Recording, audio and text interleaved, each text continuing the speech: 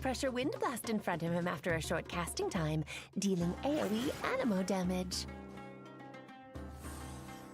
The Wanderer's elemental skill harnesses the power of the air all around as he casts off the shackles of gravity, dealing AoE animo damage and rising into the air as he enters the wind-favored state.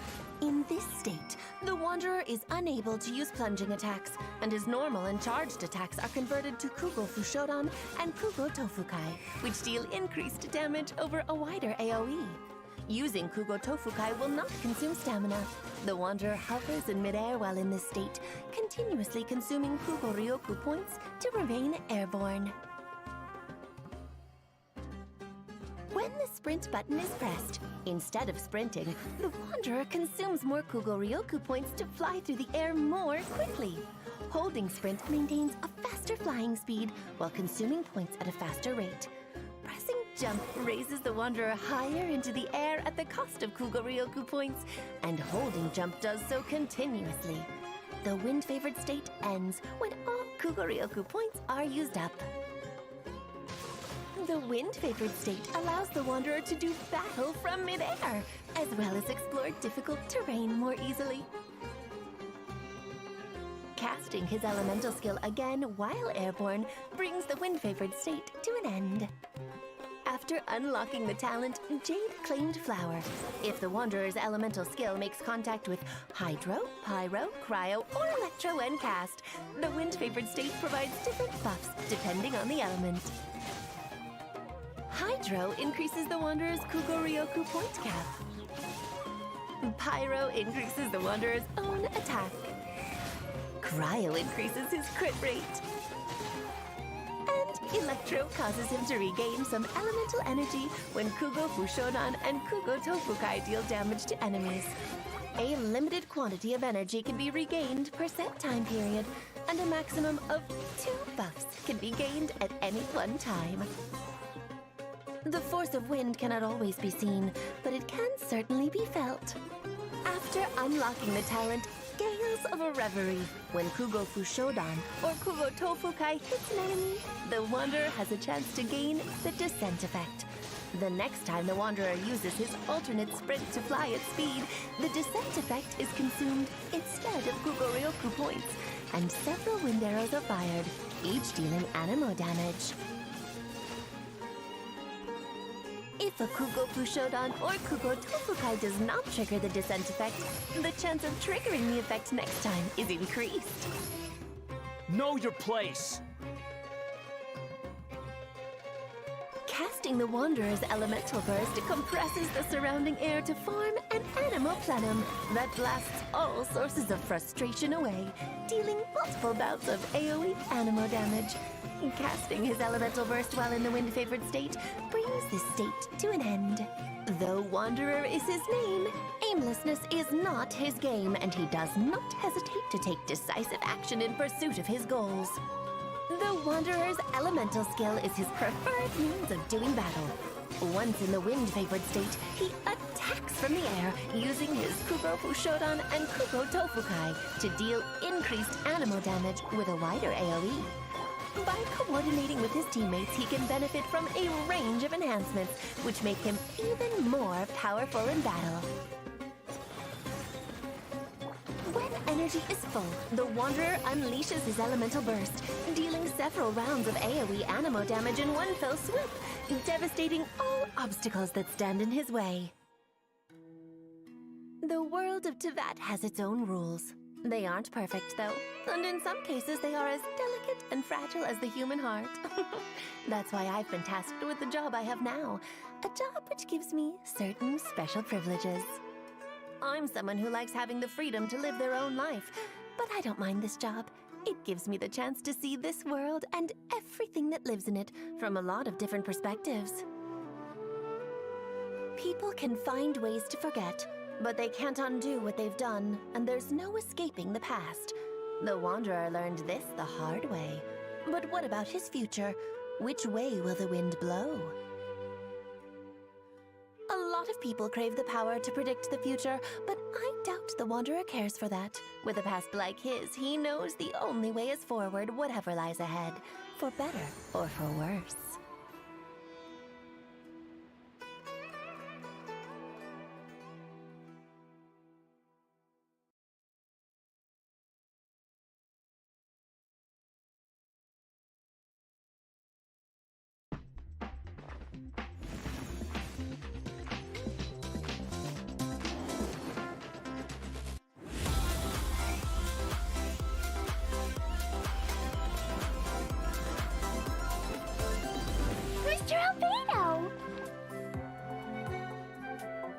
enough procrastinating. Let's go. Wanna come over for tea?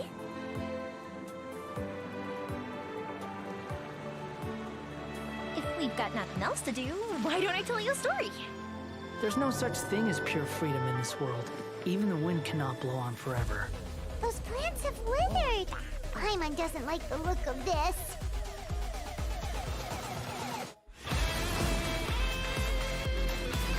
Gotcha. Here comes the catch. The wind rises. Huh. Huh. Huh. Bow your head!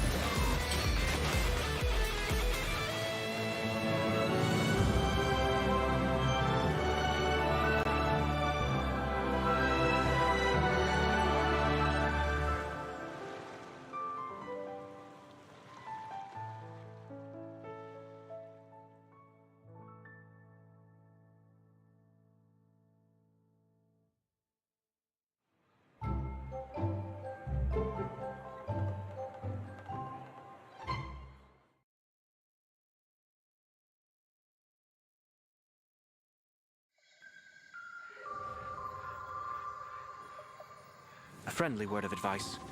Test of Courage events tend to give rise to a variety of strange rumors and stories. So please, be sure to exercise caution. Ah! How was that? Were you scared? Who goes there? So, is there really a ghost around here? Why does Paimon have a feeling that it's staring right at us? Are you talking to me?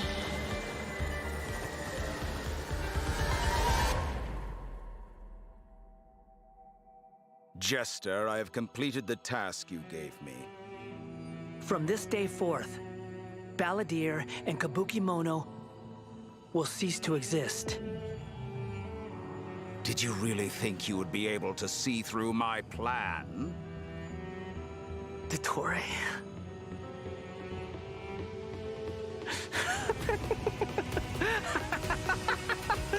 Dottore! In that case, I'll take some time for myself now.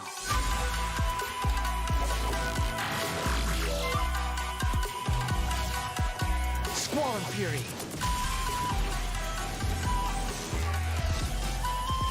You dare to gaze upon me?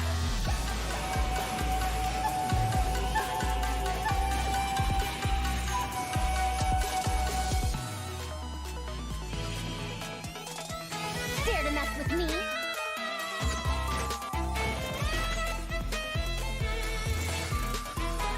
Too late for regrets. Have fun with this gift. Scaramouche, the mere fact of your utility does not make you indestructible.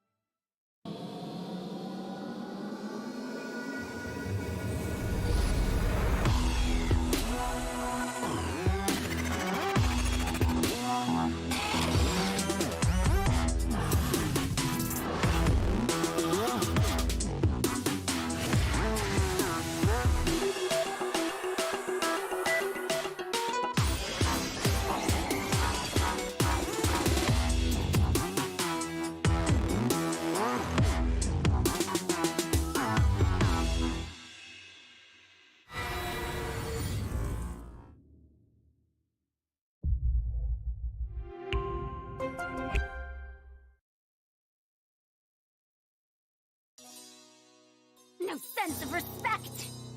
Academic research isn't some kind of fad. Topics don't just go in and out of fashion. Madame Faruzan's life started more than 100 years ago, and her story covers as much ground as some major academic publications. What is it that you would like to learn more about? Different forms of pressure-based puzzle mechanisms? The base layer design of elemental monuments? Sure, I'll hang out with you youngsters.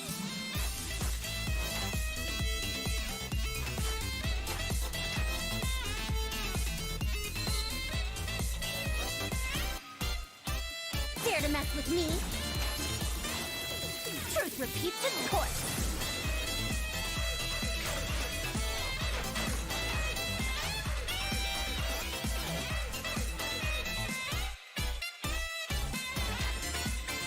What do you think? Got any interest in becoming my student? What did you say? Oh, I'm old now, so every other phrase escapes my ears. Try calling me Madame Faruzan, and I'll see if I can pick that up.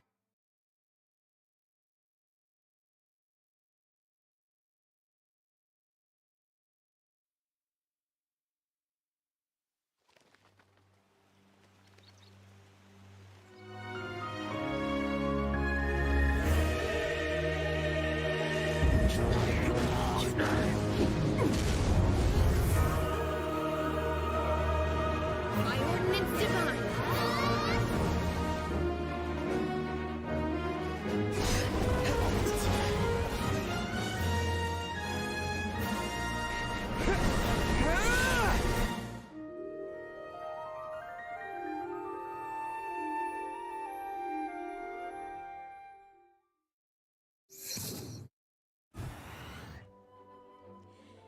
Welcome, travelers around the world, around the globe, and here we are in the KLCC Convention Center for one of the best official event coming up from Genshin Impact. It's going to be the Genshin Impact Southeast Asia Carnival. I'll be your host for today and tomorrow, which is going to be Choo Choo. And also today we have 8 teams across Southeast Asia to compete for over 10,000 USD plus a lot of primo gems for the prize pool around South Asia. And here we are. If you guys happen to be in KLCC Convention Center, do drop by our booth as well. And this is going to be also sponsored by Genshin Impact, brought to you by IO Esport. And definitely thank you so much for our Predator who's supporting us as well. So you guys, if you happen to be in Malaysia right now, don't forget at 12 p.m. every 2 days, I mean like within these 2 days, we have the mini games for you guys to actually win so many stuff.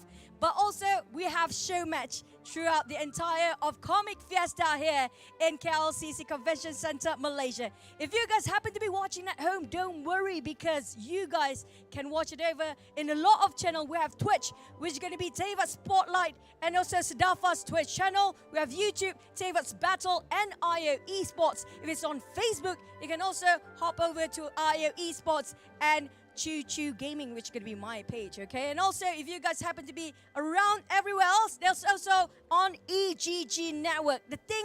Everything's going on is super hype, but more hype about the 8 teams competing later on. When it comes to the bracket, there'll be 4 series for today. The players have to fight among themselves for the carnival commissions. They also have travels, trials, and the best part, they will have a restriction condition when they're fighting for the trials and bosses. Now, we can't wait to see what 8 teams have to offer across the Southeast Asia representative, but we do have our remarkable, amazing, charismatic casters on the desk. It's gonna be none other than Sadafa and Julian.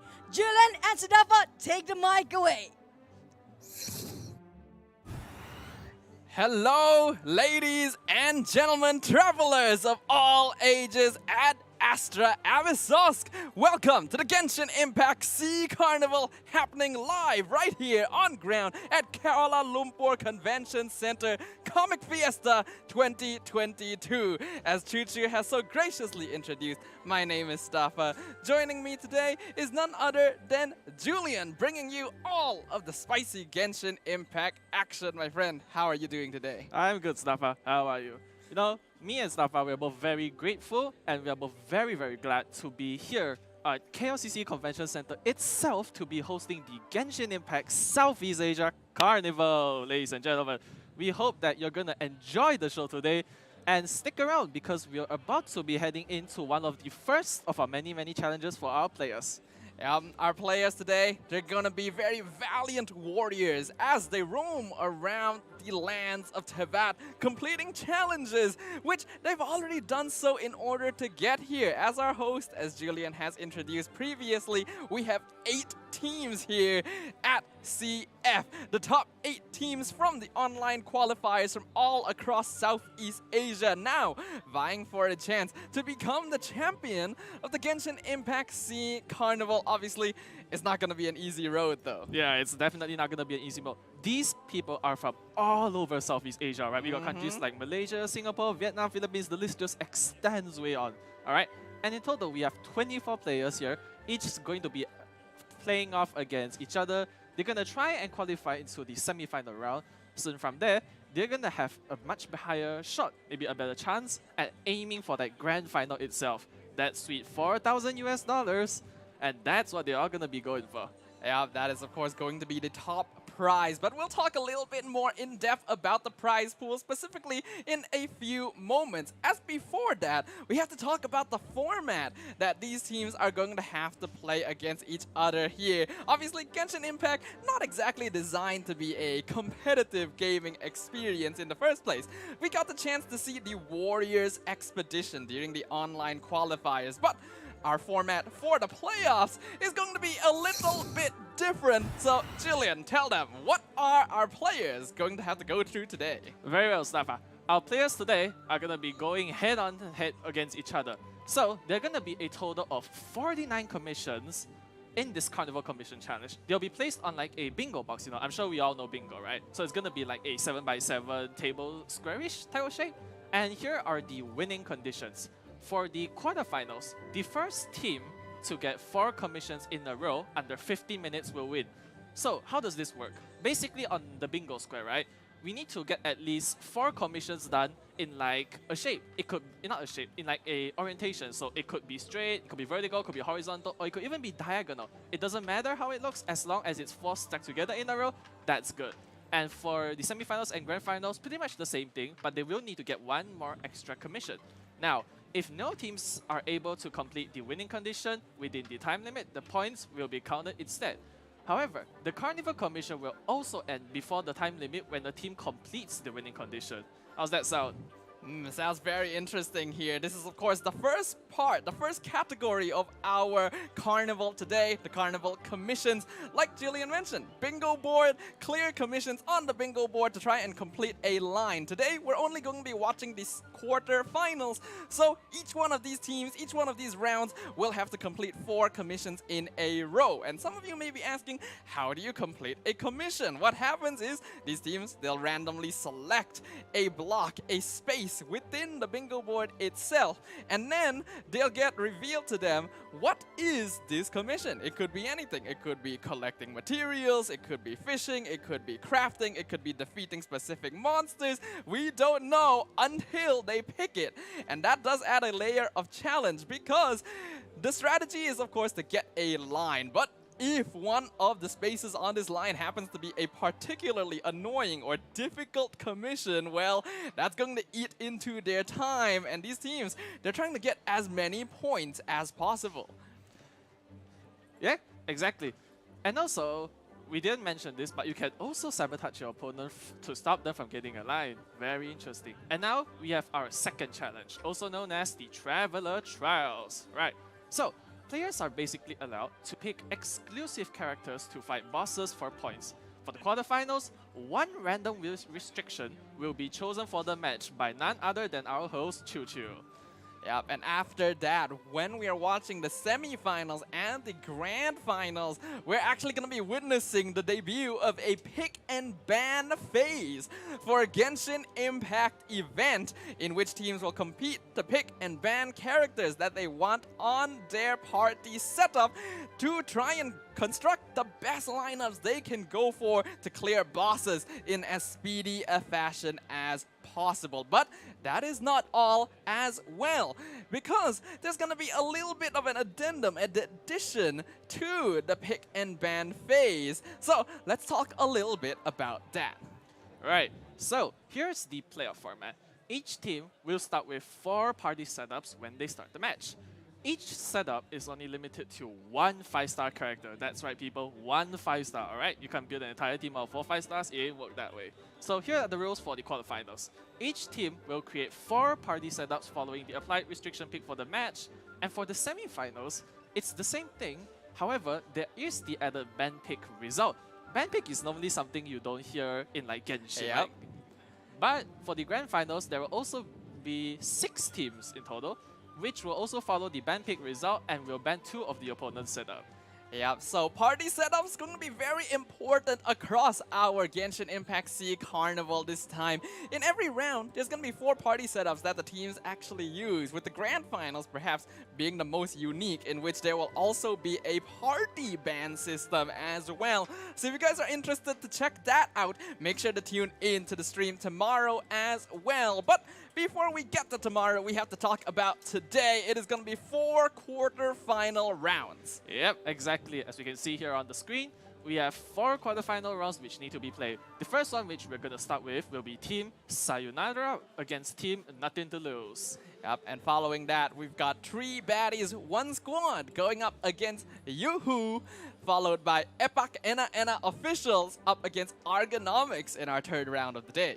Yep, and last but not least, we also have the Team First Sage of Biwa against Blue Rats. Absolutely. Now, you guys, make sure to burn this image into your memory. These are the 8 teams who have made it through our online qualifiers and will now be playing live here at Comic Fiesta Kuala Lumpur. But what are they playing for? Our oh so lucrative prize pool. Yep, exactly. As you can see on screen, the 5th to the 8th place, so basically there are 8 teams, right? The 5th to 8th place will be receiving $500 plus an additional 1,000 Primo Gems for players. Primo Gems, right? That resource which is so difficult to come by, but yet we all yearn for it so heavily. And for the 4th place, in fact, they have $1,000, similar to the 2nd runner-up. And for the 1st runner-up, they'll be having $2,000 instead. And like I mentioned earlier, the champion of this carnival will be receiving a whopping $4,000. Ooh, absolutely scrumptious right there. That is going to be the ultimate prize that all 8 of these teams will be vying for in our carnival today. And speaking of our players, let's have a look at their stalwart expressions up on screen right now. We are currently looking at Team Nothing to Lose. We got the chance to watch a little bit of this team's performance in the online qualifiers. Not a lot, but I do feel like their timing pretty solid overall. Very happy to see them here today. Yep. I'm happy to see them here as well. I heard that they did quite well in the qualifying, the pre-rounds, right? Like before this, I heard they did quite well actually. Yeah, absolutely. But when we're talking about that, I think we also have to introduce their opponents for the first round today. It is a name that I think is also quite familiar to us because we also got the chance to witness this team in the online qualifiers. Quite a rare thing considering how few we got to see, but it is none other than Team Sayonara. I love their name. I think it's super cute. I think their logo is super cute as well. And they were one of my favorite teams overall in the online qualifiers. I think their performance was extraordinary. Extraordinary, right? Besides that, I also think that their name's quite a creative one. So like, you know, the Japanese term sayonara when you say goodbye to somebody, right? They replaced it with Sayonara, which is actually a character in Genshin Impact itself. I like that little touch, honestly. I think it suits their team quite well. Yep, and I, again, really like that logo. I feel like I want to ask them who designed that logo for them. I want to get a little bit of designing done for me as well, because I just love that little raccoon, the little tanuki logo. Obviously, the symbol of Sayu as a character, but they're definitely not the sleepy characters you would expect from this little tanuki ninja. Like I mentioned, their performance on the qualifiers are very strong. So I think we already have a pretty notable lineup here. These 2 teams in our very first round of the day. Yeah, exactly. I totally agree with you, Staffa. So what do you, in terms of the two teams, right? Who do you think has a better chance of making it out of this quarterfinals, honestly? It's a difficult thing to say because although we did get to watch these two teams play in the online qualifiers, the Warriors Expedition, which was the challenge that they went through during the qualifiers, is going to be very different from the combination of Carnival commissions and Traveler trials that they're actually going to be facing here in the playoffs. Therefore, I personally feel Team Sayonara did a little bit better in the qualifiers, but now that the stakes are different, the challenges are changed, you never know what could happen. Yeah, it's true. Life's full of unexpectancies, little different events, miracles, right? That can happen at times. It's impossible to predict this sort of thing, but right now, people will be looking at our bingo board. Yep, our bingo board, the Carnival Commission board up here on screen right now. Like we explained during the rule explanation, this is going to be a 7x7 grid, 49 commissions right up there. And the players will be competing, picking these commissions just by number. You guys, we can see what are the commissions associated to each of these numbers, but our players, our travelers, our warriors today will not actually get to see the commission until the number is chosen. So once they've locked in that number and they find out, okay, this is the commission we have to go for, well, that's it. They gotta be able to figure out how to solve it to actually get that space ticked off on the bingo board for their team. Exactly. As we can see on the list, there are, how should I say, commissions, right? There are commissions ranging from all sorts of things. It could be collecting materials, collecting animals. It could be even fishing, actually, which is quite a notable one. There are even collecting trees or even collecting fruits, actually. So we do have quite the variety on stake here. And as expected, the most difficult task is also the one which rewards the most amount of points. So in this case, as we saw earlier, the task which is most difficult will be making 3 jade parcels. Jade parcels, not an easy recipe to complete here, and you have to complete 3 of them, meaning that you see all these other commissions that are just collecting materials. The cooking jade parcel commission includes all of that within it for just 1 commission. Including, we can also see other commissions as well, things like collecting scarabs. I think a lot of us hate collecting scarabs. Fishing, you think it's easy, but it just feels really slow in a situation like this. You're at a carnival, you want things to go fast, go speedy, go flashy. And so I think it's just going to be very interesting to watch how these teams deal with these challenges. Exactly, and if I'm not mistaken, each and every single character in Genshin Impact has their own unique ability, you know. True. Some make fishing easier, some make collecting resources easier, some even point them out on the minimap for you. That's certainly going to be of much assistance, don't you think? That's true. Those character passives could come in clutch in these sort of situations, and you never know exactly what abilities could truly come in handy, but we'll actually get the chance to find that out pretty soon because it's time for our first round of Carnival commissions. Once again, it is going to be Team Nothing to Lose. We can see them up on screen right now, up against Team Sayonara. Doesn't look like they have quite selected a commission just yet, so we'll have to see in just a moment what their goal is right now. But we're seeing they're both going to be using Yelan just to try and get across the map as fast as possible. Exactly. And currently we can see that they're taking out a Ruin Drake, but that's not quite the commission actually. It appears that their chosen commission is to collect 6 activated star shrooms. So Staffa, tell me, how do you activate a star shroom? We know how to find them, right? But how do you activate it actually? Yeah, you're gonna have to use Electro in order to actually activate a star shroom, and then you can collect it afterwards to get that activated star shroom in their pockets. I do like the use of Yelan here because I do feel like she's one of the most universal characters in Genshin Impact. Not only can she move quickly with the elemental skill, they can also use her to deal a lot of damage with her elemental burst, thereby not having to switch characters around very often. And just to give you guys a bit of context as well, you guys might know during the online qualifiers, these teams consisted of 3 players. Don't worry, they still do. But for the Carnival Commission specifically, it is going to be 2 players from each team participating only. Exactly. And also, as we can see on the screen, right? We can see that Team Sayonara, they are currently working on a commission apparently based on the bingo board. Yep, it does look. I'm not too sure if we've updated the commissions just yet, but I'm Yeah. going to assume that their commission involves defeating several ruined drakes. I do feel like I saw a commission like that just a moment ago. I'm gonna have to check my notes to make sure. But from what we can see of the progress currently on the Carnival commission board, Team Sayonara, they've got one space up on the board for themselves. Team Nothing to Lose still taking a moment to get their first sticker. Yeah, exactly. And right now, it appears that they are heading towards the animal hypostasis. There, I wonder what they could be up to actually. Indeed, animal hypostasis. Just to provide you guys some information, the bosses will not be any of the commissions here. There are no commissions that involve defeating boss opponents because that is going to be reserved exclusively for the Traveler Trials. Now we can see Team Nothing to Lose. They've got a space up on the board as well. From what I can see of my notes, there is one commission that involves defeating 2 ruined drakes. So I think that's probably what they got in that particular space. Now they're up on the board as well. They've gone for a more centralized position, whereas Team Sayonara going a bit for the right side of the board. Being a 7x7 bingo board, there's a lot of space for both these teams to get that 4 in a row.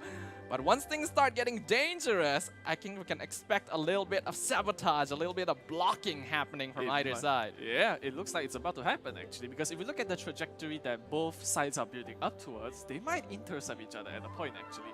But ignoring that, based on the score, Team Sayonara has secured an entire 40-point lead on Team Nothing to Lose. Indeed, we have to remember different commissions provide different points based on how easy they are to complete. So although certain teams might look like they're completing commissions more quickly than the other, that might be because they specifically have an easier commission. And while yes, that results in you getting points more quickly on the board and potentially achieving your winning objective of 4 commissions in a row, it also reduces the number of points you have in total, because those points will be taken and added to the score they gain in the Traveler Trials to actually determine who will be the final victor of the stage. Exactly. And right now, we can see that Team Nothing to Lose is collecting... They aren't collecting anything actually. They're just running around this electro-purplish island, which I've forgotten the name off the top of my head. And meanwhile, they appear to be killing the fungi. The fungi. I don't think those are fungi. Oh, my friend. specters. I'm pretty Specters, sure sorry. those are specters. Understandable. Yeah. They are both small, very annoying creatures that we farm consistently in order to get materials. Right Exactly. now, I assume that Team Nothing to Lose are completing a commission that requires them to defeat specters because, well, otherwise there's not much reason to do so. Yeah. So if they're able to get enough of these, hold on, let me see if I can find the commission on my list here to see exactly how many they need. I believe it's 5. There is a commission for defeating 5 specters. So I think that's what they're going for, as now we're watching the perspective of Team Sayonara. Yep. And I think they haven't updated it, right? Because they're farming, the commission is to farm Valberries, but they're in Inazuma. That doesn't seem quite right. So I think we'll just have to guess based on what they're doing, unfortunately. That's a little bit here, not too certain, but it's understandable. When things are going so fast-paced, sometimes you can't quite keep up in terms of what commissions the teams are actually doing, because there's also the possibility of teams using past chances. They have access to opportunities to pass specific commissions if they just think, oh, this commission a bit too difficult, so they can skip it. They won't get a sticker, they won't get the points, but they'll be able to move on to do something else instead. Yeah, that's definitely true. And it looks like that their previous commission was to collect 10 Sango pearls. Those pearls are definitely not something fun to look for. Yeah, and that explains why we saw Team Sayonara on Watatsumi Island, basically the only location on the Genshin Impact map where you can find those Sango pearls. Yeah. And oh, they are getting very close, both these teams right now. 4 stickers on the board. We're waiting to see exactly which team will complete their final commission first. As you can see right now, Team Nothing to Lose. It looks like their current commission involves collecting I have no idea how to pronounce that. I'm not gonna try. The coconuts. Yeah, the coconuts, yeah. Angry Sumerians on the way to beat us up for mispronouncing it. Someone's about to come and beat me up for Yeah, not exactly. pronouncing their coconuts correctly. Yeah. Alright, right now, it appears that Team Sayonara are still trying to secure their very last commission. As we can see on the bingo board, they are almost done forming the line actually.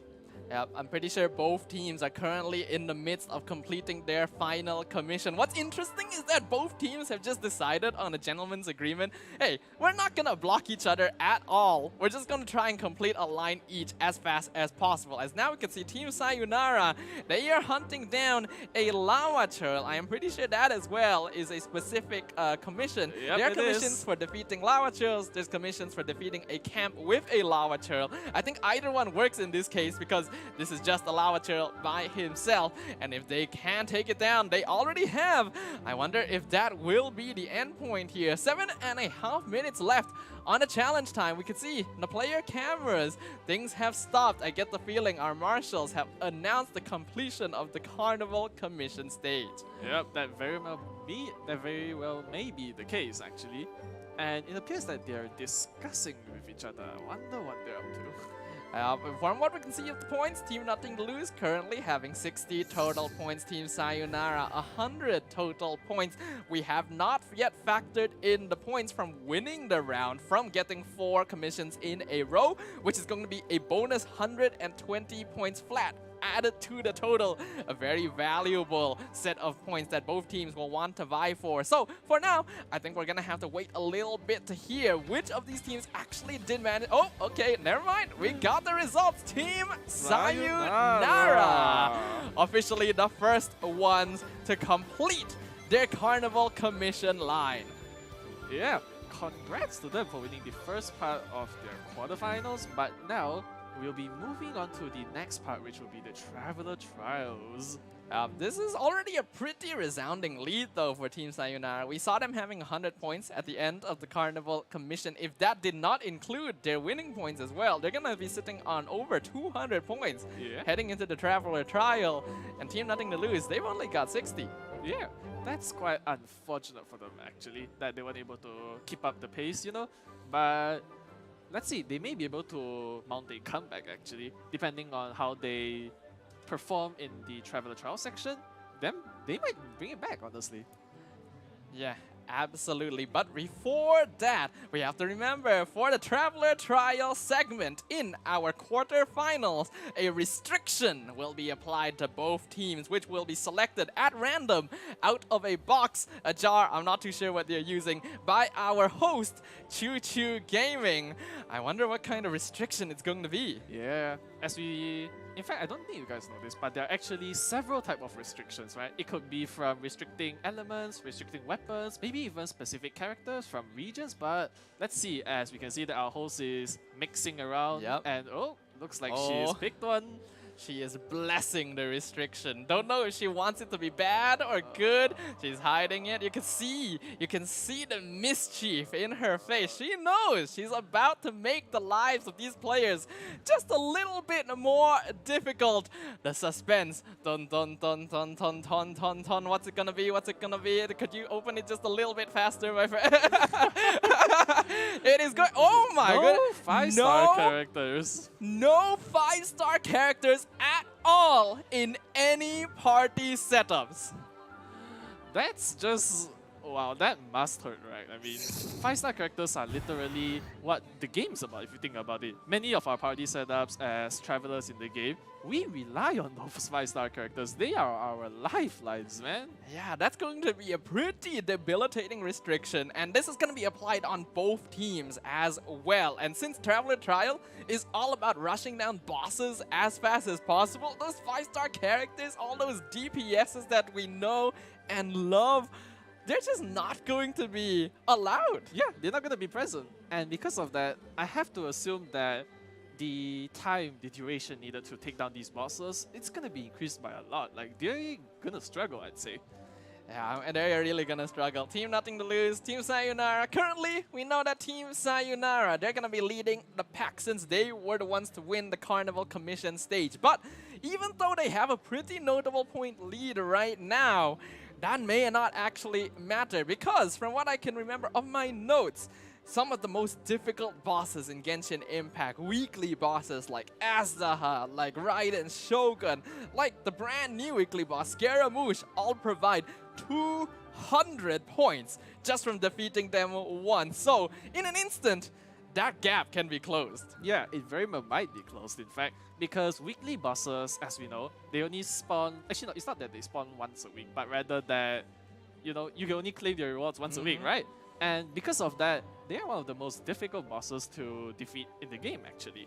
Absolutely. I wonder, now remember, this is not like a predetermined path that teams have to take, similar to the Warriors Expedition. They don't have to defeat bosses in a specific order. They themselves get to choose which bosses they want to challenge and in which order they want to do so. Similar to the Carnival commissions, they will also have past chances, so if they start challenging a boss and they decide, ooh, we can't actually defeat this, they can pass and move on. But that is, of course, time wasted as well. And because there could be quite a long time, there's only 15 minutes in the quarterfinals, but it'll extend up to an hour or something during the grand final, bosses can be defeated more than once. But when a boss is defeated, you have to defeat another 10 bosses before you can challenge them again. Yeah, this prevents any repetitive farming, actually, if you think about it.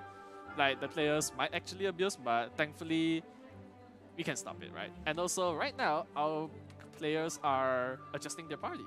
Yep, we are now going to be seeing both teams setting up 4 party lineups that they will be using for the Traveler trial. The restriction that is applied to them, no 5-star characters. So we're going to be seeing 4 teams of 4 stars from both sides. And that's going to be exciting because a lot of the really popular and notable characters are just not going to be on the table at all. So if you were in this situation, Julian, what characters would you really prioritize? I'd prioritize those supports, man. The Bennets, or especially the Bennets, right? Yep. Maybe even the Sucroses, actually. There are some notable animal element characters out there. There are 4 stars. There are actually many of them that I personally don't use because I prefer building teams out of fully 5 stars, but now the players, they're forced to adapt and improvise from the situation, right? So we'll see what they're up to, but I predict that Bennett's definitely going to be present.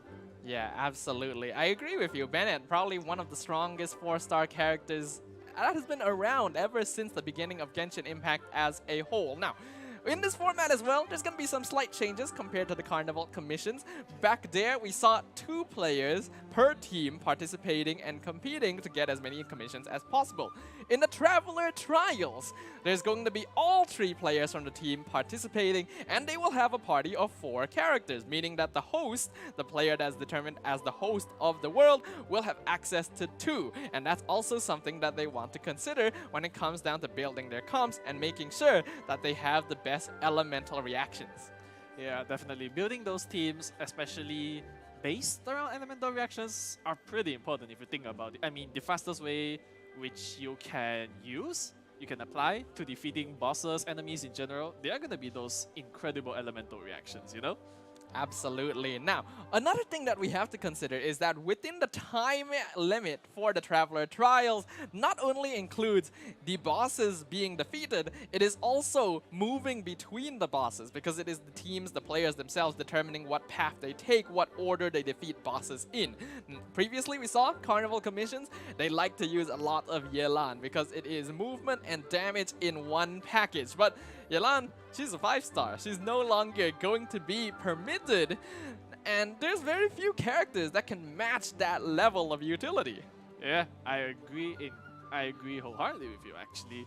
So it really depends on what these players they pick in the end. I mean, like, we know 5 stars are banned, so it's honestly up to their creativity. I mean, there are a couple of 4-star characters they're like, how to say, loitering around the game, but whether or not they'll be picked, that depends on the players. Yeah, I think this is just overall gonna be a really good marketing segment to show players and travelers out there, hey, you don't have to roll for the 5 stars. The 4 stars are plenty good on their own. And I do agree, I think there's a lot of really strong 4 stars. Supports especially are going to be abundant, but DPSs are definitely going to take a bit of a hit. So in terms of DPS characters, 4-star here character pool, who do you think? I think maybe Razor, I think? Razor. Because for that extra tankiness, I mean, his damage, to be honest, it's high, but I wouldn't say it could be comparable to the 5 stars, but he might suit as quite a good DPS because, you know, he's got that tankiness within him. That's one of them, I say. That's fair, that's fair. There's also other 4-star characters that people may not really think about. Obviously, if you want to have someone that can match up to the prowess of Yoimiya or Hu Tao, Yanfei, always available. If you want someone that feels somewhat like Scaramouche a little bit, we still have our good old resident punchy boy himself, Hazo. Also a good idea, but that depends on whether or not these players actually want to go for that. Sometimes just having a full support team is actually pretty solid as well. You put Xingqiu, Xiang Ling, Chong Yun together, the national squad, and it's pretty scary. Yeah, especially those vaporized, melting reactions. Those are pretty terrifying, to be honest. I'd run if I were an enemy. And as we caught a very quick glimpse, we saw a Xingqiu, Bennett, and a Sucross actually. That What would do you be think about pretty, that? That's already pretty solid here. I do believe that's on the side of Team Sayonara. Pretty close to the national team that we were talking about, just with some characters swapped out. I think it's definitely very viable. But yeah, I'm just honestly very curious to see what these teams will go for. And there's also the concept of strategy in setting up your party compositions, where do you want to have 4 different teams that all suit different bosses specifically, or do you just want to construct 1 or 2 party lineups that can be used everywhere? Because remember, swapping parties also takes time. Exactly. So now we're gonna be heading into the game, and wait, here we go. Alright, what's it gonna be? Who is it gonna be? And which bosses will be the starting point for both these teams? We're seeing on the left, on the right, already ready. The first boss gonna be the Jade Plume Terrace Room and the Cryo Regisvine, respectively. Team Sayonara, indeed, going to be the ones fielding the Sucrose, Bennett, Xiang Ling lineup. Lots of elemental reaction, mainly going around swirling pyro damage. Yeah, and that pyro damage is definitely gonna be a big help against the Jade from Terrace Room because it's a Dendro boss actually. It constantly has Dendro applied to itself. Yep, absolutely. So they're gonna be able to get pretty consistent burning stacks here. What's interesting is that they have elected to go for the burning reaction on the Jade Plume specifically, instead of going for the electro reaction, which can result in this little mushroom chicken being disabled for long periods of time. They are actually not going for that. Instead, the pyro reaction is going to be enough to burn down our little vegetable rotisserie chicken here. In hands of Sayonara, already clearing their first boss. Team nothing to lose. They started with the Cryo Regisvine, already took that down. Now moving to the Pyro Regisvine. Yep, that's right. We can see that Team 9 to lose, they have quite the team comp actually, even using one of the more newer characters, Faruzan. Yep, this is already what we talked about. Hazo, our little punchy boy, gonna be here supported by Bennett, Faruzan, and Xingqiu, focusing on giving him as much damage as possible. And it's already working out instantly. Pyro Regisvine down for the count. Now, I feel like I have to check exactly how many points each of these bosses are providing. So I'll tell you guys that in just a moment as we see Team Sayonara moving on to the next target. Yep, the Aeon Blight Drake actually. That's quite an interesting one because this one flies if I'm not mistaken. So we'll have to see how they improvise from this situation, but just looking at the screen, we know that this thing's not gonna last long.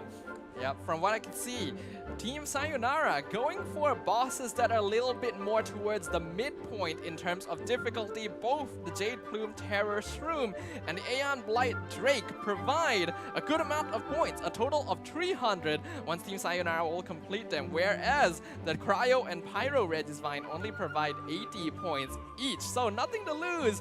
Their progress definitely going to be a little bit slower in terms of points being earned. Yep. And as we can see, the Aeon Blight Drake looks like it's about to fall actually. It has to be close to dying, right? Come on. And yep, it's gone. Honestly, that's a risky boss to go for when you don't have an archer to knock it down. But speaking of risky, nothing to lose now. Taking a hint out of their opponent's book, going for Child himself. The weekly boss with the lowest number of points provided, but still a very impressive sum of 180. Gonna allow them to catch up very quickly to Team Sayonara, who themselves are also going to be showing our favorite 11th Harbinger exactly what it means to be outnumbered. Yeah, definitely. And if I'm not mistaken, I saw Team Nothing to Lose moving on to the Magu Kenki actually. That's interesting. We can see just from taking down Child himself, Nothing to Lose, able to catch up in points. But that was before Team Sayonara are able to complete him themselves. So if they're able to continue making good time right here, they're gonna be able to catch up as well. So currently, very tight competition from both these sides, and I do think that both teams have chosen to just go for one team composition that is the strongest they can build instead of spending time swapping party lineups. Exactly. Quite an efficient strategy if I may say so myself. And right now I think it's quite neck to neck actually, right? In terms of the points. Well, I remember Child gives 180, so that's gonna put Team Sayonara's point total up to 480 once we can see the points tabulated. As now we can see Team Nothing to Lose. They are going, as you mentioned earlier, for the Magu Kenki. He gives 140 points as well. Not an easy boss to take down. Yep. But speaking about easy, it's dead. Yep, it's dead. Yep. Again, these teams, they've proven themselves. They got all the way through the online qualifiers, being the top 8 out of 64 to compete here at Comic Fiesta. So they've definitely got a lot to prove. Yep. And right now, Sayonara's moving on to the Primo Geobishop. This is like the ancestor of all the Geobishops actually. This one's kind of tricky, don't you think? Because like it could be resistant to certain elements, but thankfully it's resistant to cryo, is it? Or is that hydro? I do believe this is the Cryo Primo Geobishop here. Now I'm sure if we're wrong, the people in the comments are definitely not going to let us walk away without knowing it. But it's fine, you know, it's blue, it's one of those, and preferably it is Cryo because Xingqiu here providing the hydro application will just do a little bit extra damage without hydro resistance to have to think about. But this of course is a boss that is very annoying because of the iframes when the Primo Geobishop enters the ground, and of course the Primordial Shower as well. Wow, they just decide we don't need a shield to tank it, we are going to defeat it before it can take us out. Yeah, no shields needed here, man. And right now it looks like Team Nothing to Lose are gonna be moving on to the Cryo Hypostasis. This one's how should I say? It's like playing bowling, right? When you knock it down to low HP, you gotta hit those ice balls back at it to destroy its shield.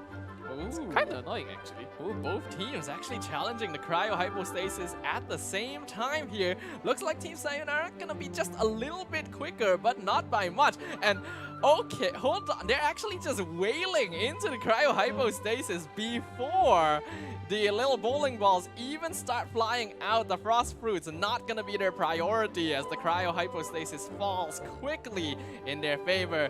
Team Nothing to Lose, focusing a little bit more on the bowling side of things, but not too far behind. The point total currently neck to neck. Exactly. And right now, I think that they're moving on to... Okay, I'm not too sure. Let's see from here. They're moving on to a certain boss that starts with memories, but meanwhile, Team Nothing to Lose, they're gonna be moving on to the Electro Regicide. Yep, Electro Regicide, just a little bit stronger than its Pyro and Cryo counterparts, gonna provide an extra 20 points in comparison, but not a very high point total at all, whereas Team Sayonara, wow, going for the Harbingers right now. La Signora, their next target, a weekly boss that I think many of us hate to face because of how her damage over time pierces through shields. And so we can expect that they want to break this down as fast as possible. Yeah, definitely. And they're going for quite a different strategy. I mean, like normal players like us, normies like us, right? We use like the Pyro Crystal Flies, but no, they decide to just hit that thing down. Yeah, I'm honestly impressed at how quickly they were able to take it down without constantly relying on those little crystal flies, because yes, a lot of us do that. But now, this is gonna be a very pivotal part, the second phase of La Signora's boss fight. Do they want to burst her down as fast as possible, or do they want to space out her HP to avoid her going into her massive iframes in the Flame Tornado? Yeah, and it appears that they've reached the second stage of La Signora actually. I have to imagine they're quite close to taking her down, no? Yeah, what I'm worried about is Will we see the tornado? That is going to be the thing that these teams want to avoid the most when they're going for La Signora, because that's just so much time wasted. But nope, we're not gonna see it so quick from Team Sayonara, not even allowing the boss to utilize her final phase. Team Nothing to Lose now gonna be going for the Mushroom Chicken themselves, the first boss that Team Sayonara took down, but they will take it down in quick fashion. Yep, and now they're moving on to the Magu Kenki. Eh? Magu Kenki. I don't like how it teleports between its clones. Sometimes like it shadows, like one moment you think you're there, you use all of your elemental bursts, and then it just teleports away. It's like, come on, man. I think teleporting is just a very common issue among the bosses of Genshin Impact. You think you already got them on the road, but they just jump away to waste a little bit more of your time. But so far, not a lot of time wasted from either team. Team Sayonara shouldn't have not too much problem taking down the Magu Kenki, but now we can see Team Nothing to Lose going for the algorithm of semi and transient matrix of Overseer Network. I still don't know why its name is that long, but it's cool, isn't it? They're gonna try and take it down without having any Electro on their team as well, but that's not proving to be much of a problem. Yeah, it's definitely not much of an issue actually. I mean, they've already defeated it. Oh, really quick right there. Team Nothing to Lose making up the point difference and now in the lead against their opponents. Ooh, that's a bit rough there. Xingqiu nearly dropping. You definitely don't want to waste time by dying during this challenge, but looks like they were able to take it down quite simply. They should be able to regain their point lead for now, but with 20 minutes left on the clock, this is still anyone's game. Yeah, very much anyone's game actually. And right now, Team Nothing to Lose are going to move on to the Electro Hypostasis, one of the first few bosses in the game. Meanwhile, we can see Team Sayonara going for the Thunder Manifestation instead. Both Electro bosses, but pretty different in terms of difficulty. The Electro Hypostasis will provide 100 points, whereas the Thunder Manifestation will provide 150. And their difficulty definitely going to reflect that. No archers as well on the side of Team Sayonara, so they're going to be depending a lot on Xingqiu's swords in order to reach this boss when it is in the air. Yeah, definitely. Thankfully that thing does shoot up though. Oh, and this is the part that I hate about the Thunder Manifestation the most. This cube looking thing that chases you all around, it does a heck ton of damage. Yeah, but they were juking so well around the Bennett burst, but they have lost one member now, and that is absolutely not ideal. Meanwhile, we can see Team Sayonara as well. They're still working on the boss. We can see Sucrose already respawned, but needs to take the long way home, teleport back. They've already made it, but that's going to be precious seconds wasted. Yeah, time's definitely up the essence here, you know. You can't just throw it away or waste it as you wish. Both of these players, they have something to bargain on. Like, they are definitely playing for something very important, actually. Yep, and now we can see Team Sayonara going to heal at the Statue of the Seven. That is an option that is available for them, but they can only do it between boss challenges. They can't go and heal and come back in the middle of a boss fight, because that's just a little bit unfair. But now, Team Nothing to Lose, it's their turn to take down the 8th Harbinger of the Fatui. Yep, and it appears that their strategy is to knock it down as well, actually. No crystal flies needed here. Now, one thing that's actually quite handy here is the fact that Bennett C6 will provide Pyro Infusion within the grounds of his Elemental Burst. So not only are they healing from the damage over time, all of their basic attacks are able to actually pierce through the Cryo Cocoon of La Signora. And instantly we can see how quickly they're able to take it down and move on into the next phase. Whereas Team Sayonara, ever the pioneers, the first team to challenge the Coral Defenders in Enkanomiya. Yep, the Coral Defenders. These two incredibly huge fish amps, actually. Like, look, they enjoy climbing onto the pillars, shooting stuff at you. In fact, it's pretty annoying, actually. Yeah, very annoying. You have to be able to work on both of them at the same time and try to avoid their attacks, because the attack patterns of the Coral Defenders do tend to be a lot more aggressive compared to other bosses. They deal a lot of damage as well. So being able to dodge those is important when you don't have access to shield characters like good old Zhongli. Yep. And on the other side of things, Team Nothing to Lose has already taken down La Signora, actually. Yeah, very quick work right there. Meanwhile, Team Sayonara still gonna take a moment to take down the core defenders. Look at the damage they're absorbing here, but they don't mind. They don't need shields because they just have to stand inside the Bennett burst all the time to make sure that they're constantly topped up. Team Nothing to Lose now. Looks like they've actually started to repeat their path. I'm pretty sure they have defeated 10 bosses by now. So returning to the beginning, what they know they can take down efficiently, the Cryo Regisvine. Yep, one of the most simplest bosses to defeat. And it looks like both sides are gonna be going for the same option actually. Yeah, now we can see Team Sayonara. They'll be able to make pretty quick work of this as well. Bennett and Xiangling gonna be more than enough to defeat one of probably the easiest bosses in the game. But Team Sayonara, they've certainly been left behind in terms of point total. Very impressed by the progress that Team Nothing to Lose is making. It does seem like they've already determined the specific order of 10 bosses that they want to defeat, and they're just repeating it. Yeah, exactly. Like just rinse and repeating, you know. If it works, it's not broken, why fix it, right?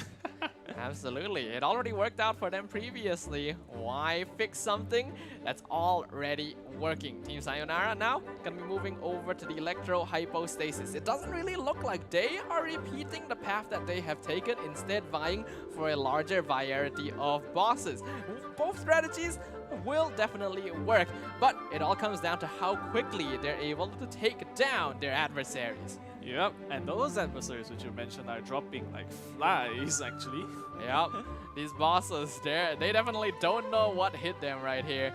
Hopefully, they will have enough elemental application to take down these final remnants of the Electro Hypostasis. Definitely cutting it a little bit close because only Bennett can consistently take him out, but just barely able to make it. Team Nothing to Lose once again, back to Child. Yep, back to Child in the... It's like a merry-go-round, you know. You go round and round and round and eventually hit something. Absolutely. Child obviously gonna be one of the easiest weekly bosses to take down. Also one of the first. Now, some of you may be wondering, why haven't these teams gone for Storm Terror? Why haven't these teams gone for Andreas? Considering that they would be easier weekly bosses to take down than Child even. Now, Storm Terror, obviously, a single player instance, not ideal. Also not ideal is the fact that their main DPS on Team Nothing to Lose just died. Hazo getting taken out inside a domain as well, which means he's not going to be respawning and TPing back, but looks like the rest of them going to be able to clean him up. Yeah, and cleaning them up they will actually. They're doing a tremendous job so far, I might say so myself. Absolutely. So far, point total still very close to one another, but Team Nothing to Lose, we have to remember, they're going to be slightly behind here, just contemplating the points that were earned during the Carnival commissions. Yeah. Roughly a, how much was it? Roughly a 160-point difference. So not only do they have to be ahead of Team Sayonara towards the end of this timer, they have to be at least 160 points ahead of Sayonara. Yeah, that's definitely something they gotta keep in mind, you know, because it's gonna be what motivates them to perform better, I'd say. And right now it looks like they're gonna be preying on the Mago Kenki once more. Absolutely. Meanwhile, Team Sayonara going for the Aeon Blight Drake. Once again, we're going to be seeing repeats of bosses here. From what I can tell, both these teams have ascertained what are going to be the most effective bosses to take down. And honestly, they're not all that different from one another. They are specifically avoiding bosses that require very specific elements to take down. Things like the Geo Hypostasis, the Pyro Hypostasis, what was Rodea again? What The was Rodea of Lodge? The Rodea of Locke. Well, there was another name for that boss. I suddenly cannot remember it. I can't remember it as well, It's like the actually, more but general name for. yeah. Why can't I remember this all of a sudden? Someone is about to tell me, how can you not remember this boss's name? For some reason, I really cannot. I can remember their actual name. I can't remember the boss name. I don't even know how that works. Yeah, but anyways, it looks like the cycle is repeating once more as Sayonara are back to preying on Child. Yeah. Child, definitely not going to be catching a break here. I don't think he minds too much. You know, he's a battle maniac himself. He's definitely enjoying a lot of this. But meanwhile, we can see Team Nothing to Lose now going back to the Thunder Manifestation. Very difficult boss to have to deal with considering their lineup. Hazo not going to get as many chances to just punch it down as compared to other bosses. But they're doing a pretty good job of just keeping the Thunder Manifestation in place. And again, Xingqiu's swords will be able to easily home in on any enemies that might be out of melee reach. Yep, that's definitely the case here. And looks like that they're hopefully at least halfway down with the Thunder Manifestation, because you gotta remember, Nothing to Lose, they have quite a lot to catch up. I mean, like on screen, on paper, it looks like they're ahead by 60 points, but that's not taking into account that the 160 deficit which they had last round. And that's why it's so important to be able to get that victory during the Carnival commissions as well. I think a lot of teams, a lot of viewers may think, the Traveler Trial is going to be more important because you just get way more points for defeating bosses. But those small differences you get from the Carnival commission now already proving to be a little bit of an issue because, yes, Nothing to Lose, they're ahead in points, but it's not quite enough to make up for their loss in the first half of this round. Yeah, and looks like we're back to the cryo hypostasis once more. I'm running out of things to say here. And looks like they're actually going to be opting for the bowling method this time. Yep, the bowling method gonna be pretty tried and tested. As of now, it does seem like both teams have settled in on a pretty consistent rhythm. They know exactly the pattern of bosses that they want to clear and how quickly they are able to clear them. So all that comes down to at this point is consistency. Whether or not these teams are able to consistently defeat these bosses and not die like what we witnessed here. Again, that is going to be time wasted. Xingqiu, very important character to this lineup for setting up those elemental reactions. Yeah, and I think that a flaw with 4-star characters are like, if you choose to go with more defensive-oriented type characters, then you're gonna lack on the DPS, unfortunately. And right now, it appears that we're back to taking down the Electro with the scratch, that we're now moving on to the Jade Plume Terrace Room, I think, for Team Nothing to Lose. Meanwhile, the Cryo Hypostasis is once again getting picked off. Yeah, so it's gonna be all of these simpler bosses. In terms of weekly bosses that are being defeated, it is actually only Child and La Signora. So that's not all that surprising here when you compare to the other bosses that they have an option of defeating. Obviously, Scaramouche and Raiden Shogun are gonna waste a lot of time. And the same could be said for Aztaha. Even though he himself is pretty much a punching bag, he deals a lot of damage and you don't have Zhongli to be able to tank it, and you're gonna have to wait for him to transition between elements as well. So it's very understandable why these teams have picked these specific boss lineups. Yeah, and also, you know, like the Raiden Shogun herself, she has a huge health pool actually, so it's really understandable why they don't go for her. In fact, opting to go for the simpler bosses instead. Absolutely. Now, let's talk a little bit about the lineups that these two teams have chosen to use thus far. Again, no change in party setup at all, so they're just trying to buy as much time as possible without having to swap parties. So we see team... Oh, wait, are they swapped? No, they're just entering the domain. Yeah. And we can see Team Sayonara, they've got a pretty support-oriented, like no main DPS, whereas Team Nothing to Lose, they have Hazo buffed by Faruzan. Which of these two lineups do you prefer, personally? I'd go more towards the Hazel team actually, like Team Nothing to Lose. I much prefer what they're doing because I like to have a main DPS, you know. But hey, if it works, why not? Yeah, why not indeed? I can see where you're coming from. Having a main DPS does make it a lot simpler to delegate responsibilities, to make sure each player knows what they need to do. But at the same time, having multiple support characters doesn't necessarily mean that there is a lack of DPS. It just means that there isn't one specific character dedicated to doing it. And I think that actually is pretty effective as well when you have characters like Xingqiu, like Bennett, because there's just so much utility on these 4 stars. Yeah, can't argue with that because it's really true, just look at it yourself. And also, we're back to La Signora once more. I feel bad for these bosses, you know, repeatedly getting tormented by these players. Yeah, they signed up for this thinking, oh, I'm going to be a weekly boss. I just need to fight the players once a week. But all of a sudden, they're getting rushed down multiple times in the span of an hour. And this is like, this was not on my contract. Yeah, definitely not. Alright. it appears that based on the difference between the scores, Team Nothing to Lose, they're performing much better. In fact, they've made enough to make up for the deficit from Carnival commissions actually.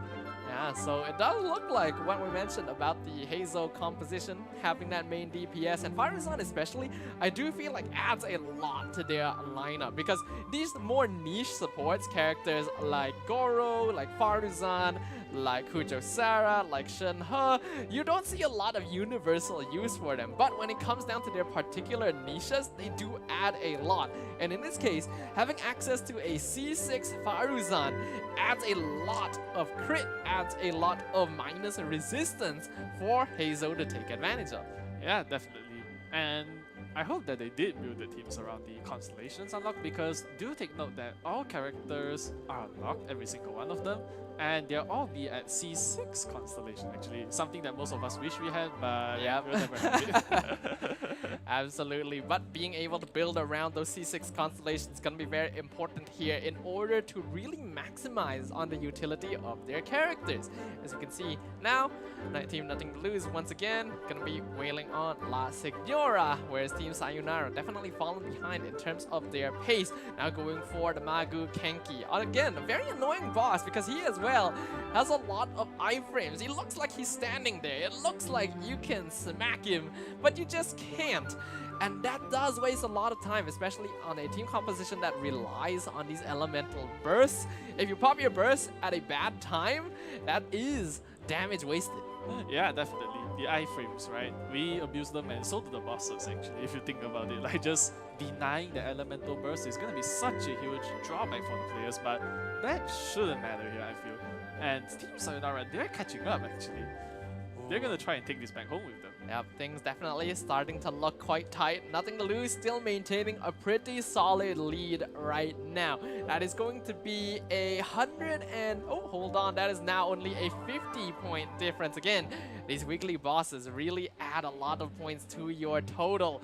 So Nothing to Lose, again, really needs to close that gap. They need so many points to make up.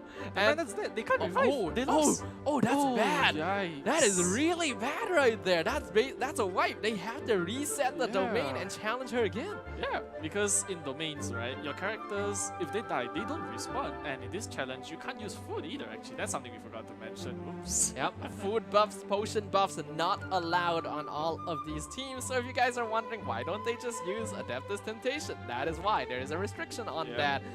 And that is going to give so much time for Team Sayonara to catch back up, because Nothing to Lose, they have to TP back to the statue, they have to regen, they have to re-challenge La Signora from the beginning. They were already in the second phase. Ooh, that's gotta hurt. That's definitely gonna hurt. It's gonna put a dent in their plans, actually. Whereas Sayonara, they don't mind. They're just constantly farming and farming. Meanwhile, Team Nothing to Lose, they're gonna give their second attempt at taking down Signora this time.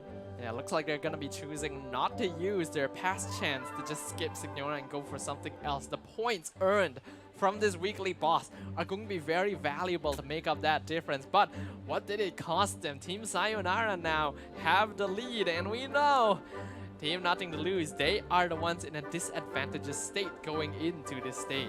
Yeah, it's very unfortunate for them actually that Bennett died, because, you know, when you're having a race against time, you're definitely going to want as much damage as you can, but that also means that you're sacrificing tankiness, maybe even some health regenerating characters, you know, the healers and so forth. You're going to be sacrificing that in terms of damage, which I totally understand where they're coming from. But look, it does have its disadvantages actually. One wrong move and your whole party's dead actually. Well, in a carnival like this, sometimes you just gotta go for that high risk, high reward. Playing it safe, as you mentioned, is gonna cost them time. If you go for a character specifically for giving shields, that is a whole character's worth of damage that you could be missing out on. And when you're racing against the clock, against your opponents who are evenly matched on the other side of the table, every single moment is going to count. Yep, and we have 3 minutes left actually. It's getting really close, but as of now, Sayonara, they definitely have the lead. And not to mention, this is without factoring in the addition of points from Carnival Conventions. If they add that in, they will definitely have the lead. So Team Nothing to Lose definitely gotta catch up, you know. And Sucrose is there. That's rough again. Thunder Manifestation hurts quite a lot. Now we can see, oh no! Bennett is dead again. Yeah, On and Team Nothing to Lose, no healing Yeah. on this team. Hazel dropping real low as well, their main DPS. They had to stand around these little things. I don't know what they're called. I don't know if they have a name. I probably should. But they're they able got to it. just clean it up, just barely. Ooh, that's a sigh of relief. Yeah, definitely. Imagine if they, if they failed the second time, that's gotta hurt, and it would definitely put them more behind than they've ever been. Yeah, failing to defeat a boss twice in a row is basically going to be like a death sentence in the SEA Carnival here, Yeah, because definitely. all of these teams are very strong Genshin Impact players, very knowledgeable, very skilled travelers. And they're just not going to allow for mistakes to go uncontested here. You see your opponent, you see, ooh, they just made a huge mistake. You're just gonna keep going.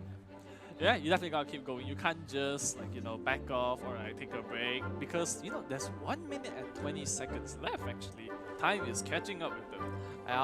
Only a single minute left. Team Nothing to Lose, they've actually done an admirable job of regaining their point lead in this short span of time, but it is still not enough. I'm very worried about them right now. As they continue, they're going to be repeating their path now, once again heading to visit their good old friend, the Pyro Regis Vine, whereas Team Sayonara, next stop, going to be the Coral Defenders. Now this worries me a little bit, because with 1 minute left on the clock, I do feel like going for an easier boss would be more ideal. Yeah. I'm not sure you could take down the double bishop in 1 minute. Although true, but you remember, you gotta wait at least 10 bosses before you can take it down, so perhaps they used their chance earlier, and now they might regret it actually. And also do note that they can't see each other's scores, if I'm not mistaken, so Team Sayonara, they might think they're ahead, but in fact, they're gotta catch up. Well, I think what's important for both of these teams is just to acknowledge that you could be ahead or behind at any stage of this carnival. So it's more important to just focus on your own game instead. And with the final 5 seconds left, I don't think either of these teams are going to be able to successfully clear out their final boss. So the point totals going to be pretty locked in at this stage, but we cannot be too certain. We have to wait for confirmation from the side of production to make sure we can determine which of these two teams will be heading into the semi-finals. Yeah, but just based on watching alone, right? Who do you think won? Oh, that's a difficult question to answer there. Considering the point totals, Sayonara probably are just slightly ahead, but I'm honestly really impressed with how quickly Team Nothing to Lose was able to make up point differences. It looked like they were behind from the beginning, then they catch up, they lead, they actually died to La Signora, but they're still able to maintain a very even point total. Yeah, that's pretty impressive by them, honestly. I thought that they were gonna be permanently behind. Oh, we've just received news that our winner's gonna be right. Ooh, okay, looks like we've heard it. It's time to announce the official results. Our first semi-finalist for the Genshin Impact SEA Carnival is none other than Team Sayonara, our winners of our first quarter-final match today. Yeah, huge congrats to them actually. Props to them, because they mounted how should I say this? Nothing to Lose actually mounted quite a comeback, but Team Sayonara was able to stop that, put it on a halt, and grab this victory with them. Yeah, grabbing that victory and running with it. I bet they're feeling very proud right now, and they should be. That was an impressive showing, a really strong sense of competition from both these teams, and definitely evenly matched as well. Excited to see who's going to be up against them next, as now we have our updated brackets. Let us have a look. Alright, as we have on the screen, Sayonara have made it out, and unfortunately for Nothing to Lose, they've been kicked out of the bracket, but still, that's nothing to weep about, right? Because they still have $1,000 plus. Actually, wait, did I get it wrong? I think it's something like that, but at least they have 1,000 Primo Gems for each player, so that's quite nice to have. Yeah, absolutely. Just because they will unfortunately be finishing their Genshin Impact SEA Carnival journey here doesn't mean that they won't be going home with some rewards and the pride of knowing that they were able to make it this far. Congratulations GG well play to Team Nothing to Lose, and to Team Sayonara, good luck, have fun for the semi-finals. We'll get to see them again tomorrow. Yeah, gonna be looking forward to that actually. So, what do you think about what just happened? Like, let's put it in a summary. I'd say that at first things looked like, you know, it was really head on head, but nearing the end, they managed to keep that pressure from start all the way to end actually. I think that's quite incredible. I thought it was gonna be like, you know, quite a clear cut, like we're gonna be able to see who's gonna win first, but constantly it's so difficult to tell, right? Because at first it looks like one side's on the, how should I say? At first it looks like they are low on points, and next thing you know, oh, they suddenly came out and we have no idea how they did that. So I guess it's maybe the rhythm and the order of bosses they fought in. That's quite impressive actually. Yeah, honestly, I don't know what goes through these players' minds and what kind of strategies they're thinking of when they decide, okay, we're gonna go for this boss first, we're gonna go for this boss next, because it just seemed really efficient. It seemed like they were very comfortable with what they were doing, they were very knowledgeable in their objectives, and when it comes to things like this, stamina gonna play a pretty big part, because you think, playing Genshin Impact is very chill, very casual, very fun, and of course, it's still fun here in the SEA Carnival, but you gotta make sure that you don't end up dropping your momentum, losing your grip here and there, because fighting bosses for that long straight really does take a toll. It does take a toll actually, in terms of both mental and physically. Like, you know, you gotta be moving your fingers on keyboard, like that, something like that, right? And then also the mental strain. Like, I could feel that Team Nothing to Lose, they must have had a huge panic when Bennett died actually, their one and only healer. That's always the risk, right? When you only run one character as a healer and you have no shields, once that character falls, you're stuck in a really awkward situation. It's quite lucky for them that during the second time they were facing La Signora there, they already got her low enough that Bennett's death didn't actually matter too much. But it still got very close, very tight. And that's just really unnerving. It puts you on the edge of your seat. You're thinking, will they clear it? Will they not? Who knows? Yeah, it's very hard to tell actually. But once again, congrats to Team Sayonara. And right now, we might be... Oh, sorry, scratch that. So I think that if this is our first quarterfinals, then the rest of today might be quite the show actually. But here we have the players and... Oh. A good show of sportsmanship from both sides, both teams acknowledging that they put up a good show, they put up a good fight, and of course, in the end, we all love Genshin Impact. So, let's pose for a group photo here and congratulate to both teams for making it this far and demonstrating what it means to truly be a traveler of Tibet. Yep. And also, do remember once again that this is a carnival, not a tournament, so we're glad that everyone's in the spirit of having fun, they're all enjoying the time, you know, because that's what counts actually. Absolutely, and you can see both teams definitely getting to interact with each other, having fun. They know even though they might be competitors, they're all enjoyers of the same game, lovers of the same title, the same characters, the same waifus, the same husbandos. So, you know, we can all connect over these joint things. Yeah, definitely. And it's all about what gaming is about actually, right? Because it's not always about the straining, it's not always about the sleepless nights, it's not always about winning the prize. I mean, we could have fun in games. That's what games were created for in the first place actually. Absolutely, and having fun is what the SEA Carnival is all about. So, just to provide a little bit of an update to anyone who might be joining the stream a little bit late, you're currently watching the Genshin Impact SEA Carnival playoffs happening live here at Comic Fiesta KLCC. If you guys are in the area and you don't know this is happening, make sure to drop by and have a look. And for those of you joining us from online, thank you very much for taking the time to witness this glorious and eventful event. Yeah, definitely appreciate all the support that you guys give, and do know that we appreciate it a lot actually. Absolutely, so make sure you guys don't go anywhere. There's still gonna be 3 quarterfinal matches to close out the day, where we are gonna be chopping our team pool in half. We're gonna be seeing 4 teams moving on to the semi-finals. Now, of course, we have to thank all of the viewers for joining us, but we also have to thank the people who make all of this possible. Our sponsors, our organizers, Genshin Impact SEA Carnival, of course, going to be sponsored by Genshin Impact themselves, organized by IO Esports, and supported by Predator. Thank you very much to all of these parties because they're the ones who make this possible in the first place. Yep, huge shout out to all of them actually, because without them, this couldn't have happened. Like this entire thing, it couldn't have been organized without the help from these associations, groups, companies, whatever you call them. So huge shout out, thanks a lot, seriously.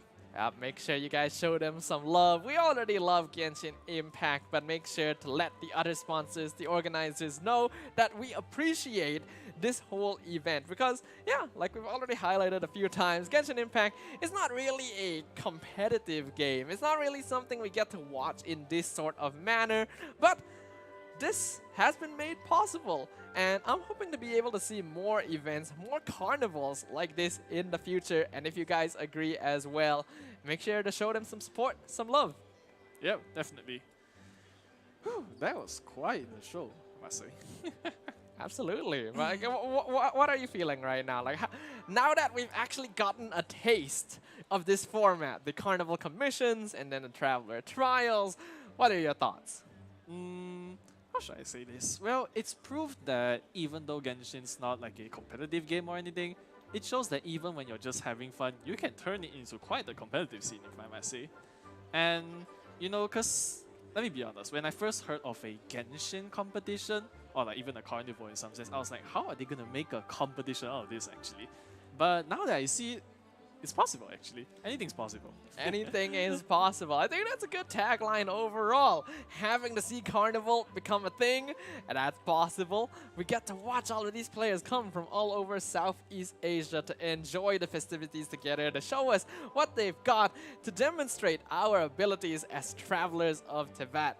Anything truly is possible. So the next time you guys are thinking, I could not possibly roll this 5-star character, remember, anything is possible. Anything is possible. I must say that I hope the next 3 matches, if they are as entertaining as this one went, then okay, today might be quite a good day actually. Plus, with all of the fans heading down here to Comic Fiesta today, it's quite an entertaining day, if I must say.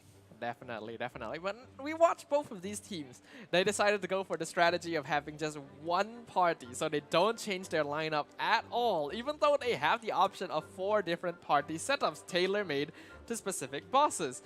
So, like, what do you what do you personally think? Do you think this is a good idea here? Do you think maybe they should go for more varied lineups? Like, what do you think? Wait, sorry, can you see what you said just now? I kind of got distracted by something. I believe, like you know, they both use one party lineup, right? Both teams. Do you want to see more of that? Do you think that's the good strategy, or do you want to see different lineups from one team? Like they have 4 parties. Do you want to see 4 parties? I'd say that, you know, it's up to them pretty much, honestly. But in terms of preference, I'd say that this one party trick, it's worked quite effectively actually. Like when you invest more of your time, it's actually quite like a trade actually, right? Like when you invest more of your time, more of your knowledge, when you invest it a lot into like artifacts or maybe even weapons, characters, which one you're gonna pick, it's quite good actually, and it appears that it's quite effective. So it's more like a, you know, quality versus quantity sort of thing, right? Would you prefer to have 4 different party setups, or would you prefer to have one super well thought out one? It's kind of something like that. And I guess the different situations may call for different scenarios. We never know. Yeah, I guess in terms of efficiency, we've already gotten to witness both of these teams use one party lineup, and not having to switch lineups between bosses definitely does seem like the more efficient way to go. But if I have a little bit of personal bias, obviously, I want to see more different parties, you know? You see more characters, they're the life's blood of Genshin Impact. We all love our waifus, our husbandos, our whatevers, you know? Our whatevers, yeah. Our whatevers. Yeah. Because, I mean, I can see where you're coming from, because if we want to see more diversity, right, more adversity between the teams, then going for the 4-party setup, it's quite an experience actually, because so far we haven't seen very many, in fact we haven't actually seen anyone pull something like this off. So if the following teams that are gonna play next, if they do try this strategy, it'll be quite the eye-opening experience, actually. Absolutely. Are there any characters specifically that you would like to see in the following rounds? Like we got to see the common use of Bennett, Xingqiu, we got to see Sucrose, we got to see Hazel, Faruzan. Who else do you think deserves to be put on a Traveler Trial party lineup?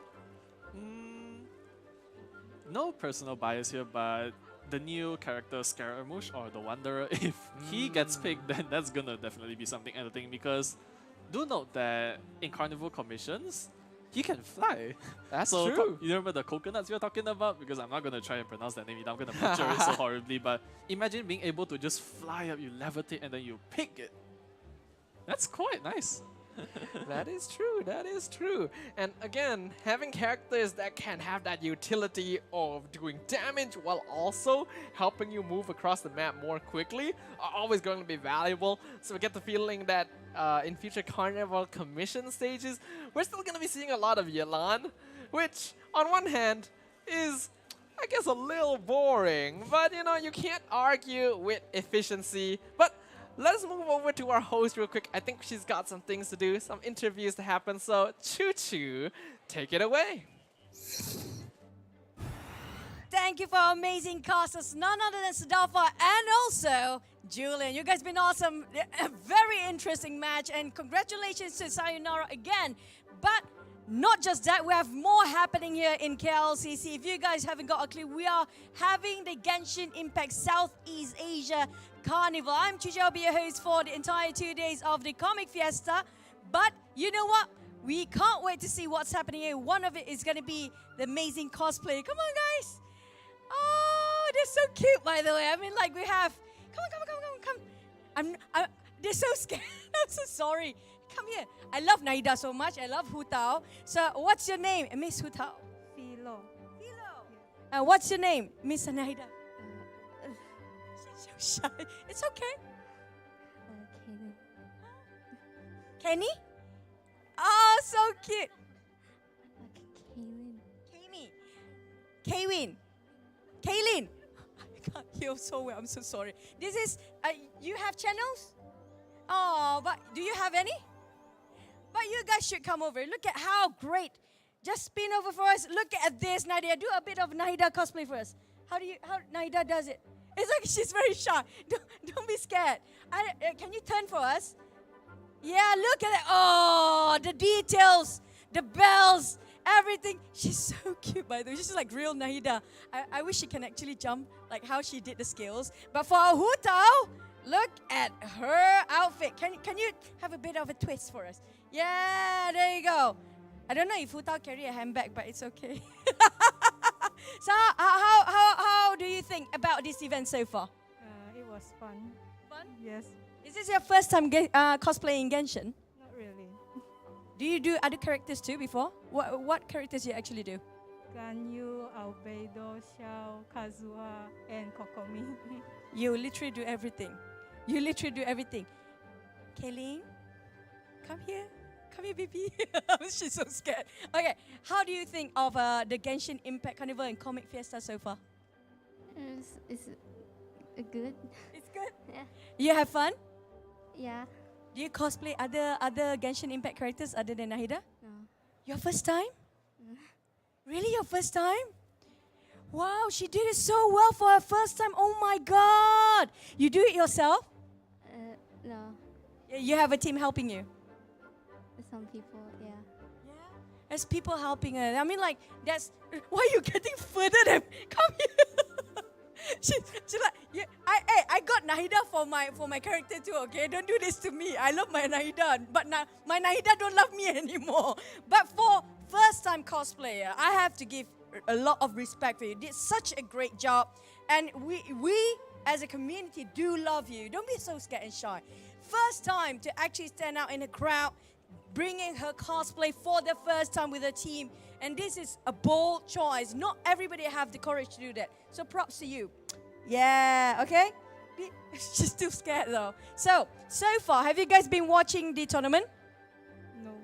No, okay, but guys, you play so much. But thank you so much for our Hu Tao and also our Nahida. Don't forget to, look at all the pictures of the cosplayers as well, because things has been amazing here in the KLCC Convention Center. But we're back for our players for the Genshin Impact Southeast Asia Carnivals. So Costas, take it away. Oh, sorry, it's actually going to break. So yeah, we're going to take a break for a bit, guys. Bye.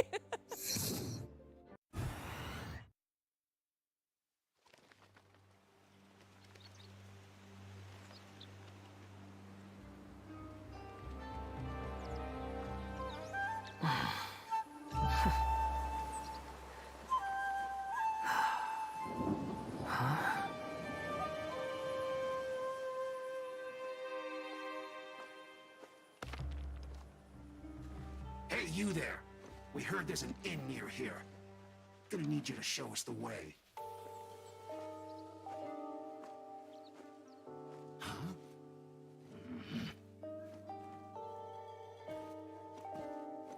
We won't ask twice. Too big strong Fatui. Asking me to be their chaperone. Is this some kind of joke? Think you're funny, do you? You'll regret that! Sure I will.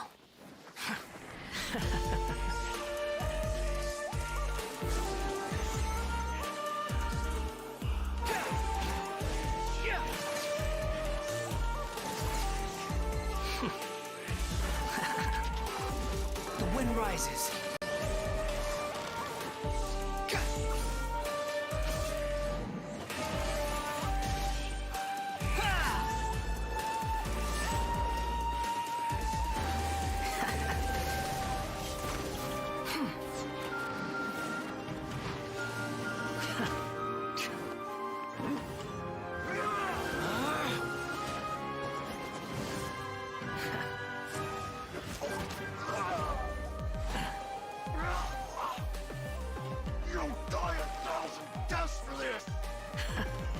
I look forward to that. Sadly, you won't be there to see it!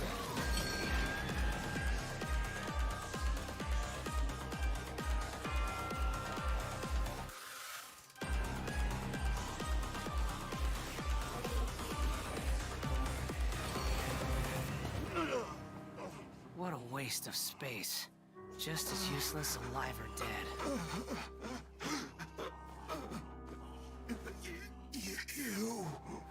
You were looking for trouble. No one to blame but yourselves. Huh? We're done here.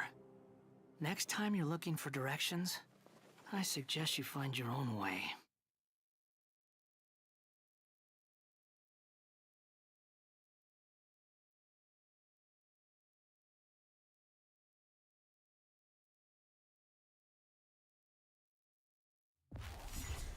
Once more, I have lost my heart. It hurts. My skin feels like it's on fire. Burning me alive. Turning me to ash. You mean, you wish you had a heart? Have you ever heard this story before? There once was a puppet soldier whose greatest wish was to be with the ballerina doll forever and ever.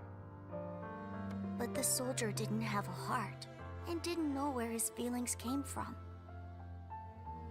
One day, his owner didn't want him anymore and threw him away into a fire. But even in the flames, his eyes never left the ballerina. The next day, the people found a tiny heart in the ashes left by the fire. Probably ashes in the shape of a heart. But that's not a real heart. Maybe, but what if hearts can be born from ashes?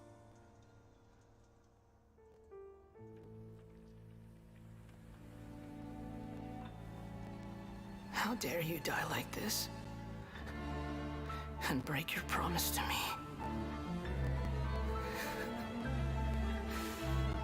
What a joke. It's just ashes. Nothing left but ashes.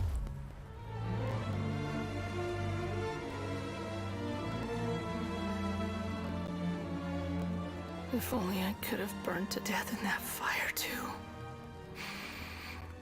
No. In fact, I wish I'd never been born at all.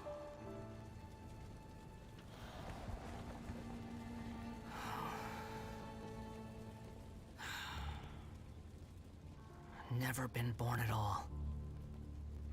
Is that really all you wish for?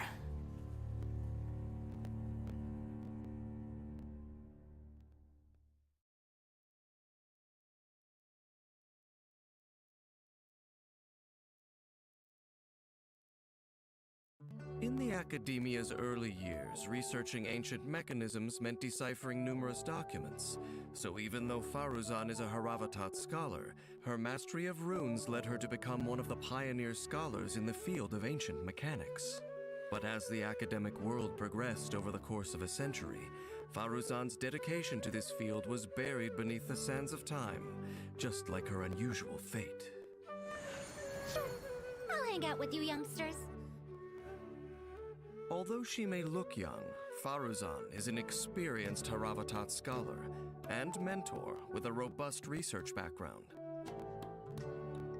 Her control over the power of Animo grants many new potential uses to her ancient trinkets.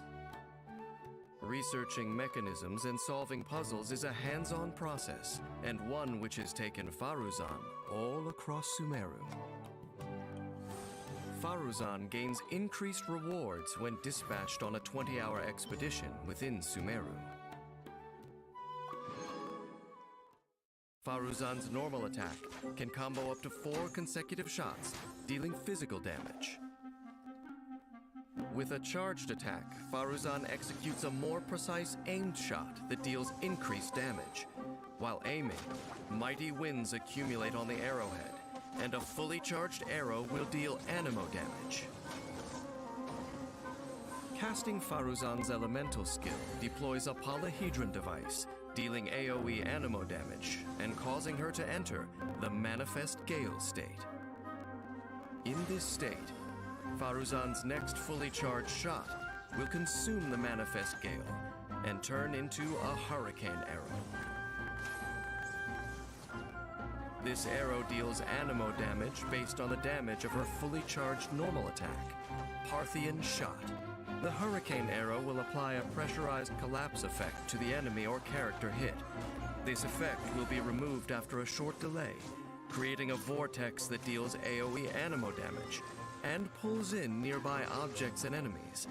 If the arrow does not hit any enemy or character, it will create a pressurized collapse effect at its point of impact. The vortex damage is considered elemental skill damage.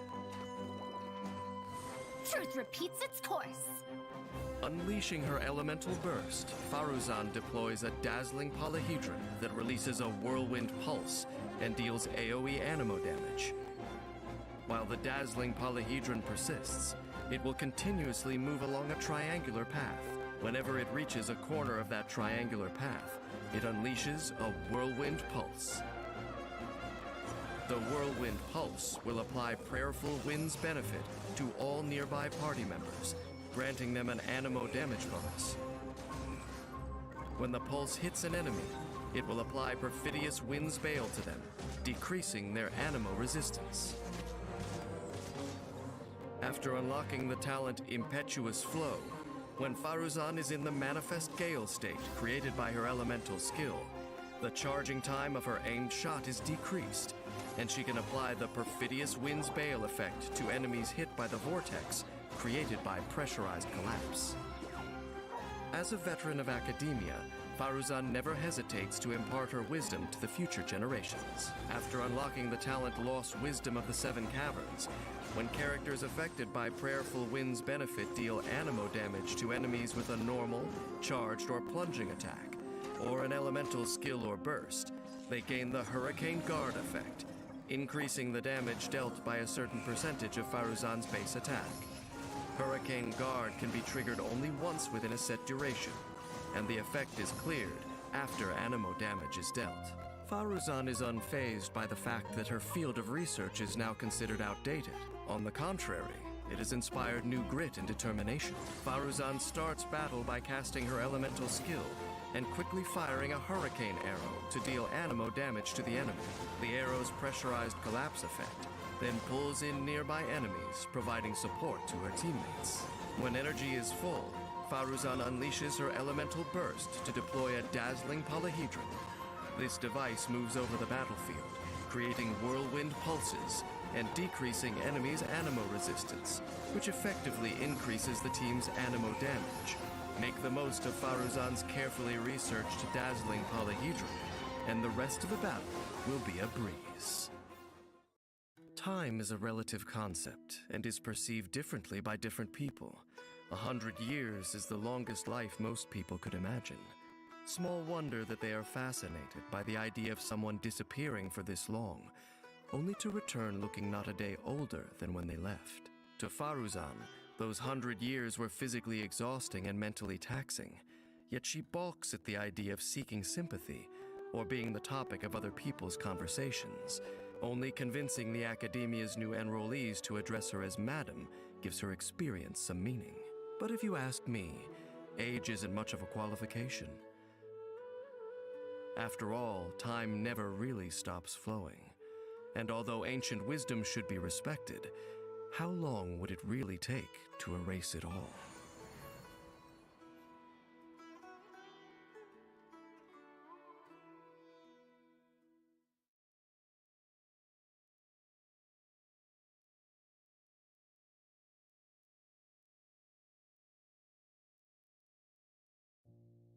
There once was a palace, and in that palace was a puppet, sound asleep.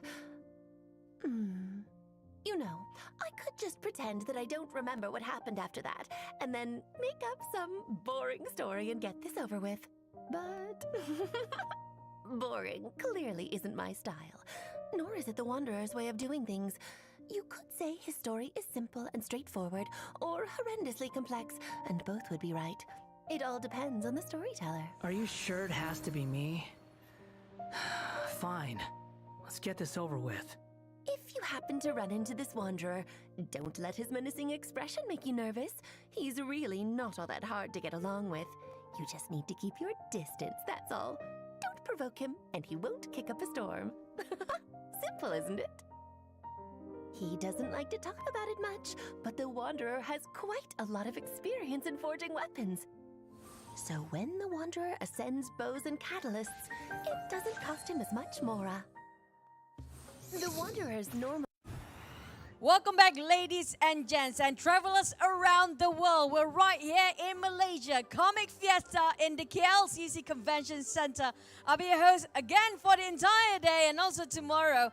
Right now ongoing, we do have the quarterfinals of the Genshin Impact Southeast Asia Carnival. If you guys are here, you can actually see the one booth players actually playing and battling out for the whopping amount of prize pool. Over $10,000 of USD at stake here. Not just that, we have so many booths, so many activities, even behind me here. We do have the merchandise official of MiHoYo booth and also Genshin Impact stuff you guys have to visit if you happen to be in Malaysia. If you're not, don't worry, you guys are watching it live. We love you as well because we bonded with the language of Genshin Impact. You guys can watch at Tevat Spotlight and Sadafa for Twitch. There's also Tevat's Battles and IO Esports for YouTube. Facebook is going to be IO Esports and Chuchu Gaming. If you guys happen to be having EGG Network, also you guys can watch it around there somewhere. Now we're going to just resume the long pause we've been waiting for our quarterfinals of Genshin Impact Southeast Asia Carnival. We're going to toss it over to us, our amazing casters again, Sadafa and Julian. Take it away. Thank you very much, Choo Choo, and welcome back, ladies and gentlemen, fellow travelers of the lands of Teyvat, to the Genshin Impact SEA Carnival once again. Like we were introduced, my name's Staffa. Julian, once more, going to be sharing the casting table here for this very exciting event. Yep, it's good to be back, and I hope we're all ready for the second round for the quarterfinals. I'm excited for it, actually. What about you? Yeah, definitely. After we got to witness the battle that was faced between Team Sayonara and Team Nothing to Lose, anything's on the table, anything's possible, like we mentioned. And I do want to see more interesting strategies, more unique party lineups, because that is gonna be the fun of Genshin Impact, experimenting with different characters, with different reactions. Guess we'll see whether or not we'll actually get to witness that though. Yeah, I mean, it's certainly up to the players, right? Like we talked about earlier, there are between the strategies of like making 4-party setups, or it's also between just making one, but it's super refined, right? So let's see what our next bracket's up to. Yeah, especially since that the teams did have to deal with a restriction last round that Choo did draw out for them. Obviously, no 5-star characters at all in any party setup, and I imagine that definitely does make an impact. So a lot of teams relied on Bennett, on Xingqiu, Sucrose, even using Hazel for a DPS character here. So I imagine we're probably not going to get the same restriction twice in a row. It's not impossible, but I'm hoping that's not the case, just for something a little bit more interesting, something a bit more unique, and to see what 5-star characters can truly bring to the table.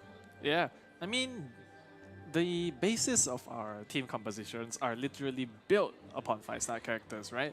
So I hope that they don't get restricted again, because if so, I'm afraid that a repetition of round 1 might happen again, and I certainly wouldn't want to see that. I like to see more diversity, you know, more examples about how people can simply play this carnival, actually. Yep. And also, during the first round, the Carnival Commissions, we just saw something like a gentleman's agreement between both teams, where it's just like, yeah, you can block each other, but both teams were just like, we're not going to block each other. We're just trying to complete our commissions as fast as possible, and the faster team wins, you know? Good sportsmanship, but, you know, it does lack a little bit of that tension. Yeah, because, like we said, it's up to both of the teams as to how they would want the Carnival commissions to be played out, right? So for last game, they played it quite smoothly. It's like, alright, they drew a line, you stay on your lane, and we all stay on our lane, alright? But this time, things might change, because sabotaging, although morally seen as something that we wouldn't prefer doing, but in-game, sure, anything goes, right? So let's see how our second team actually performs. Yeah, now that we've gotten to see the types of characters that our teams like to play, and the types of characters we can expect going forward through the quarterfinals, I think this is also a chance to ask. You know, we're both Genshin Impact players. Julian, who's your favorite character? Favorite character? It might be Kazuha, actually. Oh, interesting, interesting. Kazuha, huh? Well, very strong character, I think very universal as well. So let's see whether or not these teams will actually use him. Right now, we have our first team for the second round of the quarterfinals. 3 baddies, 1 squad up on screen. From what I can see, an all-female team as well. Let's see what they got. Yep. And for our next team, it's going to be Team Yoo-Hoo with a quite the mixed team, I must say. Quite the diversity, right? Indeed, the Yoo-Hoo, very happy sounding team name. Gonna be making us cheer for joy every time we refer to them throughout this round. So look forward, ladies and gentlemen, to a lot of Yoo-Hooing this time. Let's see which of these 2 teams are gonna come out on top, because compared to Team Sayonara and Nothing to Lose, they were both teams we got to see in the online qualifiers, but we didn't get to see either of these 2 during that stream. So this is going to be their debut for the Genshin Impact SEA Carnival. It's time to enter the first stage, none other than Carnival Commissions. Yep, Carnival Commissions once more. We're going to be starting out for this for all 4 matches, right? So right now, I think that they're still... alright, it looks like they have picked their commission, which will be to activate 6 starshrooms for 3 baddies, 1 squad. Okay. And activating starshrooms, like we mentioned earlier, right, is basically just using Electro to just strike at the mushrooms, whereas for... Oh, it appears that their commission might involve clearing a lava trail, actually. Yeah, it looks like they might instead be doing the commission that involves clearing out a monster camp that includes a lava trail, considering how efficiently they already knew, okay, this is the camp we're going for. Once again, we're going to be seeing Yelan being used as a character by Murasaki from 3 Baddies 1 Squad, but we can also see that the other player is using Ayato here.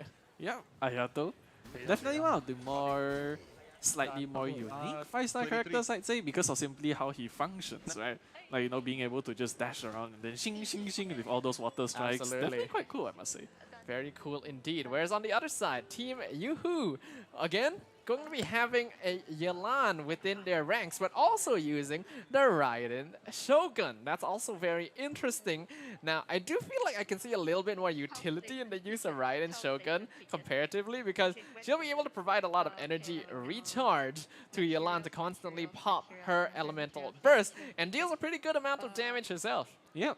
Plus, do remember that when the Raiden Shogun uses her elemental skill, all characters, if I'm not mistaken, actually get like the little electric symbol above their heads, which allows them to apply electro damage as well. So taking that into account, Yelan will definitely be able to clear enemies much more quicker. Yeah, in comparison, I am kind of wondering the choice of using Yelan and Kamisato Ayato on the side of 3 Baddies 1 Squad, because there's going to be no elemental reactions here. It looks like they're focusing mainly on just buffing as much of their hydro damage as possible. Both teams have already claimed their first Carnival commission.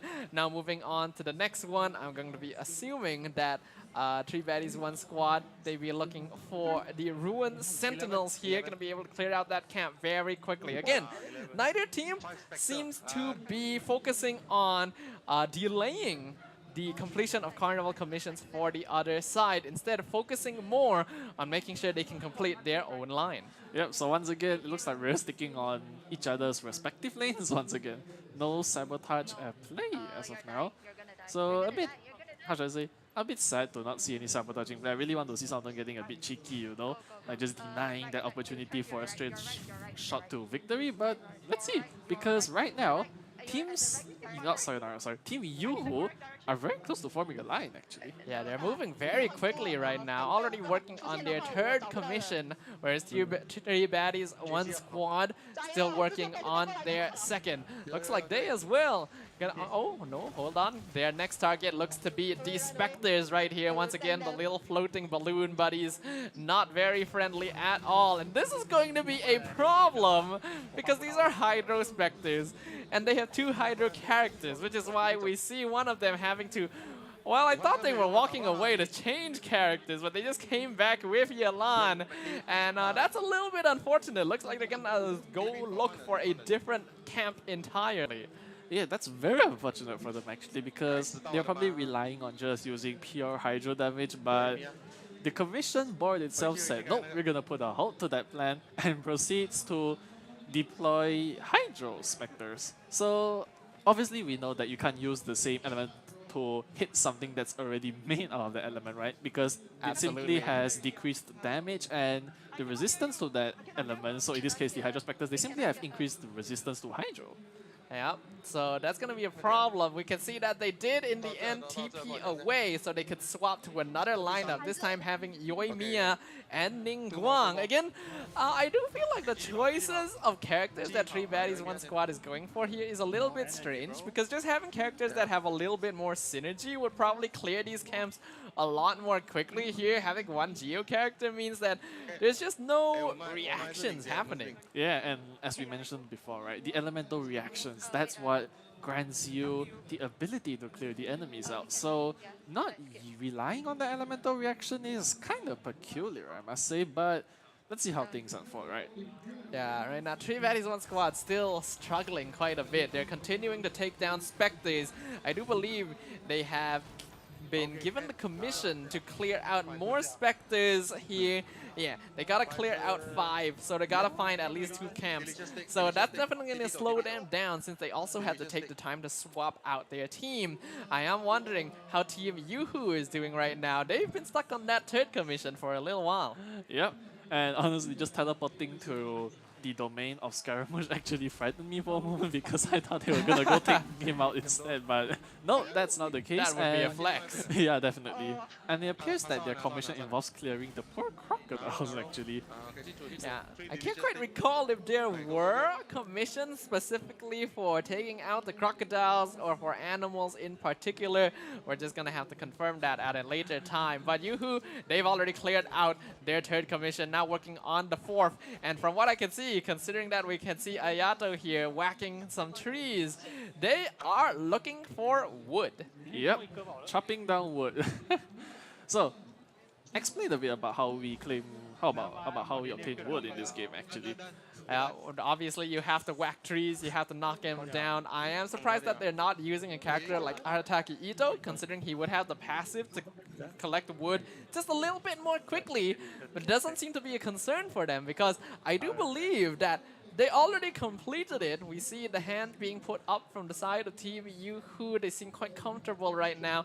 Either that or there's some technical difficulties that they have to deal with. But either way, there is a pretty notable point disparity right now between these two teams. Incredibly substantial difference between them actually. It's 220 against 10.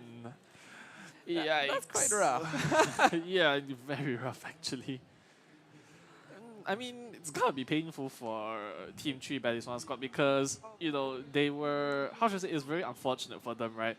Because they had to deal with Hydro Spectres with Hydro characters, so that's definitely a huge thorn on their sides, I think. Yeah, and that's why it's such a risk to have two Hydro characters here. Remember, Carnival commissions only involve 2 players out of the team. So, you probably want to have a little bit more variety here.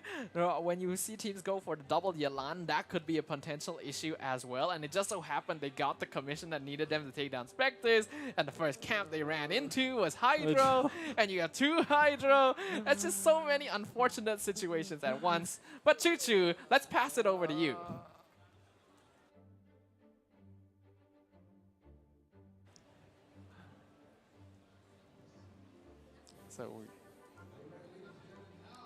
So we can see here, Choo Choo gonna be drawing yet another restriction. Last round, it was no 5 stars. This time, it is only 3 characters in each party setup. And Choo Choo, I don't know how you keep drawing these restrictions specifically. We have so many different restrictions. We have region restrictions, we have element restrictions, we have weapon restrictions, and yet you're getting none of them. So 3 characters in a party setup. Honestly, I don't think that's too bad. The teams are already pretty used to that from the qualifiers. Exactly, because in the qualifiers, they were only allowed to play 3 characters, if I'm not mistaken. So right now, I guess it must feel maybe quite repetitive to them, but the way I see it, this is definitely not as bad as having 5-star characters totally outlawed, if you. Yeah. But that's going to be interesting. So now that means we will actually get to see some 5-star characters being played. And we can see up here, the restriction, only 3 characters in a party setup. Again, we're going to be entering a bit of a party setup time. There are a few minutes in which the teams will be given to set up their 4-party lineups. And we already discussed this earlier.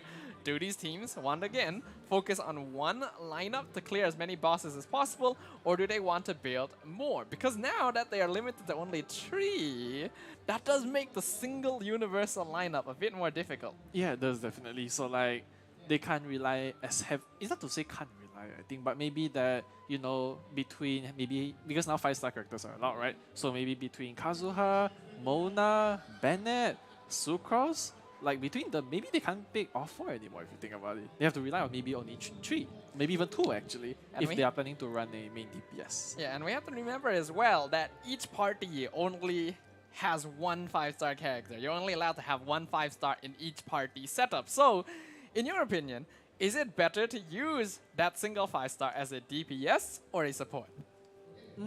It's a bit difficult to say because we have incredible 5-star characters which are supports out there, you know. We have the Monas, the Kazuhas, even the Nahidas actually, which is something we haven't seen yet because, you know, last round 5-stars were completely discarded. So there's definitely a lot of windows for opportunities for both teams. So I think they might go more towards the support side this time. That's true. That's a good thing to point out. Nahida specifically is a character that unlocks a lot of potential for these players, because I think something that we noticed during the online qualifiers is that Hyper Bloom is a very powerful elemental reaction. There's not a lot of bosses that resist it. It involves many different elements, which if a boss is resistant to one, it's usually not resistant to the others, and therefore allows for a lot of universal usage. We didn't get to see it in the first round because 5-star characters were banned, and Nahida is just a very important character to enabling Hyper Bloom comps in the first place. So now that that is an option, are we going to see a lot of that? We might actually, because like you mentioned, right? Bosses, actually no, it's like, because Dendro as an element is actually quite powerful right now. I might even call it broken, because as of now, I think there's only one boss, like let's say in terms of Traveler Trials, right? There's only one boss which might be resistant to the Dendro element, and that's the Jade Plume Taro Show, also known as your forest chicken, basically. Absolutely. So outside of that, every other boss on the list, they're susceptible to Dendro. They will fall if the Hyper Bloom reactions come. They will. Yeah, and that's gonna be so interesting to see. Is Dendro going to be the focus here? Are they gonna focus on other characters instead? Because we also have to remember that these teams, they need to move between bosses quickly. So if you were to bring Nahida, she is the chibi character model, the small child, the little radish Archon. And she obviously will not run very fast compared to other characters. Even though she will enable a lot of damage, you may have to end up waiting for her to start bosses, and that could cost some time. That might actually. But the way I see it, because when they move from boss to boss, they're using the teleporter waypoints, right? So the time lost there might actually be worth it in terms for the more powerful elemental reactions. But that's just the way I see it, honestly. True. And we have to remember, a lot of these characters, they're gonna be C6. So imagine, C6 Archon, C6 5 stars. We didn't get to see it in round 1 because, unfortunately, 5 stars were just completely banned out. But now, a whole realm of brokenness is open to us. And I think that's kind of terrifying. Yeah. So this time we'll definitely be seeing much more diverse gameplay, and right now we'll have a good look at our players. Once again, we're going to be seeing the players from Team Yoo-Hoo here, setting up their party. Honestly, I'm super excited. I'm very curious to see like what characters are going to be used, what party setups are going to be prioritized by all of these teams. We already talked about Dendro. We already saw and emphasized the importance of good support characters like Bennett and Xingqiu. I think Xingqiu probably might see a little bit less use now that Yelan is also unlocked for potential usage. But you could say the same for basically every other 5-star character. There's just so many possibilities. Yep, that's true. The possibilities are limitless if you think about it. And right now we have Team 3 Baddies. One group, I think I forgot about it, is basically on screen just now. And yeah, both teams are basically, they're thinking very hard, they're strategizing. And I wonder which strategy they're going to go for this time, because like you clarified earlier, we have 2 strategies, right? So I hope that they definitely open up our horizons a bit more, right? Maybe they'll just play that 4 different party setups, which we've been quite wanting to see. But then again, the opposite is also, how should I say? It's possible, right? Yeah, the unfortunate thing is I'd love to see lots of different party setups being used by these teams, but you really cannot deny how much faster it is to not have to change parties every time you go for a boss. Because if you construct different parties to be suited for specific bosses, well, you'll fight that boss once, then you'll go for another, and it's not like you can spam it. You have to defeat 10 full bosses before you can repeat the lineup. So yeah, it's unfortunate, but I think one setup is definitely the strategic way to go. It might be, actually. So let's see what our players are truly up to, right? I mean, we are not too certain for now. Things might actually go the way we wish to see them, but we'll never know, honestly. You never know, indeed. Let's have a look right here. You can see in the background our booth. We can see all of the important characters from Sumeru decorating the Genshin Impact booth here at Comic Fiesta in the Kuala Lumpur Convention Center. If you guys aren't aware, CF is happening, and while I would like to invite you guys to come join us, if you weren't able to grab early bird tickets in time, unfortunately, they're no longer available for sale, but that doesn't mean that you can't enjoy the festivities live, on stream, over the internet with all of us here today. Yep. And if you take a much more closer look, you'll see that we are fans of Comic Fiesta. Maybe some of them are even fans of Genshin, actually. They're just roaming around the background. Some might even be cheering on the players for them to perform better. It's just like the important thing, you know, like the most incredible thing about Comic Fiestas like this, and I'm glad to be able to experience it, honestly. Yep, absolutely as well. We can see right now the teams, it does look like they're getting pretty close to finishing their lineups here. Again, only 3 characters per party setup. And we're seeing here on the screens of Team Yoo-Hoo right there. You can see at the bottom, it does look like Yoimiya, Bennett, and Ning Guang. I wonder if that's actually their final party setup, because that's very interesting. It might be, actually. And also, not to mention, Ning Guang giving them shields mean that they can actually take on the Primo Geovisha much more effectively, right? Because the Primo Geovisha likes to launch like a strike at you, I think, or something like that. And then when you have shields there to reflect the damage at him itself, he's gonna collapse. So that might be intentional, actually. That is true. A pretty good shout out there. Although Geo characters might be a little bit less prioritized because they're not going to be able to contribute in terms of elemental reaction damage, what you mentioned is actually true. Having those shields specifically for the Primo Geo Bishop just off of the crystallized reaction may allow them to shorten their times by quite a significant amount. But considering it would just be for that one particular boss, is it worth it? In my opinion, it might not actually be worth it. As much as I would love to give them credit where credit is due, do note that Geo is one of the most, I won't call it weakest, but most inert element, in which like it can't exactly conduct a lot of elemental reactions. But we'll have to see, honestly. They might have a different type of strategy this time. Well, I guess we'll find out, because now the Traveler's Trials will officially begin for our second quarter-final match of the day. Right now on screen, we can see Team Yoo-Hoo does indeed have that Yoimiya, Bennett, Ning Guang comp, whereas 3 baddies, 1 squad, gonna be running Xiangling, Yelan, and Bennett. Yep. Once again, we're seeing that Bennett and Xiangling, the 4-star characters which are actually quite popular if you think about it, they're being picked once again to support this Yelan this time. Whereas on this side, again, having Ning Guang there to provide a little bit of that geo protection, provide some crystallized shields along with Bennett's elemental burst, means that they're gonna have a lot more protection in comparison to the teams we saw in round number 1. Whereas on this side, 3 baddies, 1 squad seems to be focusing more on overall damage, elemental reactions, having 2 pyro characters to provide elemental resonance to increase their damage, and also have sufficient hydro application with Yelan's elemental burst. Yep, which means we'll be seeing a lot of the vaporize reactions, especially. Vaporize is definitely one of the better elemental reactions in the game, right? Because it allows players to deal a heck ton of damage, actually. And damage is definitely something that they'll be looking for because, you know, you want to take down the bosses, right? So huge amounts of damage will definitely be very important. Indeed. Wow. It does look like we're gonna take a short moment. I think there's some things that needs to be ironed out before the Traveler Trial can officially commence. So let's go back to talking a little bit about this challenge overall. How do you feel about these lineups? Let's say they're actually planning to use these as their singular lineup throughout the entire Traveler Trial. Which one has better chances? I'd say that the Yelan, Xiangling, and Bennett, I think that team comp is going to do much better.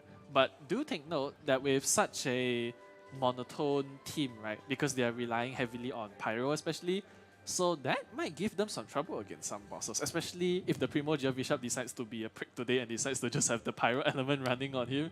He might be in trouble, right? That's true, that's true. That could definitely be a concern here. Okay, looks like we've gotten an update that there is a small technical issue that does need to be ironed out before we can continue with the challenge. So make sure you guys don't go anywhere for now.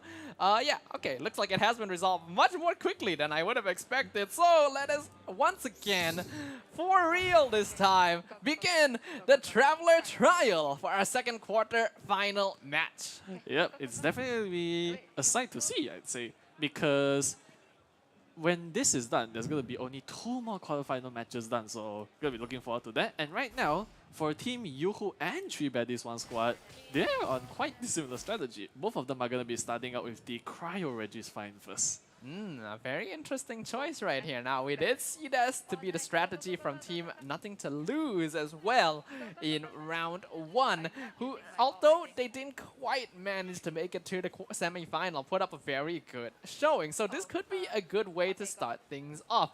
As we can see, Team Yoo-Hoo, they were just a little bit quicker, but understandable, they have Yoimiya. So against Cryo bosses specifically, they're gonna be much speedier than their adversaries. Yep, definitely. And with that pyro advantage which Team Yoo-Hoo has, they're going to be taking on the Electro Hypostasis. Whereas for Team 3 Baddies 1 Squad, they're going to be moving on to the Cryo Hypostasis. An interesting choice right here. Cryo Hypostasis is going to provide just a few more points as compared to the Electro Hypostasis, but both teams going to be able to break through their defenses very quickly. Again, all of these characters are at Constellation 6, so this is just a taste of what these characters are truly capable of already in the second phase to finish things off. Yoo-Hoo gonna be the first team to complete their boss and move on to the next target, while 3 Baddies 1 Squad doesn't even really need the bowling ball. It's gonna be able to take down the Cryo Hypostasis, who now is Yoo-Hoo's next target. Yep. Team Yoo-Hoo, I'd say that they perform quite well against this, right? Because they do have Yoimiya as the advantage, actually. Now, I'm still personally very curious as to why Ningguang is being used as the third character in this situation. Yes, she does do a lot of burst damage, but I do wonder whether having a character that would apply like some Hydro, some Cryo would be a bit more effective overall. So this does indicate that they're going for a bit more of a universal character here, playing a bit more safe, a bit more defensive in exchange for that lower damage ceiling. That is true. But I do realize something interesting about Team Yoo-Hoo's team composition, which is that they don't actually... Do they have a healer, actually? Which is Bennett, right? I think? Yeah, Bennett. Alright. No, it's not as bad because I thought that they didn't have a healer. But anyways, we can see that Team 3 Baddies 1 Squad are going to move on to the Primo Geovishap. Interesting. They're gonna be the first ones to start on this boss. I would have thought that this would be a priority boss for the side of Yoo-Hoo, since having crystallized reaction will enable them have a party switch. Okay, so we're actually seeing Team Yoo-Hoo not go for a single lineup, and this is what we talked about earlier. That Hyper Bloom squad going to be a very strong reaction overall. Yep, Nahida definitely taking the stage on this one because of, like you said, right, it's about the bloom, the Hyper Bloom reactions and how powerful they are. And once again, there aren't many bosses out there that are simply resistant to the Dendro element. But of course, we mentioned this earlier, Radish Archon gonna be a little bit slower, the last one to arrive, but that doesn't matter because all she's here to do is to snap a photo. And we can see Cookie Shinobu and Xingqiu handling the rest. The Pyro Registine gonna be made quick work of by Team Yoo-Hoo, while 3 Baddies 1 Squad, they've started on the Primo Geo Bishop, and they have also swapped to a Hyper Bloom team, the exact same lineup in fact. Yeah, it's the exact same. I wonder if they picked onto each other's monitors, you know, to like get a quick glimpse about what the other team was up to, because this looks oddly similar, but if it works, honestly. Yeah, I think this is probably the most ideal Hyper Bloom lineup you could go for with 3 characters, because Nahida is definitely going to be compulsory here, and then you need a character with strong Hydro application to get the blooms down, so Xingqiu definitely gonna fit into that slot. Cookie Shinobu is the most interesting character here, because she's one of the better Hyper Bloom enablers among the cast of Genshin Impact characters due to how well she scales with Elemental Mastery. That is true, actually. Elemental Mastery, the thing which grants these Hyper Bloom reactions so much damage, actually. But now, it looks like... Am I seeing this right? Are both teams going for Child as well? Well, Yoo-Hoo is already done with Child. In Yeah. fact, made quick work of once again the battle maniac of the Fatui Harbingers, not putting up much of a fight against the skills of these travelers up on screen right now. That's definitely going to give them a pretty notable point lead once we see that calculated. I wonder what boss 3 baddies 1 squad is going for. Yeah, you're right. It is going to be Child. Not quite at the same time. But if they're able to clear this quickly, they can very quickly make up that point deficit. That is true, and it appears that they have swapped back to their predecessor, which is also known as like what, the Bennett, the Yelan, and the Xiangling. They swapped it out because I guess Child is has just way too much resistance against the electro reaction, so understandable, honestly. Quite a smart choice. I think one strategic use of these bosses, the weekly bosses in particular, is that we already mentioned that to be more strategic, to be more efficient, using a single universal lineup is probably the best way to go because it takes time to swap parties between bosses. But one situation which may not be heavily affected by this is these weekly bosses, because you have to enter a domain in which you will go to the character selection screen anyway. Yes, it's still going to be faster to just click on start and not change any characters, but using these domains to swap between parties is actually going to be a little bit faster than doing so in the overworld. That is true, honestly. Utilizing the game's in-game's mechanics to their advantage, that's incredibly smart, honestly. Quite a good deduction. But now, it appears that Team Yoo-Hoo is moving on to the... Oh god, this thing. It's moving on to the thing with way too long of a name. But I like to call it like the boss of the primal constructs, you know, it is the largest one.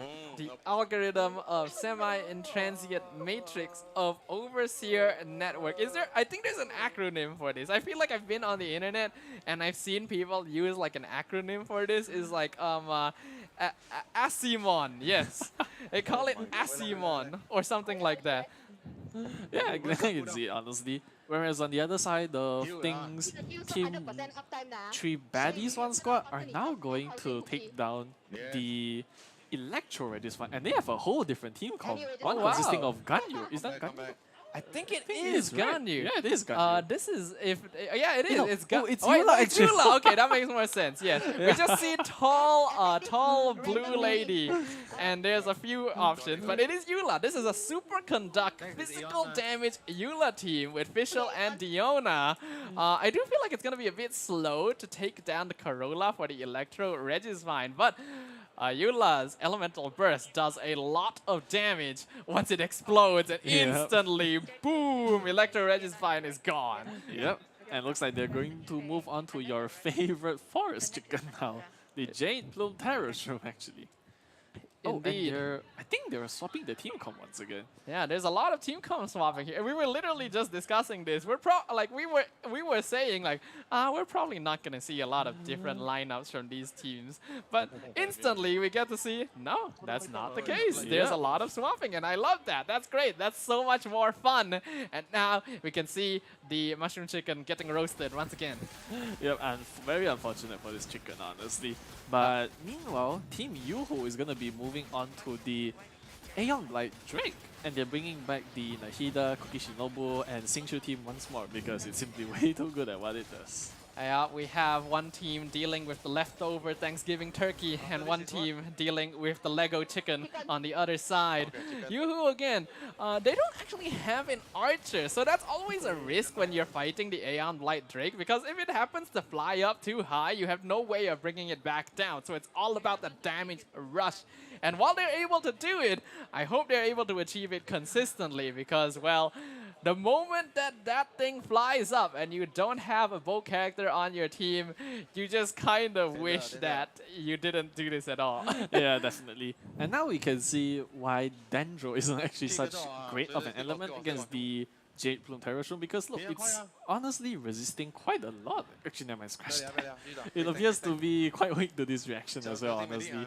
Yeah, that's the thing about Hyper Bloom. There's just so many elements involved that it's so universal in its usage. And the Jade Plume Terror Shroom itself isn't actually completely immune to Dendro damage. Yeah. Therefore, although I think it could be a little bit faster if they went for something like Vaporize, this is still a very strong showing from the side of Team Yoo-Hoo. Currently, their point score going to be notably ahead of Tree Bat. Oh well, never mind. Instantly, that's changed. That's how quickly the mechanics here can change.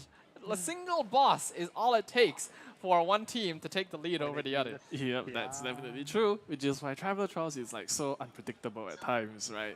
So yeah, that's where the suspense is most of the time. But now it appears that Team Yoo-Hoo's gonna take on the Electro Registfied, whereas Team 3 Baddies One Squad are gonna be taking on La Signora herself.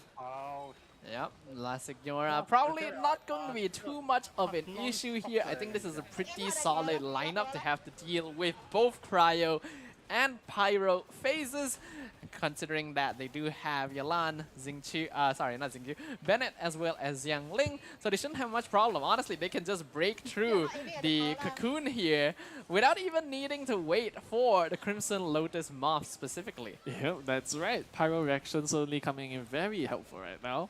And just like that, they're moving on to the next phase of La Signora. Once again, Crimson Witch of Ember is going to be gracing our screens. And we have to remember, we mentioned this earlier, the most important part of taking down the second phase of La Signora is to make sure that you're able to clear her HP bar before she enters her invulnerability phase, where she turns into a flaming tornado of absolute doom and destruction, which we all want to avoid. And just as I say it, we see the flaming tornado of absolute doom and destruction. Exactly. This thing is like so annoying and it's such a time waster, right? Because it's basically like the boss's version of an iframe, just that it lasts way much more longer. Yeah, it's less of an iframe and more of an I-phase. I-phase, yeah. But thankfully it's ended. And now they'll hopefully be able to take her down. Whereas Team Yoo-Hoo's working on grinding down the Thunder Manifestation, which has already been hit down to half. And the Bennett's critically low, actually. Yeah, this is a boss in which the Yoimiya composition is going to be particularly effective against, because Thunder Manifestation usually is in a situation where it can just taunt you saying, haha, I'm just a little bit too high for you to reach. But Yoimiya, that doesn't matter to her. It does matter to Bennett though, and Ningguang, who are apparently both dead right now. Definitely not a situation that Team Yoo-Hoo is hoping for. Hopefully, Yoimiya can solo this for a while for the rest of his team to arrive. Yeah.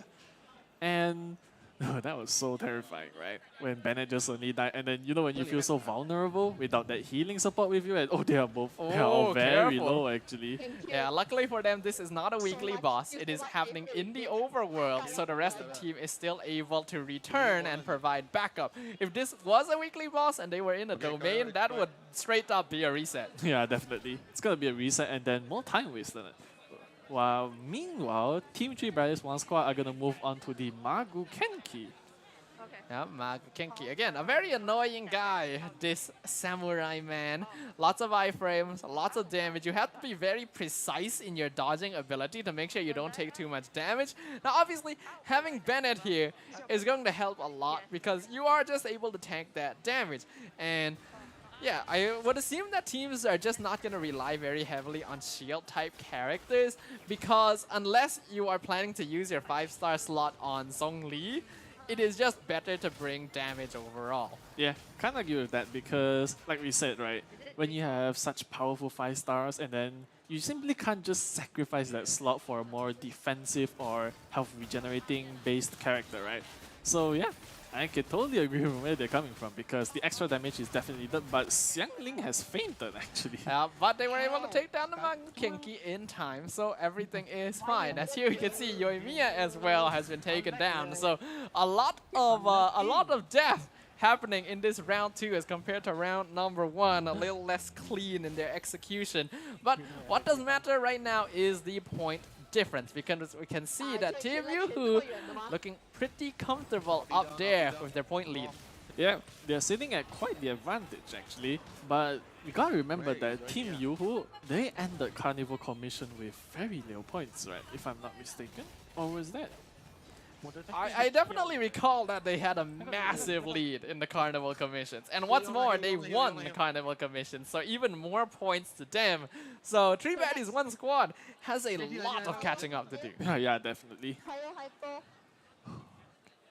And now it looks like Team Yuhu are gonna be moving on to the cryo hypostasis this time. Time to go bowling again. Oh, and oh, wow, okay.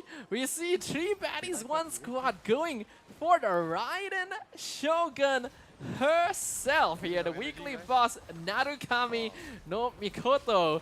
That's gonna be a rough one. This is a boss that has a lot of HP, a lot of iframes, a lot of damage. Yeah, one of the bosses in the game which simply have the largest of health pools, right, actually. So it's definitely going to be much more time, much more damage needed, but it looks like they might actually take her down before she even gets into that phase. Well, hopefully they do, because once she gets into that second phase and earns her elemental shield, it is going to be so difficult for them to break down her defenses. So the more damage they're able to deal at this point in time, the better their chances will be of speedrunning this. Yeah, definitely, but it appears that the Raiden Shogun transforming is going to be inevitable, actually. Yeah. Because there she goes. I'm not able to quite see how much HP she has left. If she doesn't have a lot of HP left, they don't actually need to clear out the elemental shield here to be able to defeat this boss. But things are not looking good, because that's unfortunately the end of Benny Boy right there. Bennett gonna eat it. This is a domain. He's not gonna be able to come back, so no healing. They're actually gonna leave. Yeah, they're gonna skip it, I think. Are they gonna restart this, or are they gonna skip? It might be a reset, actually. But meanwhile, Team Yuhu, they're gonna be moving on to the Pyro Regis find, while Team 3 Bears 1 squad are gonna try and lick their wounds and potentially even retake the fight against the Raiden Shogun. That is going to be a absolutely massive roadblock for 3 baddies, 1 squad there. That is basically run ending. As we can see, Team Yuhu are still proceeding at a very comfortable pace, yet again taking another boss down, going back to the weekly boss, Child, their next target. And yeah, they're just gonna choose to skip the Raiden Shogun entirely, and that's such a shame because they were so close. Yeah, they were actually very close, right? Like stopping her before she reaches the second phase. But as soon as she did, she sweeped that Bennett. And without Bennett, remember, we have no heals. Yeah, I feel like they could have at least tried though. They still had damage with Xiangling and Yelan. They just gotta have faith in their dodging abilities there. But I guess they just wanted to avoid risking any more and just going next. Yep. And meanwhile, it looks like the not Universal, sorry, like the Hyper Bloom team, it's gonna be performing quite well against Child, actually. Absolutely. Child not gonna know what hit them when he was introduced. Dendro didn't even exist as an element just yet. So bringing this over to his domain definitely gonna confuse the man, as he's instantly bursted down 100 to 0 in a matter of 2 seconds. That's gonna be a lot of points for Team Yuhu. Exactly. And Team Yuhu actually has quite the massive advantage right now. Because remember, 3 baddies 1 squad, they were so close to taking out the Raiden Shogun, but in the end, they failed, unfortunately. Yeah, really unfortunate as well. We want to see these teams be able to put up their best performance, but sometimes unforeseen circumstances just lead to undesirable outcomes, and you just gotta be able to deal with it. As now we could see Team Yuhu breaking that 2,000 point threshold. This is easily the biggest point lead we have seen so far. Yep, it's quite a huge lead actually. It's not as close as what happened in Game 1, but Nahida has fainted. Ooh, that's not ideal right there. But again, it's the Mago Kinky. He's not that far from the teleport waypoint, so it shouldn't be too difficult for Nahida to return and provide backup. Yeah, she's already here, even with her tiny little legs. So no worries for them. Meanwhile, 3 baddies, 1 squad are gonna move on to the Pyro Regis find once more. And yeah, at this point, we already know what to expect from these bosses, right? They aren't the most difficult and they fall quite easily. Whereas Nahida faints once again. Again! That's really unfortunate right there. I'm KC from the side of Team Yuhu, kind of stuck in a samsara himself of death. Not so ideal, but again, it's okay. If it comes down to these bosses in the overworld, death is just a small roadblock on the path, unless, of course, you are facing a boss that is a little bit further away from the TP waypoint. For example, the Primo of Geo Bishop, which we can see 3 baddies, 1 squad now challenging. Yep. Whereas for Team Yuhu, they're gonna be moving on to the King of the Primal Constructs once more. Oh, Asimon himself, the triangle man, the nightmare of your geometry class, the engineering spectacle. I don't know how much more titles I can come up with this right now. Right now we have Team 3 Baddies 1 squad. They're going to be going on against the Primo Geofish Shop, which is in its Pyro form actually. Yeah, that's gonna be pretty solid for them, but it looks like they already swapped over to the Eula team for this one specifically, so they weren't willing to take any risk as to what element it might be. Just go for physical damage, which is going to be effective overall. And so far, making pretty good work of it. They do have the Diona shield as well, so they'll be able to deal with the Primordial Shower attack, which is coming out right now. That's going to do a lot of damage to the Primo Geobishop himself. Ooh, deflection achievement completed right there. Alright, meanwhile we have Team Yoo-Hoo moving on to the Aeon Blade Drake actually. Yeah, Aeon Blade Drake, once again, the mechanical chicken as opposed to the mushroom chicken. A lot of chickens in this game. They're just large birds, like large bird-shaped objects. Yeah, way too many of them actually, but enough talk about that because Team 3 Baddies 1 squad have already bursted down the Primo Geofish Shop, as Team Yoo-Hoo are taking down the Aeon Blade Drake. Now again, taking the risk of no archers here. I suppose it's somewhat okay since they do still have the Hida to take pictures even if it does fly up into the air. That's obviously not ideal, but considering we have some very strong characters here, C6 is no joke. Yeah, definitely no joke. It's something we all wish to achieve one day, but dreams will be dreams in the end, right? Unless you're willing to sacrifice your bank account. Whereas meanwhile, Team Yoo-Hoo are moving on to the Jade Plume Terrace row, whereas 3 Baddies 1 squad are once again beating up Child. Yep, from the mechanical chicken to the biological chicken. As we can see on the other side, we can see Child definitely taking a lot of damage from the combination of 3 Baddies 1 squad. So far, I am liking that these teams are just swapping lineups. I just think it's very fun. It's much more bombastic to watch. But definitely some clear winners here. The Hyper Bloom lineup from the side of Team Yoo-Hoo, making very short work of our favorite vegetable friend. Yep, definitely. Whereas right now that Child's in his third phase, Yelan will be doing much lesser damage, and ooh, that's quite a misplace of an out by Bennett, unfortunately. Yeah, has fallen. That's just really unfortunate right there. You could see Zenya on the side of 3 Baddies 1 squad walking over to the Elemental Burst to get that healing, but the moment they arrived, Child was just like, how about no? Yeah, how about no? Whereas I hope Child is close because... Okay, he's got it. Okay, not that big of a setback then. Definitely don't want to see a repeat of the Raiden Shogun situation from earlier because right now, there's just a resounding lead for Team Yoo-Hoo. They are comfortably ahead. They can honestly just take it slow for the remaining time in this challenge, and I think they'll still be able to secure their semi-final spot. Exactly, the lead's definitely going with them because they have a huge lead.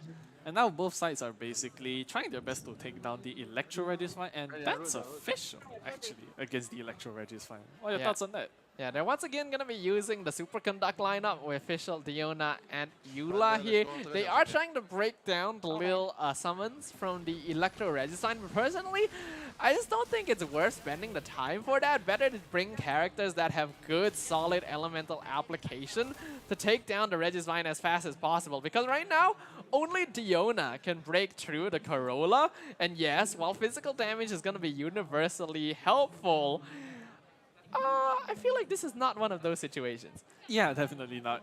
Especially since the Corolla being alive means that the Electro Registine is going to be taking massively reduced damage, right?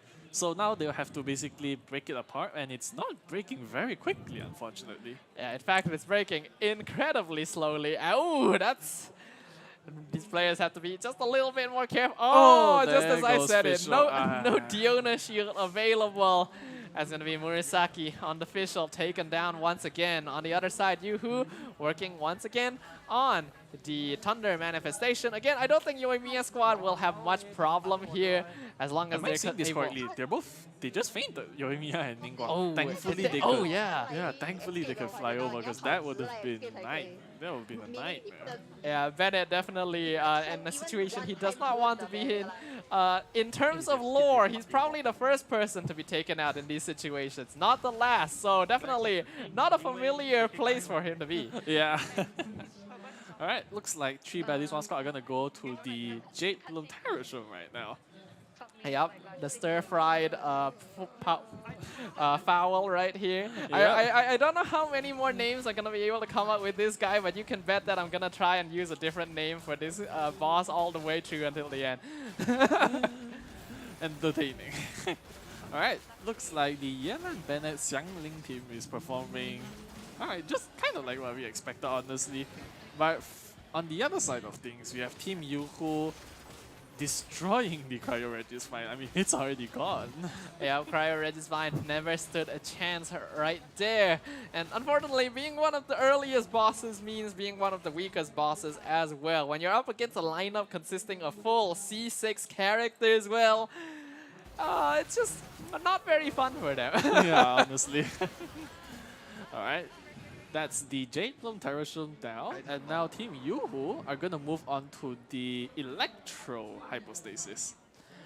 Once again, gonna have not too much problem here. We are definitely seeing that we are approaching to the final few minutes of the Traveler's Trial. And while 3 baddies, 1 squad has definitely been able to catch up a little bit, Yuhu still consistently maintaining their difference. At this point, they're basically 600-700 points ahead of 3 baddies, 1 squad. Yeah, a tremendous difference, in fact. Nowhere as close as it was in the first game, actually. Absolutely. And that's kind of worrying for them, you know? It does already feel like it is set in stone when you also add on to the fact that Team Yuhu had a very comfortable showing in the Carnival commissions as well.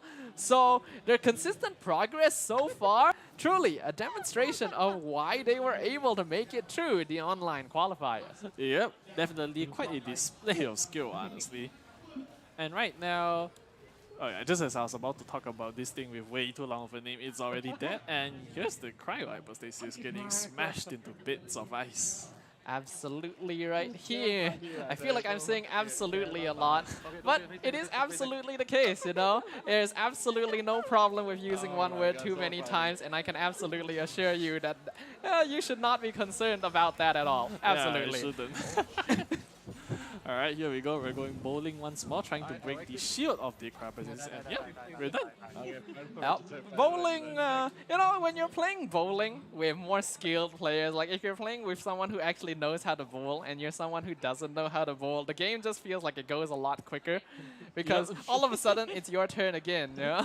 Yep, and meanwhile we have Team 3 baddies, 1 squad. They're gonna be attempting to take out La Signora once again. And here we have the Hyper Bloom team marching towards the Pyro Regis-Vine. Yeah, singing its last prayers right here. Pyro Regis-Vine just sitting in his house, comfortably, safely, thinking, I will never be in danger within the safety of my humble abode. And in comes Team Yuhu with their Hyper Blooms saying, how about no? How about no? Alright, as we can see, they're already bursting through the Corolla incredibly quickly. Whereas on the other side of things, 3 baddies, 1 squad are going to be trying to take out La Signora. Once again, successful home invasion on the side of Team Yuhu, taking down the residents of this innocent little Pyro Regis-Vine. As now, La Signora gonna be the next target. 3 baddies, 1 squad. They only have 1.5 minutes remaining to be able to take this boss down, and hopefully they'll be able to do so, because that is gonna be a lot of points coming from these weekly boss targets.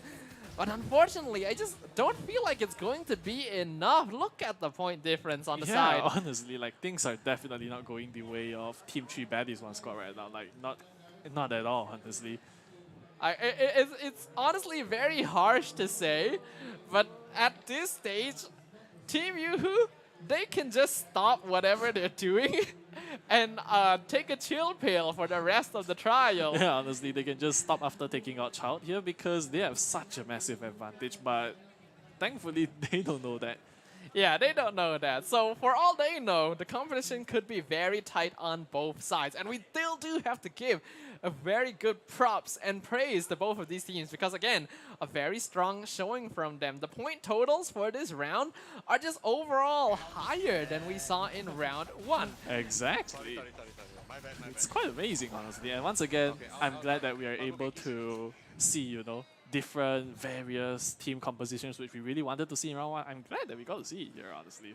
Yeah, I think it's a good demonstration that even swapping team comps can be a viable strategy. And I think we get a very good proof of the strength of the Hyper Bloom lineup here as well. Because even though both teams did end up switching teams here and there, the most consistent has been this Nahida, Xingqiu, Cookie, Shinobu lineup from the side of Team Yoo-Hoo. So I would not be surprised if we get to see this party again in the following rounds. But that's it.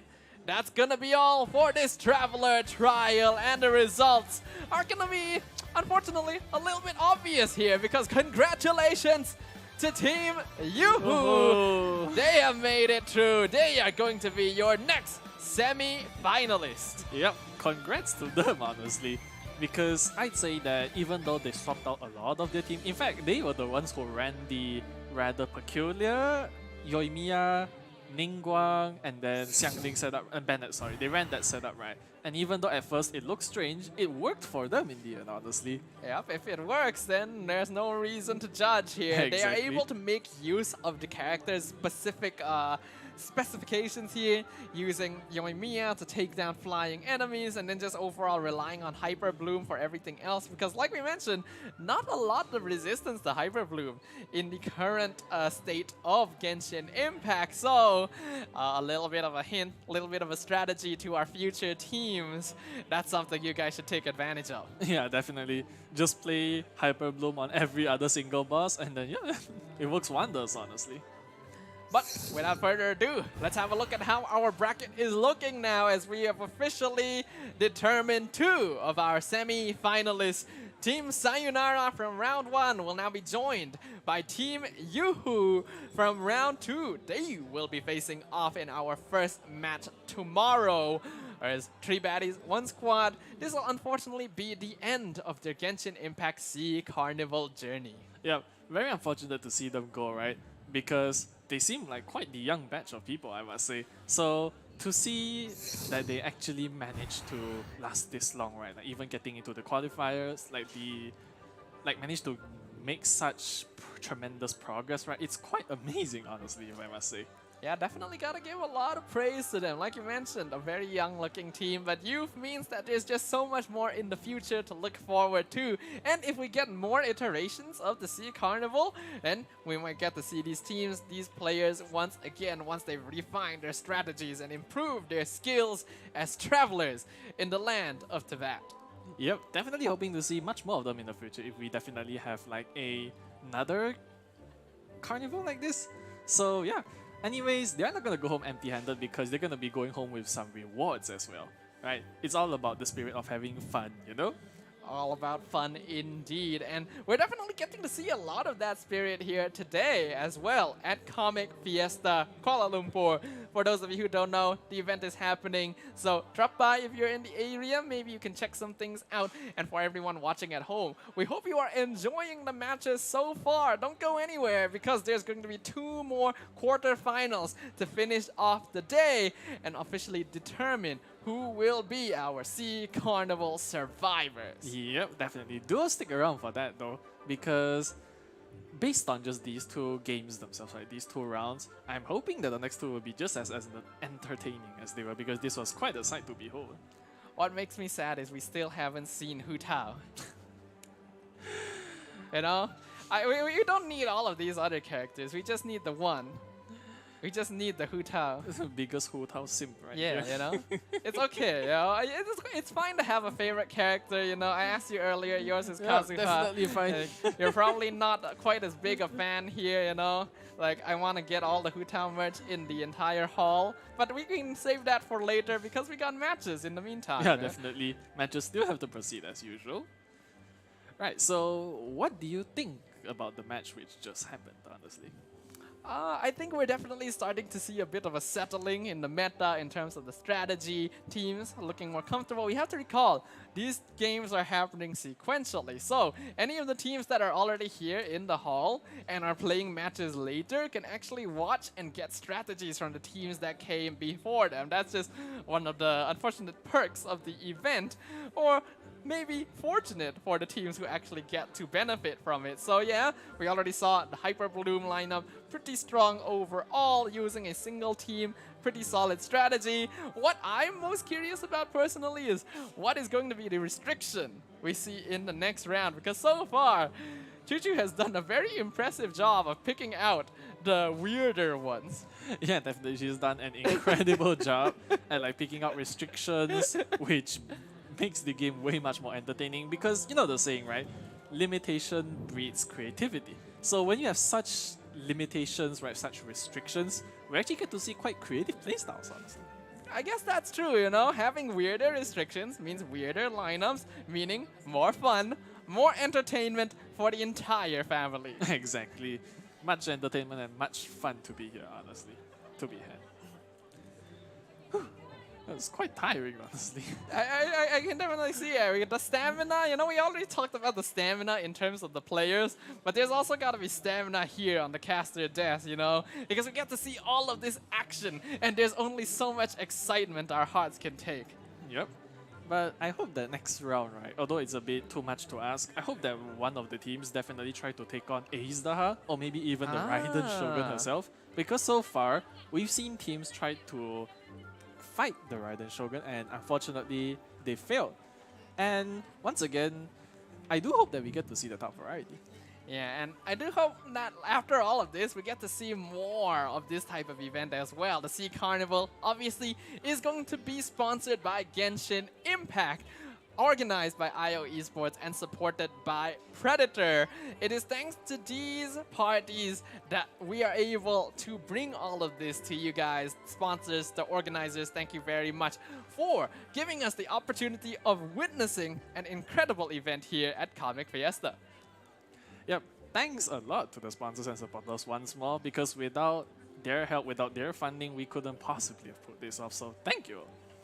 Thank you indeed. Hope you guys are able to show some support in the comments as well. Make sure they know that you love them for bringing all of this to you right at home. But that's going to be the end of round 2 for now. We've determined 2 winners. We still have 2 more to decide by the end of the day. If I'm not wrong, there's going to be some show matches before we move on to the 3rd round. Yep, definitely. There are going to be some show matches which should be happening soon. So do stay around for that. Stay tuned. Yep, stay tuned indeed. For now though, like you already asked me what are my thoughts. What are your thoughts? My thoughts? Like I said, I'm glad that there's some diversity, right? I'm glad that they definitely opted for the latter strategy, which is to like swap between team compositions and then improvise, adapt, adjust when they need. Because it's this type of thinkings, right? These type of decisions which make it much more entertaining and much more knowledgeable to watch, honestly. We gain a lot from watching them, honestly. I think there's a lot of people who would consider Genshin Impact to overall be a fairly easy game, a fairly simple game. But by doing this, we add on a lot of strategy, we add on a lot of entertainment value, we just make it that much more interesting to witness what kind of thoughts are going through these players' minds, how are their skills, how are their reflexes, how fast do their fingers move, how many times can they bully the same boss over and over, you know? All of those things. Yeah, the poor bosses. Hi. Alright. So, like I mentioned earlier, right? I do hope that one of them definitely try to take on Azdaha or maybe the Raiden Shogun, because I think as of now, unless I remember wrongly, these 2 are the only ones on the list that haven't been challenged, alongside Dvalin, I guess, but you can't fight him because Dvalin isn't allowed. Yeah, he's allowed, right? Andreas is. Andreas is. What's surprising is we haven't gotten to see Andreas at all. That's true, Wolf actually. Lord himself. Now, there is a restriction onto Andreas specifically because he's a very unique type of boss in that he is a weekly boss that spawns in the overworld rather than a domain. So players are actually only allowed to defeat him once during their Traveler trial. So I think teams are just kind of overall avoiding fighting him because they can't repeat him Yeah, afterwards. that's true. But either way, we're gonna go on a short break. Make sure you guys join us in just a few moments.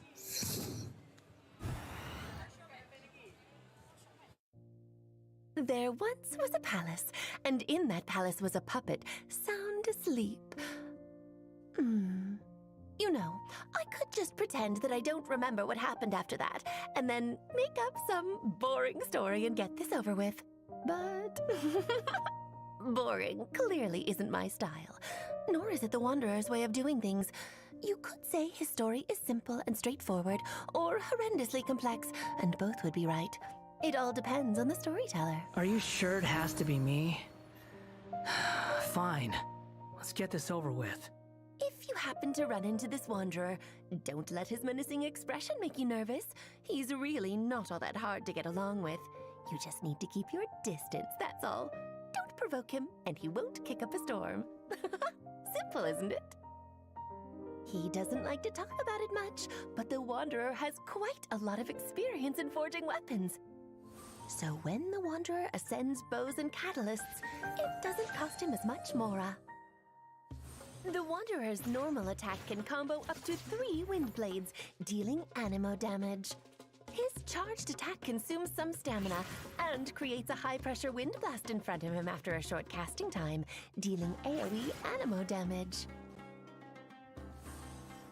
The Wanderer's elemental skill harnesses the power of the air all around as he casts off the shackles of gravity, dealing AoE animo damage and rising into the air as he enters the wind-favored state.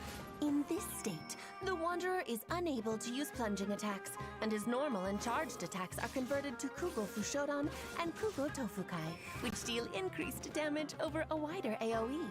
Using Kugo Tofukai will not consume stamina. The Wanderer hovers in midair while in this state, continuously consuming Kugo Ryoku points to remain airborne.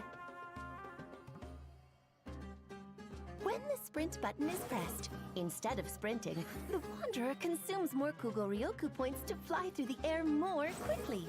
Holding sprint maintains a faster flying speed while consuming points at a faster rate. Pressing jump raises the Wanderer higher into the air at the cost of Kugo Ryoku points, and holding jump does so continuously. The wind-favored state ends when all Kugo Ryoku points are used up. The wind-favored state allows the Wanderer to do battle from mid-air, as well as explore difficult terrain more easily. Casting his elemental skill again while airborne brings the wind-favored state to an end. After unlocking the talent Jade-Claimed Flower, if the Wanderer's elemental skill makes contact with Hydro, Pyro, Cryo, or Electro when cast, the wind-favored state provides different buffs depending on the element. Hydro increases the Wanderer's Kugo Ryoku point cap. Pyro increases the Wanderer's own attack. Cryo increases his crit rate. And Electro causes him to regain some elemental energy when Kugo Fushodan and Kugo Tofukai deal damage to enemies. A limited quantity of energy can be regained per set time period, and a maximum of 2 buffs can be gained at any one time. The force of wind cannot always be seen, but it can certainly be felt. After unlocking the talent Gales of a Reverie, when Kugo Fushodan or Kugo Tofukai hits an enemy, the Wanderer has a chance to gain the Descent effect. The next time the Wanderer uses his alternate sprint to fly at speed, the Descent effect is consumed instead of Kugo Ryoku points, and several wind arrows are fired, each dealing animo damage. If a Kugo Fushodan or Kugo Tofukai does not trigger the Descent effect, the chance of triggering the effect next time is increased. Know your place! Casting the Wanderer's elemental burst compresses the surrounding air to form an animo plenum that blasts all sources of frustration away, dealing multiple bouts of AoE animo damage. Casting his elemental burst while in the wind-favored state brings this state to an end. Though Wanderer is his name, aimlessness is not his game, and he does not hesitate to take decisive action in pursuit of his goals. The Wanderer's elemental skill is his preferred means of doing battle. Once in the wind-favored state, he attacks from the air using his Kupo Fushodan and Kupo Tofukai to deal increased animal damage with a wider AoE. By coordinating with his teammates, he can benefit from a range of enhancements, which make him even more powerful in battle. When energy is full, the Wanderer unleashes his elemental burst, dealing several rounds of AoE animo damage in one fell swoop, devastating all obstacles that stand in his way. The world of Teyvat has its own rules. They aren't perfect, though, and in some cases they are as delicate and fragile as the human heart. That's why I've been tasked with the job I have now, a job which gives me certain special privileges. I'm someone who likes having the freedom to live their own life, but I don't mind this job. It gives me the chance to see this world and everything that lives in it from a lot of different perspectives. People can find ways to forget, but they can't undo what they've done, and there's no escaping the past. The Wanderer learned this the hard way. But what about his future? Which way will the wind blow? A lot of people crave the power to predict the future, but I doubt the Wanderer cares for that. With a past like his, he knows the only way is... Keep your eyes peeled, ladies and gentlemen, because the Genshin Impact SEA Carnival has returned for our third quarter-final match of the day. Welcome back. You're joined by me, Staffa, as well as Julian. Once again, your casters for today. Hi guys, welcome back. We hope that you've enjoyed the day so far, as we will now be moving on to our third game for the day. Indeed, you can see already up here on screen, these are the teams that are going to be going head-to-head in our third quarter-final match. It is going to be Epak Ena officials. I personally love their team logo because that's just such a cute artwork of our Radish Archon themselves. And I believe on the other side, they will be up against Team Argonomics. Out of these two teams, we did get to watch Argonomics play during the online qualifiers. Yep, Argonomics definitely quite the crafty team, I think they are. And we'll see how they perform here. Whereas meanwhile, they have opted for a Yoimiya and... what's that? And a Yelan, actually. Very interesting. Yoimiya, an interesting choice for a Carnival Commission character. Now remember, during the Carnival Commissions, there is no restriction to characters that these teams can use.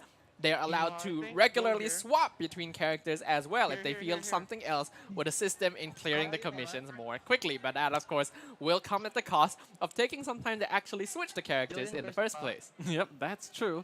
And also, it appears that the commission which they've received is to defeat 2 Ruin Drakes, but I'm not sure if they've already done it. Anyways, right now, I think they are... what do you think they're up to?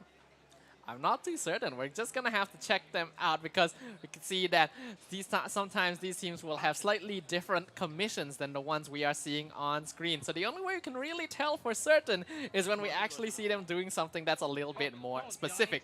And again, Yelan going to be a very regular mainstay of the Carnival Commission lineups because again, no character brings as much utility to the table as she does. Yeah, that's true.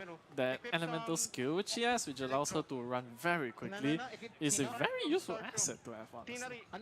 And now we can see, ooh, the use of Kuching right there from the side of Epak Ena officials. I wonder why they are using Kuching, but I'm certainly not complaining. Again, one of my favorite characters, very strong, and I do think that she has pretty good map traversal abilities with the teleport imbued into her elemental skill. But again, we have to see exactly what commissions both these teams are going for. Right now, I think Argonomics, they are on the edge of Sumeru here. Wonder what they're looking for. That is true. They could be activating the Star Shrooms, I believe, as Star Shrooms are indeed located in Sumeru. Or they could also be trying to defeat the 2 Ruin Drakes. Oh, that's true. It is possible that they're looking for the Ruin Drakes here, and they're just not too sure where they could be. Right now, Team Ergonomics, they found some Ruin enemies here. Are they going for a Ruin Hunter here? Doesn't look like it. They're just going to be running past. Right now, it doesn't seem very clear which commission either of these teams are going for. And we've already seen their icons swap places a few times. So there's definitely been a little bit of passing so far. That is true, actually. And it appears that the Yoimiya with Yelan team composition, once again, that vaporized reaction, right? It's just so nice to have, honestly. From what we can see, they are actually hunting down the Ruin Hunter here, so they'll be able to take it down in pretty quick succession. Not too sure if one is going to be enough. Gonna have to check my commission list just a moment. Hold on, everyone. I gotta check how many Ruin Hunters do they have to hunt down. I can't find it, so I'm just going to assume they only have to hunt 1 or 2. Yeah, sorry, after all of that build-up, I can't find it. I think that they were, because I noticed that the Ruin Drake, it was locked up by the Dendro, like, you know, those statues, right, when you hit with Pyros so that they will unlock it. I think they were going for that, but may have gotten distracted by these enemies, actually. That may have been the case. It is possible. Either way, though, both teams still working on, I believe, their first commission. So, oh, actually, no. Ergonomics, they actually do have one sticker up there. Their logo just happens to be the same color as the background, so it didn't quite tell. But they do have 10 points. So right now, Ergonomics is going to be just slightly in the lead. Yep, that is true. Just slightly, by 10 points. Nothing huge for now, but there is the coaching for Team Epic, actually. Oh, fishing. I'm actually surprised we got this far and we haven't actually seen a team do fishing until this point. Looks like Epic and officials looking for a fish. Unfortunately, looks like they didn't quite find what they were looking for in that particular fishing spot. When it comes to the fishing commissions, teams actually do have to find specific breeds of fish. Wait, something's wrong. The 10 points which Team Ergonomics accumulated are gone? Well, this is a little bit confusing right now. now. There they are. Oh, okay, there they are. And now the points just decided to take a short vacation to Comic Fiesta here at Kuala Lumpur Convention Center. That is true. Hashtag not sponsored. Definitely not. Alright, so talk a bit about fishing. Talk a bit about fishing. I mean, you throw a string into the water attached to a stick. The fish eat the string, you pull them out, and tada, you have fish. You have fish. So here's a fact that I think many people watching may not realize, but Thoma actually grants you a chance to gain double the fishes. Ooh. Now the big question is, how does he do that exactly? You know, he just pulls another duplicate fish out of his pocket. Thoma is actually a master magician. You know, as a housewife, right? So like as a house husband, he might have something like that. I'm pretty sure no matter how good of a house husband you are, you're not gonna be able to duplicate fish. Yeah. That is on the cusp of godhood right there. You have to be an Archon, I think. Exactly. Maybe once we get the Hydro Archon, it turns out they can duplicate fish. That might be possible, honestly. Alright, and it appears that they have received the commission to take on Ruin Sentinels, which are these robotic. Taking a lot of that. Oh, that's unfortunate. There goes Yoimiya. Now, I wonder where Yelan was right there. They need both characters together to make use of that vaporize reaction. I think that they may have split up actually, which explains why Yelan wasn't in the vicinity. But the thing is, while at first it might sound like a good idea to just split up and distribute tasks, you have to remember these teams are only working on one commission at a time. Yeah, that is So there's true. not much point splitting up unless you're going for like gathering materials or so on. If it comes to fighting enemies, I think it's just better to stick together. Yeah, that is true. And this Keqing and Yelan team applying all the electro charge directions, it's doing quite good, I think. And the 10 points of Team Ergonomics are gone once more. I'm very confused right here. I am too. But it's fine, you know. We'll figure out how things work eventually. As now we can see Epic and our officials were able to successfully take down the Ruin Drake. I do feel like it was a little bit slow. Electric Charge is a strong reaction, but more for crowd control, definitely. more for AoE than anything. And I love Keqing, you know. But I feel like a better character to use here would have been Huta. I'm sorry, but Huta's not coming anytime soon. No, I don't understand. Hutao is so strong. Yeah, she's a bit risky to use. I guess that maybe it's because her elemental skill constantly drains her health, maybe, and then in this situation, since I guess that the players are planning to split off, I think, maybe that's why they don't want to use Huta. I'm not too sure. I'm not the analyst here. Well, you know, when you're in this sort of carnival, when there's stakes on the line, sometimes you have to be willing to sacrifice a little to claim victory, you know? What's 30% HP? That's nothing, you know? Every time you lose 30% HP, you lose just a little less total HP the next time. So, you know, it just becomes more efficient the more you use it. Yep. And right now, it appears that Team Ergonomics, I think they're quite close to farming the line, right? Right, yeah, right now I think King Ergonomics, they are cooking steak. There is a commission that involves collecting materials to cook 3 delicious steaks. And remember, they have to be delicious. You know, we are definitely judging their cooking ability right now. And if it's not up to par, Gordon Ramsay will walk out from behind the counter. Alright, that's a reference we can't make, unfortunately. Alright, right now, it appears that their quest involves, I think it should be ruins. I think it might be, I'm not sure honestly, because they are in the desert right now. So I'm not too sure what they're up to. They are looking for primal constructs, right? Yeah, they're looking for the primal constructs specifically. Very annoying enemies to have to look for because there really aren't a lot of them scattered across the map. So having to actually locate them and take them out can be a difficult thing in terms of commissions, and even more so if you are farming them to upgrade your characters. Exactly. Like, just look at them. They have so many skills, you know, even for like a basic enemy being able to go invisible, summon their own little tiny constructs. Like, look, that one on the left even has a shield, right? So that's definitely quite annoying to deal with, you know?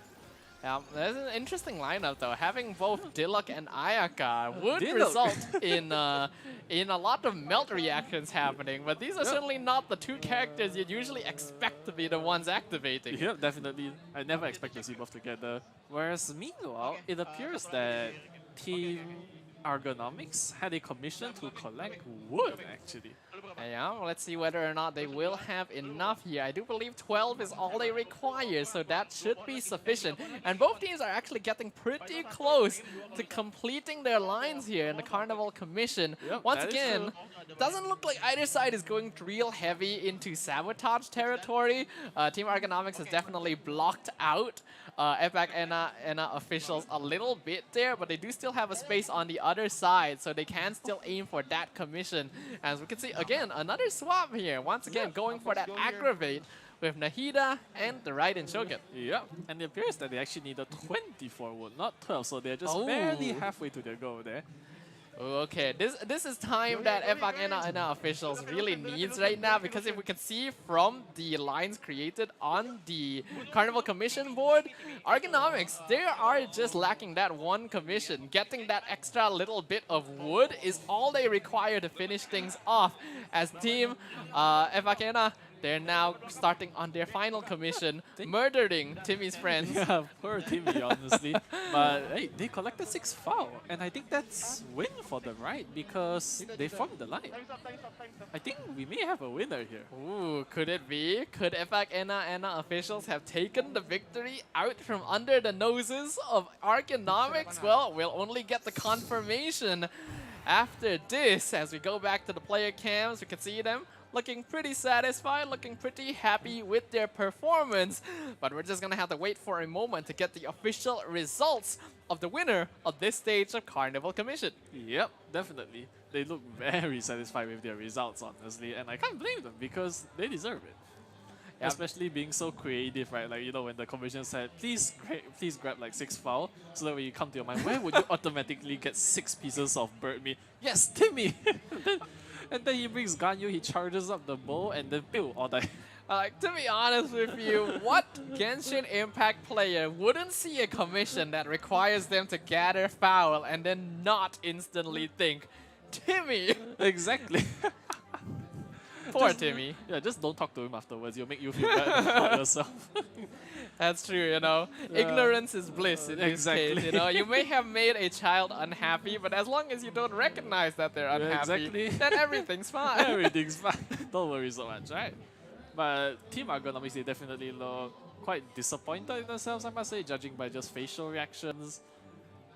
Unfortunate though that they didn't get to defeat the score in the end, but that's how it kind of is. Well, we don't know for certain. Things are pretty close up until the very end there, so we cannot actually confirm which team did finish their Carnival Commission line first, as there were already 4 stickers for both sides at the end. There was definitely a lot of switching around. I do feel like these teams did end up using a few pass chances here and there, because there was definitely some difficulty in accomplishing certain commissions. So making sure that you can use those skip chances strategically is also part of the victory. Alright, we've received word that Chuchu is about to create some chaos once more. Oh, once again. So let's move it over to Chuchu. She's already drawn some pretty interesting restrictions so far. So let's see what else we can come up with. Round 1, no 5 stars. Round 2, only 3 characters per party. What could be next? We see, what does she see? Unfolding the restriction, and it is going to be no Claymore characters. In party setups. Now that's quite the restriction, I must say. So at first glance, what do you think about this? If it's just at first glance, I actually think this is gonna be one of the least destructive restrictions we have seen so far, because unfortunately I don't really feel like there's a lot of good Claymore characters in the pool. I could be forgetting someone right now, you know, someone's favorite character is Claymore and they're just like, but what about this? You know? Yeah, definitely, but I share similar sentiments to you, honestly, in which that even though Claymore characters, even though Claymore characters have been restricted, so far, judging by just the characters that the players have played, there aren't that many Claymore characters chosen on us. Yeah, now that you pointed out, like the party setups that we have seen so far in the Sea Carnival, I don't think we've really seen any Claymores at all, with the exception of, I guess, the team using Eula that one time. Otherwise, it's always Bennett, Xingqiu, we see Sucrose, we see Yalan, we see Nahida.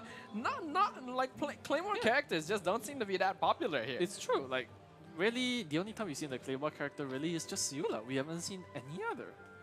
So I guess that means that we're going to be seeing basically as close as we can to these teams' full power, you know, the 100%, unless one of these teams very specifically wanted to build a team around a Claymore character, like say Diluc. We did get to see that during the Carnival Commission, right? Unless that is the case, then this should be as close as we can get to is if there was no restriction at all. Exactly, actually.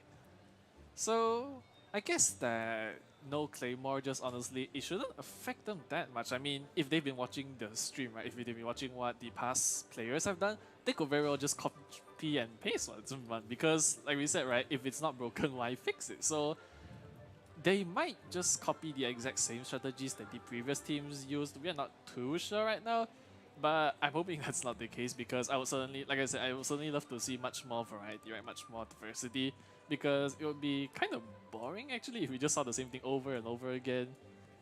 Right. Well, it does depend on whether or not these teams actually want to use those characters in the first place, right? Even though they're strong and efficient, doesn't necessarily mean that they're going to be the obvious answer, because there's sometimes players just want to play with characters they like instead of following the meta game, you know? Yeah, that is true. So, if we get to see some of that, I certainly would welcome it. Yeah, definitely.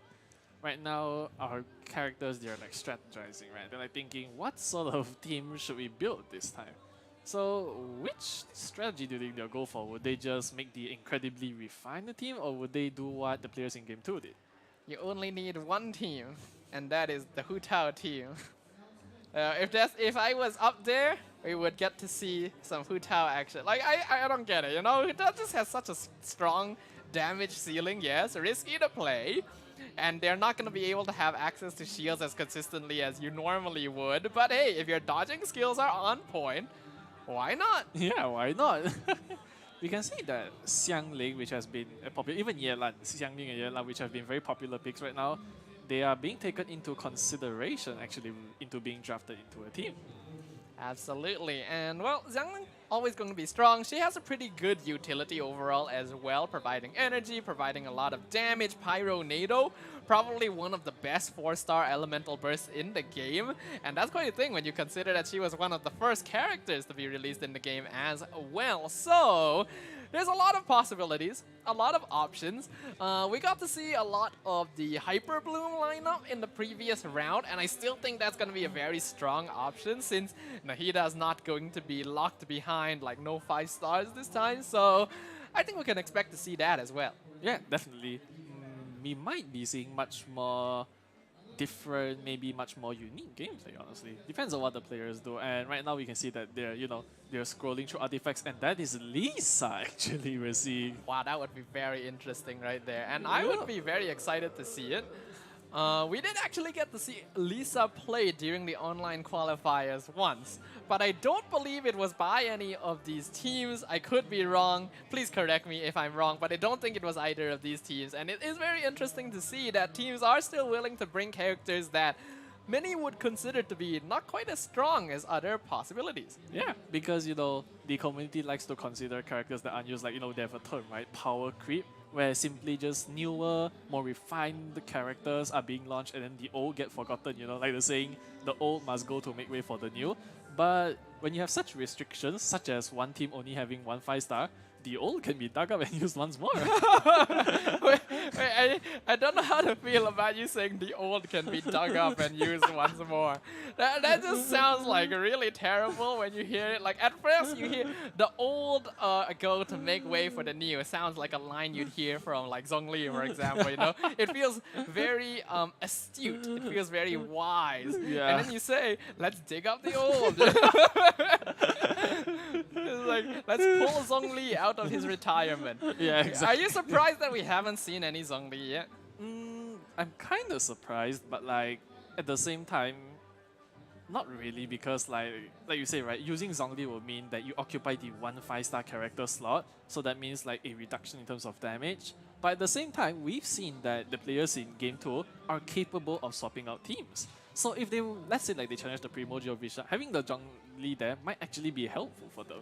But then again, they might not want to sacrifice that 1 5-star slot, which I really understand because, like I said, we are in the race against time, right? And when time is constantly moving and we're wasting it basically. So I wholly understand where they're coming from. Yeah, but one thing that Zhongli provides in the shielder position that most other shield characters don't is that defense shred. It's that minus resistance onto opponents to basically any element, and that does add a lot of damage overall, even if he's not necessarily the one doing it himself. And well, we've definitely seen some pretty interesting builds out there, like damage Zhongli, DPS, the meatball burst damage exactly. as well, Some of that interesting stuff. If we actually get to see it, that would be fun. Yeah, like I once saw a clip where a Zhongli just caught down the meteor, right? And then it crashed into Angius, dealing way too much damage, and then the poor wolf literally got squashed by a meteor. But that aside, speaking about Zhongli, it actually brought up a different sort of boss that we have not seen the players challenge yet, which is the Golden Wolf Lord, if you think about it. I mean, I don't blame them. That's probably the boss that I would want to fight the least, because corrosion is so annoying to have to deal with. You think you have shields, haha, it doesn't matter. Yeah, it doesn't you matter. think you have enough heals, well, like, nope, not really. And then on top of all of that, you also have to bring Geo characters to destroy the little wolf skulls during his second phase. Yeah. So I 100% understand why the Golden Wolf Lord has not been seen and probably will not be seen. Just because of this, they should make it worth 200 points, honestly, because everyone's That's so true. afraid of finding it. Yeah, but anyways, back to topic. They are still strategizing, honestly. Like just scrolling through the artifacts, sometimes having different main stats, different substats. It's like those artifacts, right? Something we all do not wish to grind eons for just to find the perfect stats, but thankfully they have a pre-set already ready for them.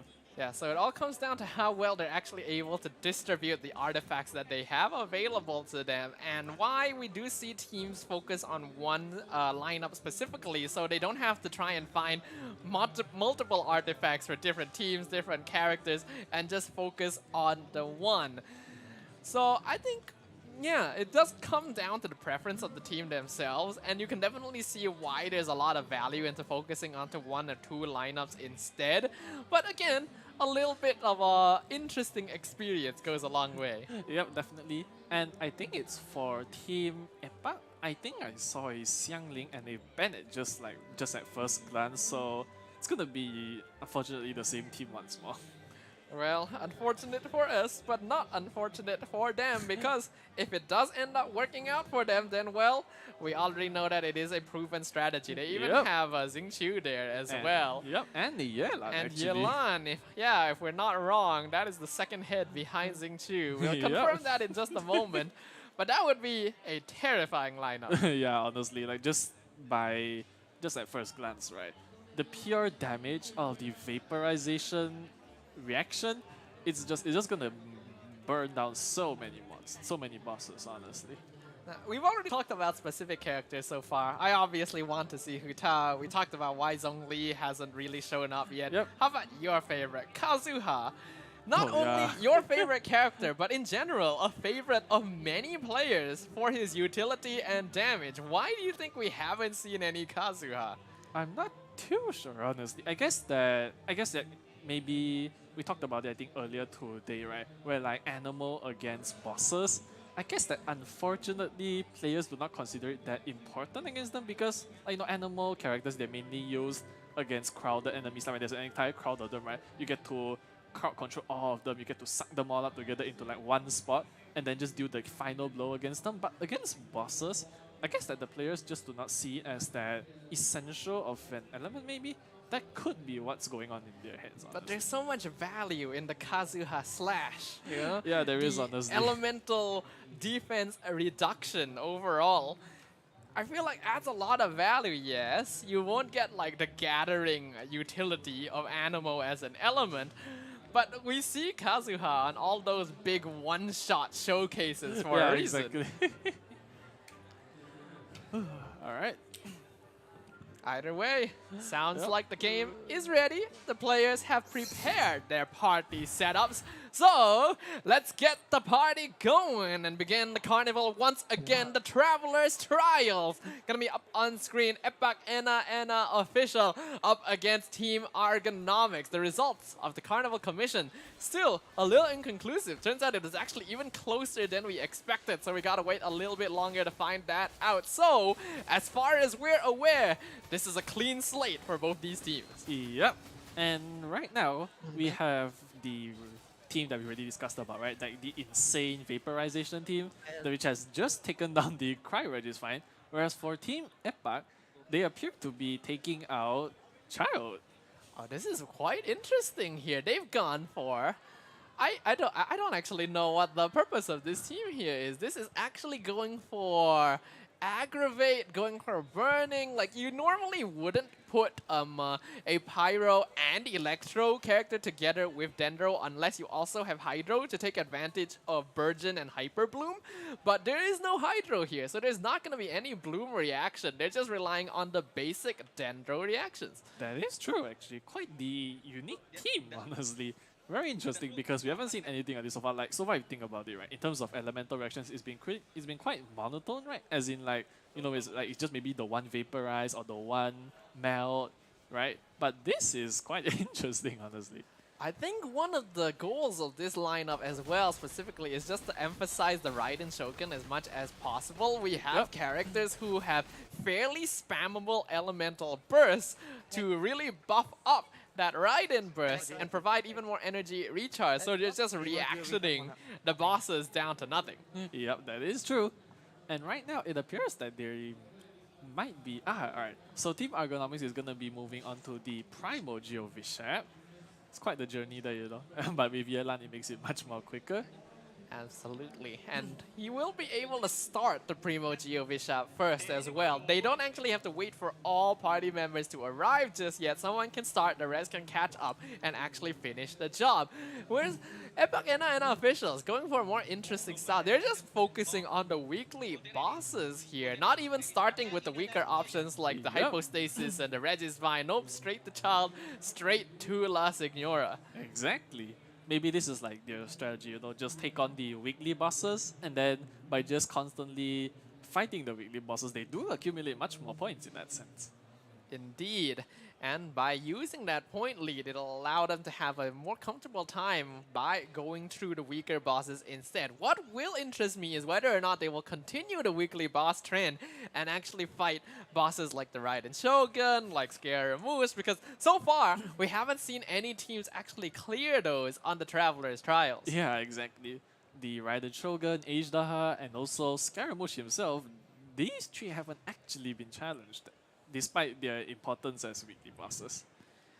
So, considering right now, Epoch and officials going to be doing a pretty good job of keeping up the pace. They're definitely going to be slower in terms of the number of bosses taken out, but their score is going to be keeping up on track with that of Argonomics, though they're definitely taking a while with La Signora, and unfortunately, again, the flaming tornado of death and doom and destruction going to be appearing once again and wasting a little bit more time from them. Yeah, that eye phase, incredibly annoying, and it does drain a lot of time out their side.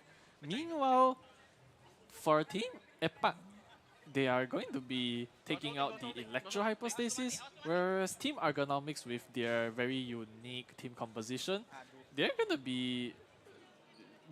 I mean, like, they appear to be struggling, honestly. The Raiden Shogun's quite close to dying, but that is close. Quite close, honestly. Literally the final moments, the elemental burst iframes on the Raiden Shogun just to survive and get that last hit. You could not have finished that any more stylishly than they did. Yep. And that is excellent. As now Team Argonomics are actually going to be the ones rotating over to fight La Signora themselves. They're still going to be sticking with the same lineup, so they have decided to use this as their universal party. And honestly, as far as very universal parties goes, I think this is a pretty good choice. It is, actually, because like this team composition of just constantly applying Vaporize, it's worked very well throughout every single game, honestly, every single round. Like, we have seen at least one Vaporized team, so that must prove its importance. Yep. Meanwhile, on the other side, we could see that the other side, I believe that's actually Epoch Enna, if I'm not wrong, with the Raiden Shogun. Yeah, I think they swapped. They are taking on the pre-green curry right here, taking him down, doing a lot of damage, lots of colorful numbers. Again, I do really like these teams that go for multiple elemental reactions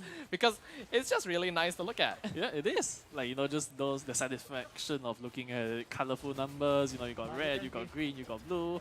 It's like just very, just like, how should I say, very pleasant to the eyes, basically. Yep, as now we can see, ooh, Argonomics making really quick work of La Signora there, not allowing her to enter the tornado phase. And that is going to buy them some time when compared to their opponents who, unfortunately, did have to sit through it. Now we can see Epoch Enna going over to Triangle Man himself, Asimon, our good old friend with the long name. Let's see how fast they're able to take him down, since they do actually have access to Electro. Yep, they do actually. Meanwhile, Team Argonomics is actually, I think they swapped it, but I think it is Team Argonomics playing the Vaporize reaction team, and they appear to be taking out Magu Kenki. Yep, Magu Kenki should definitely not be too much of a problem for this. I do feel like this is overall one of the better team comps you could go for it if you're going to be sticking with just one. And there is a reason why the national team was referred to as such during the earlier days of Genshin. But unfortunately, it does look like they may have lost a player there. I believe Xingqiu, or was it Bennett? I'm not too sure. One of them ended up biting the bullet against Magu Kenki. But with Yelan and Xiangling still around, they should be able to make quick work of that. Yep, that is true. And do take note that the one who lost Bennett was actually the captain of the world. And because of that, he can't just revive it on the spot. He actually has to go to the Statue of Seven itself to revive it. I see. That is an interesting observation right there as, well, that is a familiar case. We are seeing this Team weird? Argonomics. Are they going to take on the challenge? This is the boss that ended up defeating, who was it earlier, who tried to challenge it and didn't quite make it. 3 baddies, 1 game. Ah, I yes, think. 3 Yeah, baddies, the- 1 squad. They tried, they got very close, but had to give up. So let's see how Argonomics does. Yep, this is gonna be incredibly challenging, honestly. I hope they don't fall to it, like how 3 baddies, 1 group did, because that's gonna be a massive setback on their side. They do have Bennett to provide some healing, but again, no shields, so that is going to be a lot of damage taken if they're not able to dodge away from abilities effectively. They actually got the They got impeccable the- judgment. Yeah, they got the achievement, right which there. means that they actually guessed the clone, like the shadow. They guessed it first try, which is amazing, honestly. What's even more amazing is that they didn't like split up to all take 1 clone. They were so confident. Yeah. All 3 players were on that particular one. Like, this is it. This We is don't it. have to try anything Exactly. else. They got it. They got it before the Rider Show could go to the second phase. Wow. Oh, wow. Beautifully done. Yeah, Vaporize putting in all the work. The national teams continuing to prove to be one of the most effective comps you could go for. And again, this is not an expensive team to build. A lot of these characters are easily accessible with the exception of Yelan, and she's not even like compulsory to the lineup. Yep, that is true, honestly. So right now, the national team are on their way to defeat this Thunder manifestation. Yeah, so unfortunately the Pyro characters are not going to have the best time here because proccing overload not going to help them very much. The Electro Charge not going to help them very much as well. But having Yelan and Xingqiu around means a lot of damage that will home in on the Thundering Manifestation, all on 1 player as well. So it's very important for Marin to survive this, and they will, and easily take down the Flying Electric Bird. Yep, Electric Escape as the achievement stated. Alright, so now we have, I think that's the Hydro Primordial Bishop. I could be wrong I believe so, yes. Yeah, it should be.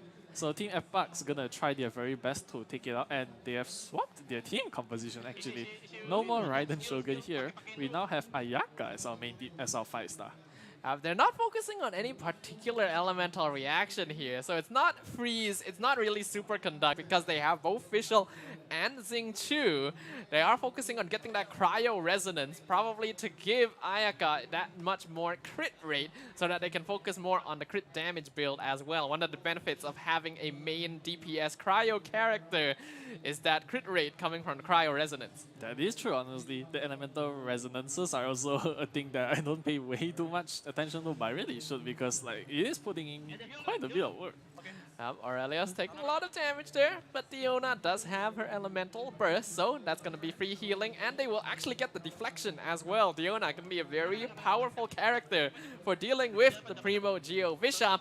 Whereas on the other side, we can see Epak, Enna, and Official now working on the Aeon Blight Drake. Yep, the Aeon Blight Drake.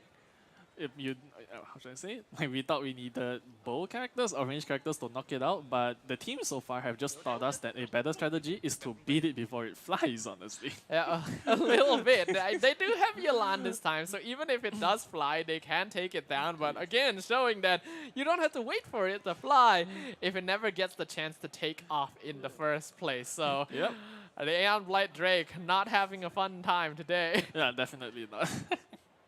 Alright, it looks like Team Epa, they were moving on to the Pyro Regisvine, I think. Whereas for Team Argonomics, they're going to be taking on our good friend. Yep, Pythagoras' theorem right here. Yep, Gonna be Pythagoras' the next theorem. target for the side of Team Argonomics. Efak and officials now gonna shift their target again to the Pyro Regisvine sitting comfortably in his own home, gonna get invaded once again. Yep. Very sad for the Pyro Regisvine. Yep. And all other Regisvines as well. The entire Regisvine family, honestly, just can't catch a break. Yeah, they really can't, honestly. But just like that, Pythagoras has been defeated, and now we move on to the Pyro Regisvine. Yeah, not having a fun time here, but who is having a fun time right now is Team Argonomics. Their point total looking to be very comfortable up against Team Epak Enna Official. And now they're going to be visiting our best friend Chicken Katsu once again. Oh, we have way too many names for this thing. Alright, so the Burgeon reaction is actually working very well here, honestly. but just as much as Wow, vaporizes. that is and fast. That is very fast. That is honestly. impressively fast right there. We literally just saw them walk up to it. Yep, and oh, Xing Qiu took quite a lot of damage from yeah, the fall. I gotta be quite careful right there. Make sure, get the gliders out. You don't want to die before even reaching the boss. That is just Yeah. embarrassing. It is. Alright, it looks like Magu Kenki is gonna fall prey to Team Epak. And no. Alright, I'm a bit confused, sorry. Yeah, I know. We just have to remember that Team Ergonomics is the national team. Yeah, it's the vaporized team, alright. And before we could even talk about the boss they were fighting, it's already gone, so no reason to talk about that. Yep, poor Cairo Regisvine not gonna get his promised amount of screen time today. Gonna have his contract revised just a little bit because he wasn't able to survive long enough. Yep. But Ayaka's that's going down. unfortunate. Yikes, that's definitely very unfortunate. Kamisato Ayaka dashed, unfortunately, into probably the worst place you could be, and now Official just barely surviving as well. These players have to be careful. They need to build up their healing once again. That's the danger of Magu Kenki. And not only does he have a lot of iframes, he does a deceptively high amount of damage if you're not able to dodge it properly. Exactly, that is true. Like, I feel like his crit damage, maybe his crit rate is way too above the man. Like those strikes that were hitting the official, that was painful. Now we can see Child once again gonna be taken out by Team Epak Ena. And yeah, they seem to be quite comfortable with the national team here. Honestly, this is a team that I didn't really consider going into this. I was definitely looking at a lot of Hyper Bloom, but I can't believe I forgot one of the most classic team comps. Like, this is a lineup that many people relied on to get them through the abyss in the earliest days of Genshin Impact for low cost. It is true, actually. So now it appears that Team Ergonomics, they're going to be moving on to the Electro Hypostasis. Yep. Whereas Ergonomics, where are they? This is the Electro Regisvine. No, this is the Dendro Regisvine actually for Ergonomics. This is the, not Dendro Regisvine, sorry, the Dendro Hypostasis. Okay. I was a little bit confused. I don't remember there being a Dendro Regisvine. Yeah. Technically, in a way, every Regisvine has some Dendro. degree of Dendro, you know? They're all vegetables in one way or another. They But yeah, are. Dendro Hypostasis. Well, hold on, this is the first time Yeah, we've the actually first, seen Yeah. a team challenge this. To the point where I actually have to check how many points this boss gives, because this is the first time we've seen it. Yeah, but I definitely do understand why the players, they don't frequent this boss, because the path down to it is actually quite long, honestly, compared to other bosses. Like, they have to jump off the cliff, they have to find the tunnel, and then they have to go down the tunnel and then fly to the thing. Like, I understand why, honestly. Yeah, okay. The Dendro Hypostasis provides 140 points, so it's definitely a pretty good boss to take down as well. I think the reason why we haven't seen teams go for it is because you do require a very specific lineup. Yeah. You need both Electro and Dendro to be able to clear the second phase. Yep. And they do have that. And also, Yanfei. Yep, Yanfei actually, first time seeing her here. Yeah, Yanfei gonna be used as the primary DPS. I think that's a pretty good choice here. Yeah, it is. Plus, there is Nahida on the team. But I guess Nahida's just there to apply Dendro then, but isn't that kind of wasted in some sense? I mean, like, I guess Carly could have got the job done just as well, right? I guess? Yeah, I do believe so, but I think that's okay, because in the end, you do need a Dendro character Yeah, anyway. that is true, yeah. And they are using Barbara here, which is also very smart, in order to just consistently bloom off of the Hypostasis and then apply Hyper Bloom. Yep. Meanwhile, the national team, they're working their way through the Pyro Hypostasis. Oh. Also a first, actually. Yeah, that's the first time we've seen that as well. I guess it makes sense when you have both Yelan and Xingqiu on the same team. It should be pretty easy to break through. The unfortunate case here is that they are both in the hands of the host. Yeah, they are. So if they had them on different players, I think it would have gone down more quickly, but they're still able to break through the shield. And once that Pyro shield is gone, the Pyro Hypostasis is pretty squishy. Yep, it is actually. Like, just it's falling very quickly. Vaporize doing its job.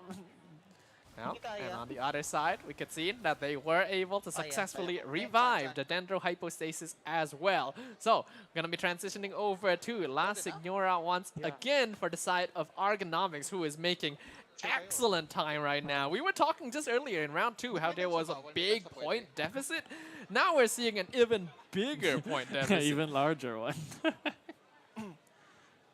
Alright, so one side is gonna be taking on La Signora, which is the national team, whereas the other side are using Nahida to fight the cryo hypostasis. Now this is something I've never seen. Oh, I do like what they're doing here on the side of Epak Ena official currently on the right side of the screen. They're actually sticking with the same team that they used to defeat the Dendro Hypostasis to use on the Cryo Hypostasis, because it does actually work pretty well having Yanfei and Kuki Shinobu with Nahida. So it does look like from the looks of it, they have arranged these bosses in a specific order to reduce the number of times they have to swap their team by swapping to one team once, defeating all the bosses that team is good against, and then swapping to the next. Yeah, that's definitely pretty strategical thinking out of, and it's worked quite well. But Team Ergonomics have decided that a much better strategy is using one singular team and beating out every single boss. The universal answer, the one solution, the skeleton key, always going to be more effective than having an entire ring of different keys, and you have to look through them for the correct one. Yeah, that is true. Alright, so meanwhile, we have Team Epa working their way through the cryo Regisfine. The poor plant. Yeah, we'll take it down very quickly. There's literally stand no chance. Some of these teams are really powerful. They do so much damage that these bosses, they just don't know what hit them. But one boss that is able to put up a pretty solid fight in return is, of course, the Magu Kenki, who has already taken a few victims in this round so far. But looks like Team Ergonomics has already learned from that. Not gonna allow him to get an easy kill. Oh, well, I spoke too soon. As you were saying, Xiangling has unfortunately fainted. But I think that even though Xiangling's not gonna be here right now, they still are doing quite a lot of damage. Like, just look at those numbers. Those are huge critical numbers, honestly. Yeah, and Magu Kenki is not that far away from the TP point, so it's all good. We're gonna see Lasans on the Xiangling rejoin very quickly. Yeah, I feel like that's an example of what we in the industry like to call the caster curse. You say something isn't going to happen, and then it happens, and you're just left there with egg on your face. Exactly. But now we have Ergonomics moving on to the... We have Team Ergonomics, they were moving on to the Electro, the Thunder Manifestation, I think. But meanwhile, Team Epak are going to be moving on to Child. Yep, Child gonna be beaten up once again, which again, I do feel like he's quite happy with. This is probably the one boss in the game that is very satisfied with the current circumstances because he just gets to fight as much as his heart desires. Yep, and it looks like the Elemental Burst by Collei has just missed by just a few squares, unfortunately. But, Collei is... I think they lost. Team Epak lost the character, I think. I'm not sure who is it, but I think they did. I'm not sure. But meanwhile, Ergonomics is just blasting their way through the cryo hypostasis because why not? And meanwhile, Child is doing quite a lot of damage. Yeah, it does look like they're missing one player here. Only Raiden Shogun and Collei still around, but they're able to clear it just in time, so everything is fine there. But my God, the point difference! Almost 1,000, honestly. That is ridiculous. All of a sudden, I have to revise my choice for the most efficient team composition here. Because right now, the national team, again, making a very good argument for this. Yeah, they are, honestly. The results speak for themselves, right? They have an entire 900, maybe 800 plus difference. And right now, they're going to be taking out the Thunder Manifestation once more, granting them even more points. There's just a lot of universal application here. We talked about how a lot of bosses are lacking resistance overall to Dendro application, to Hyper Bloom. But sometimes you can't beat the good old-fashioned multiplicative nature of the Vaporize reaction buffed by that fantastic voyage from Bennett. It's just a very simple recipe, but very effective. Very effective, honestly. The one size fits all, you know? And meanwhile, Team Epak are going to be taking their Burgeon / Overload / basically one in everything, and they're going to be trying to take out La Signora with it. Yeah, this is the same composition they used against La Signora earlier. Worked out pretty alright for them as well. I don't think they ended up losing any characters, so seems pretty comfortable. What's interesting is that we did see one of these teams go for the Raiden Shogun. I believe that was Team Argonomics. They cleared the Raiden Shogun very effectively, and yet they haven't returned. That is true. I guess that maybe... I'm not sure, honestly. There has to be a reason why maybe they've simply forgotten about her existence, but Team Argonomics are going to be moving on to the Aeon Blight Drake now. Another one of the more simpler bosses because of their incredible, you know, like just their team layout is just way too incredible, honestly. It's given them such efficiency and such a head start over Team Epak. Yeah, I'd honestly be kind of surprised if they did actually end up forgetting about the Raiden Shogun, considering that she wasn't the one erased from Ermin's soul, tongue-in-cheek. Yeah. But yeah, I would think that by now they have actually defeated 10 bosses. Like, the only reason I can think is like, oh, they haven't defeated 10 other bosses yet, but it feels like it's been long enough, yeah, you it's know? definitely been a long time. Like, Raiden Shogun gives so many points. Yeah, definitely. But I guess that to them, it doesn't make a difference because everything falls to them if you think about it. Like, I honestly, I've been watching this the whole time, and I really don't understand how Argonomics has 1,000-point lead. Yeah, just as you were saying. Oh, okay, there we go. There we go. Maybe they didn't actually clear 10 bosses after all. It's hard to keep count after, like, the 5th. Yeah, that is true. Alright, meanwhile, the Raiden Shogun getting bullied once again. Will Team Argonomics be able to successfully take down the Raiden Shogun before she reaches her second phase again? And will Team Argonomics be able to correctly guess which clone is the actual Raiden Shogun first If they try? get it again, that would be sick, but look. They don't even have to! They don't have to. Okay, that is so fast that is actually kind of ridiculous. Yeah, it is, honestly. I'm gonna go build such a team when I get home. Yeah, I think so, right? I was like, it's time to take a page out of these players. If anyone is having difficulty clearing the abyss, here you go. Yeah, I just built Vaporize, why not? Alright, meanwhile, Team Epak, despite their setback, they're gonna be doing their best efforts to clear as much as they can. Whereas Team Argonomics are gonna be moving on to the Primordial Fishat once more. Yeah, unfortunately, the teriyaki chicken gonna be made very quick work of once again. No chance to even be savored in its entirety, as the teams are just rushing straight through, going through all to the end. And I cannot believe we are looking at one team having 3,000 points and another just hitting 2. Exactly. I thought that point values would be a lot closer throughout this this carnival. Yep. So. Honestly, props to Argonomics. They're doing an amazing job. Yeah, they're gonna look back at what they've done and they'll be like, oh, we did so much? Yeah, like it's not as if Team Epak Ena official is moving very slowly or anything. Their point value is about the same as we saw in rounds 1 and 2. So Team Argonomics is just built different. Yeah, they're just built different. They have a better gaming chair, you know. A better gaming chair. Yeah. Alright. So now they're gonna be back to bullying the poor Cryo Regis-Fine. I think, yeah, they're gonna be back to bullying the poor Cryo Regis-Fine once more. And with their team comp, sure, why not? Yep, the frozen vegetable, not gonna be frozen for much longer, not gonna exist for much longer when it comes to the team of Argonomics. Just honestly, they're already breaking the Corolla, and Xiangling is not even here. Yeah, speaking about Xiangling, she's actually using Sino's weapon, if I'm not mistaken. Yeah, she's using, I forgot the name, but I know it's Sino's base weapon. I believe it's Staff of the Scarlet Sands. Yeah, something like that. If I remember correctly. That's quite interesting, honestly. No, why is that? Okay, I'm gonna look that up. I wanna actually see why you would use that. Yeah, it's very interesting. Anyways, we have Raiden Shogun. What are they doing? Oh! They didn't... I'm not sure what they're doing. I think they're climbing towards the Aeon Blight Drake, but I could be wrong. I have no idea what they're doing.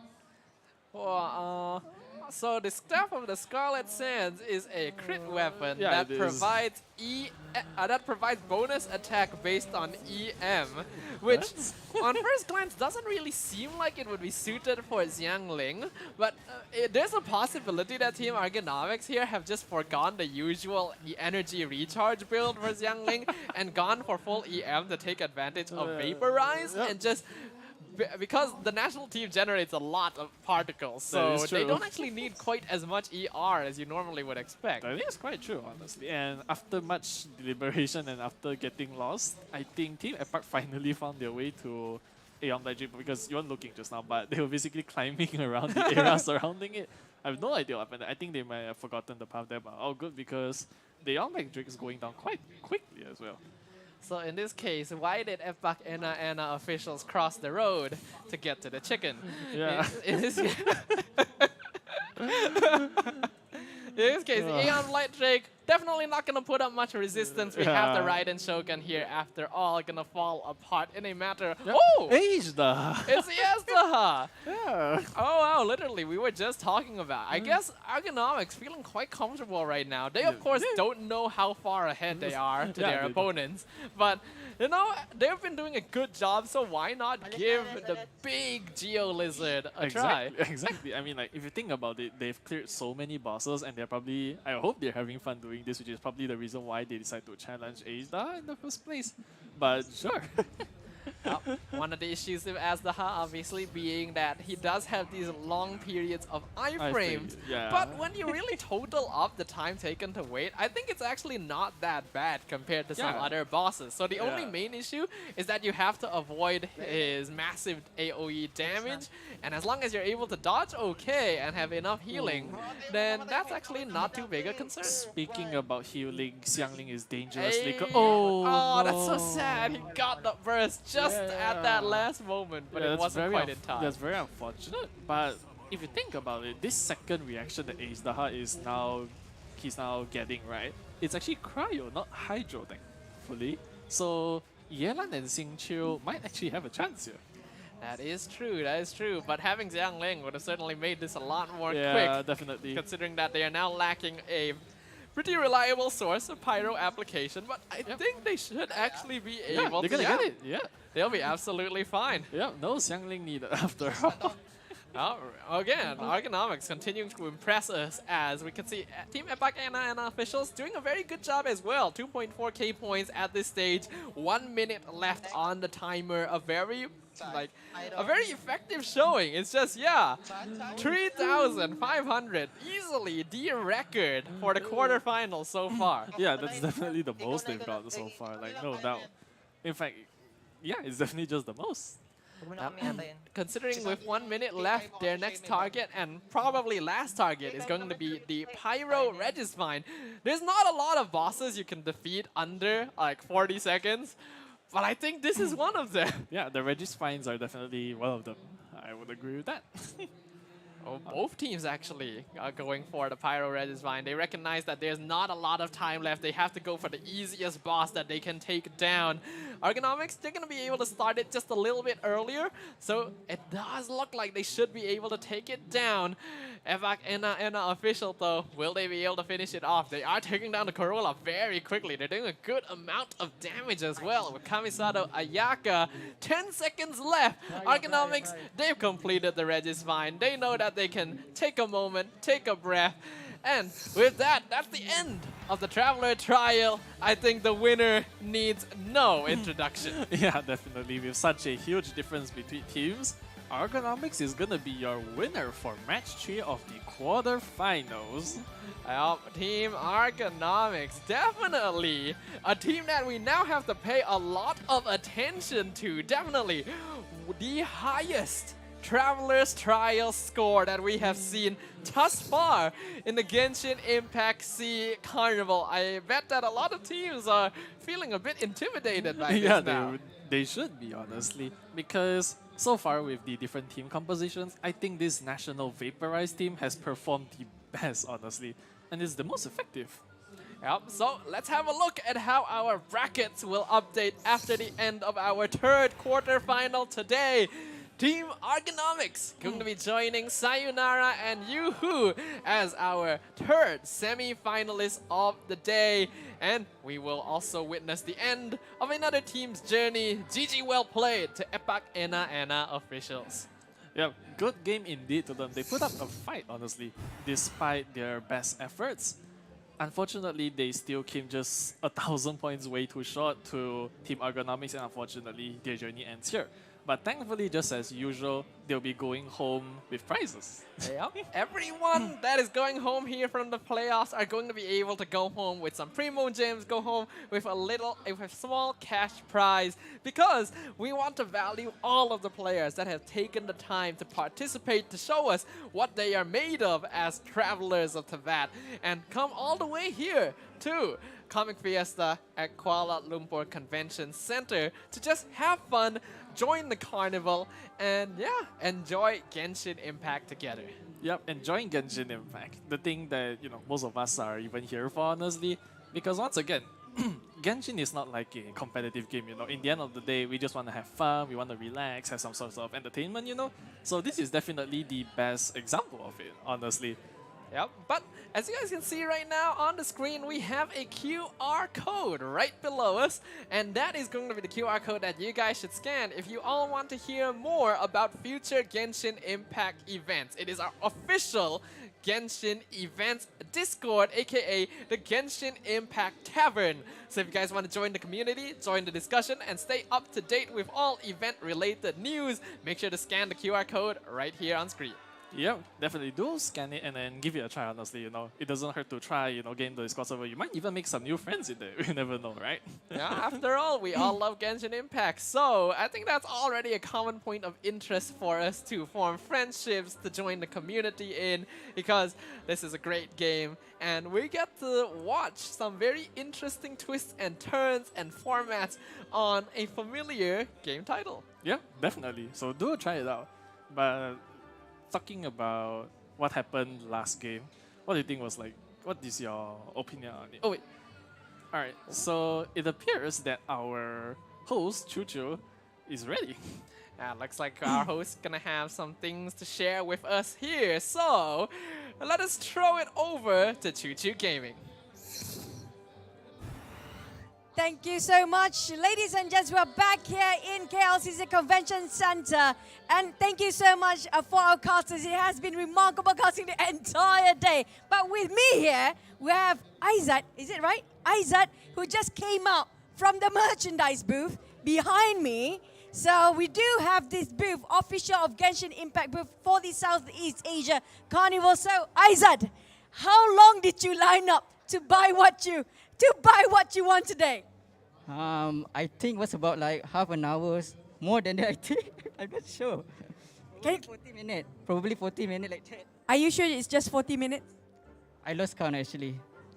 If you guys see the line back there, it's... I don't remember. He can't even remember how long he lined up. Yeah, I just automatic. I just stopped thinking. Because I already went too fast. I said, I can't give up now. Oh, stay strong, brother. But can you show us what you buy just now? Unfortunately, the merchandise shop is already run out of stuff already. So what did you do? What did you do? I only got the freebie, which is I have to greet Catherine. I have to answer a question, a trivia in Genshin Impact. I also have to take a picture as well as take picture of the teleport and post it on any social media. I decided to post it on my Facebook. Wow, okay. No, stop just cramming your PMs towards Aizat Facebook, okay? Stop bashing him on Facebook or finding him. Are you, no, I'm not going to ask are you single or not. But can you show us what you get yourself for freebies today? Yeah, show it to the cam. Well, this is a fan. I might be using it for tomorrow when I line up tomorrow. And there's a couple of, there's a postcard I get, which is a postcard from, I think it's from the last update, not the current update of Genshin Impact. And then there's a sticker of Paimon. Show us the sticker, show us the sticker. Yeah, there's a sticker of Paimon. Paimon along with I forgot what it is. It's a mushroom or something. It's a mushroom. Nahida. Nahida. Oh, that's Paimon as well. Wow, and you got Nahida. And I got a Nahida's bookmark as well. Wow, look at this, so cool. Yeah, I also have a weapon. Wow, you have a weapon? A weapon as well. In the game. Yes. You got it. Yes. Can you give it to me? No. So what else did you buy for did you venture out? How's the event for today come up from Genshin Impact from your view? Genshin Impact only. Well, I buy a couple of keychains. Was it? I don't remember Genshin. But actually, I did buy any Genshin merchandise. But if you get to choose one of your favorite characters, which one do you want to see so much, or which one is your favorite? Well, if I had to choose one, I think it's probably Ganyu. Oh, Ganyu! Have you met any Ganyu cosplayer today? Definitely. You take away all the Ganyu cosplayers? Well, I tried to. How many Ganyu cosplay did you take picture with? And then you find why are you running away from me? Come here. Well, I'm not sure, like 2 or 3 of them. Maybe more, I'm not sure. So you're a big Ganyu fan? Definitely I am. Okay, but I hope you enjoy so far the event. Thank you so much, Izzat. I see you're a bit nervous, Izzat. So thank you so much, Izzat. That's been amazing. We're going to find another victim behind us who's going to be the next one. So thank you. Have a nice day. Enjoy the Genshin Impact Carnival. And, we have somebody awesome. Come on. No, you don't get to run, sir. Come here, sir. Sir. Come here. Come. Hi, sir. Hi. You look so cool today. What's your name, sir? You look like awesome, but your voice is not coming out. What's your name again? So how do I call you easier version of it? Vincent. Vincent, this is how Vincent looks in real life. He looks awesome. I'm Chi, by the way. Nice to meet you. I'm the host for Genshin Impact. So what did you get from your booth just now? Show us what you get from the booth just now. Don't show the camera. He's so shy. Oh, that looks so fancy. You got a postcard as well. Oh, do you get stickers? Did you get stickers, Vincent? Can we see the... We're not going to steal away your stickers. Don't worry. I'm not going to steal away from you. Vincent, I'm so sorry. I think he's scared of me, but he looks super cool, by the way. I'm like, you look cool. Oh, there's so many. Oh, you got this. Oh my God, this is such a good. Oh my God, the camera. You're just having too much fun, guys. So, for now, this is just how much you can get. This is freebies, right? What? Are these freebies? Yes. So you have to do mission? Yes. So he's doing mission to get all this. It's limited edition as well. Did you get to buy yourself any merchandise for Genshin Impact? No.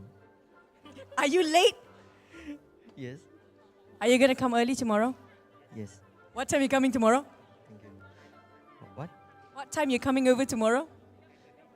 9:30. I think that's very late because a lot of people are staying here at 6 a.m. Now, I need to ask you one question. How long did you queue to finish this mission? How long? 1 hour?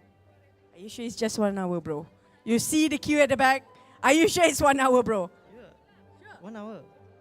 How long did you queue to come into Comic Fiesta?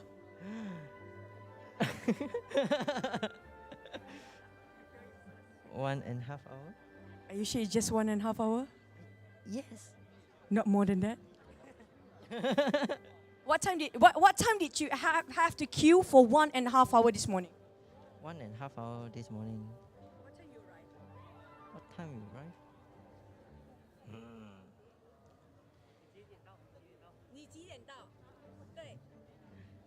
He's counting.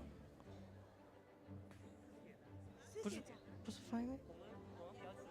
Hey, your friend, come here. What time did you guys come over? Around 3:30 AM or PM? PM. Yeah, I'm scared just now if things gonna happen like, AM, because that actually happened. I'm not surprised. But you guys who's still at home watching this, sitting on your couch, you should just come over, right? I mean, like Vincent just gave up. But I think that's it for now. We're gonna just Sorry, go ahead. Oh, one more. Okay. We got pretty lady. This hi lady. What's your name, miss? Jasing. Thank you, Vincent. Sorry, what's your name again? Jasing. Jasing. Yeah. So you love to sing? Kind of. She loves to sing. Can you sing for us one thing now? Sing ABC. ABC sounds fine. So you just finished your mission as well. Yes, yes. Can you at least give us an idea about what the mission is? Actually, it's some simple question about Genshin, such as some elements or the how to introduce, how to greeting with Kaylin. Yeah. Catherine. Yeah, Catherine. Oh, so did you at least have fun with the mission? Yeah, yes. Did you get Primogem for doing the mission? No, I think no. At least you got freebies. Now, do you? Can I see your freebies? Or can we show her? Can we show the camera her freebies? Hers looks way more than the rest though. I got some fan postcard and bookmarks and stickers. Yeah, Nahida. Ooh. Did you manage to buy any sort of any stuff from that booth? Did you actually bought anything? Not yet. Later, I'm going to. Tomorrow. Later. Oh, she's gonna buy merchandise now. Okay, which merchandise that you're gonna go for most? I think Genshin Impact characters. in Zhongli. Oh, we got Zhongli. I think we still love Zhongli today. But thank you so much. Just sing. Yeah, she loves singing. She just sing. Her life is all about singing. Thank you so much. Hope you have fun. But we're going to toss it back to our casters. And back to the game we go. Casters, take it away. Always fun to be able to hear from more of our Genshin Impact fans and of course visitors of the Genshin Impact booth here at Comic Fiesta KLCC. Welcome back to the Genshin Impact SEA Carnival. You're joined by me again, Staffa, as well as Julian to bring our final quarter-final match of the day. Yep, the final match is on the way actually. And honestly, it's been such a long day. It's been so many exhilarating matches, right? And finally, it's the last one. What do you think? Well, last but not least, of course, we've got two really exciting teams up on screen. We actually got to watch both of them in the online qualifiers as well. Right now, we are looking at Team Blue Rats. They had a very strong, very consistent showing in the online qualifiers. And I don't think anything about them stood out too much, but that's because their performance was just really swell. Yeah, honestly. And also Team Blue Rats, you know the rats that are ready to bite the heck out of the bosses later and then they're just blue, you know? And our next team over here, we have... I do believe this is, the first Sage of Boor, which is all of us right now. Spoiler alert to everyone who's watching. We are all the first Sage of Boor. And personally, this is one of my favorite teams from the online qualifiers because they brought some very interesting characters. If not wrong, they used Lisa for one domain. I can't remember if it was them who used Kaya. There was a team who used Kaya as well, but I remember them for bringing more interesting team lineups, and they did use different lineups for every single domain as well, and had one of the fastest times we got to watch during the qualifiers. So I have some expectations of them. Alright, you're having expectations on the... Good idea. But anyways, we have our two teams, and it's also the last round for the quarterfinals today. So I'm looking forward to what they're up to. Because they're the very last one, and if you think about it, it means that they have gained the most knowledge and wisdom from the other teams, right? By simply That's just true. referencing, right? So we'll see what they have in mind. Yeah, will they truly live up to the moniker of the first Sage of Boor?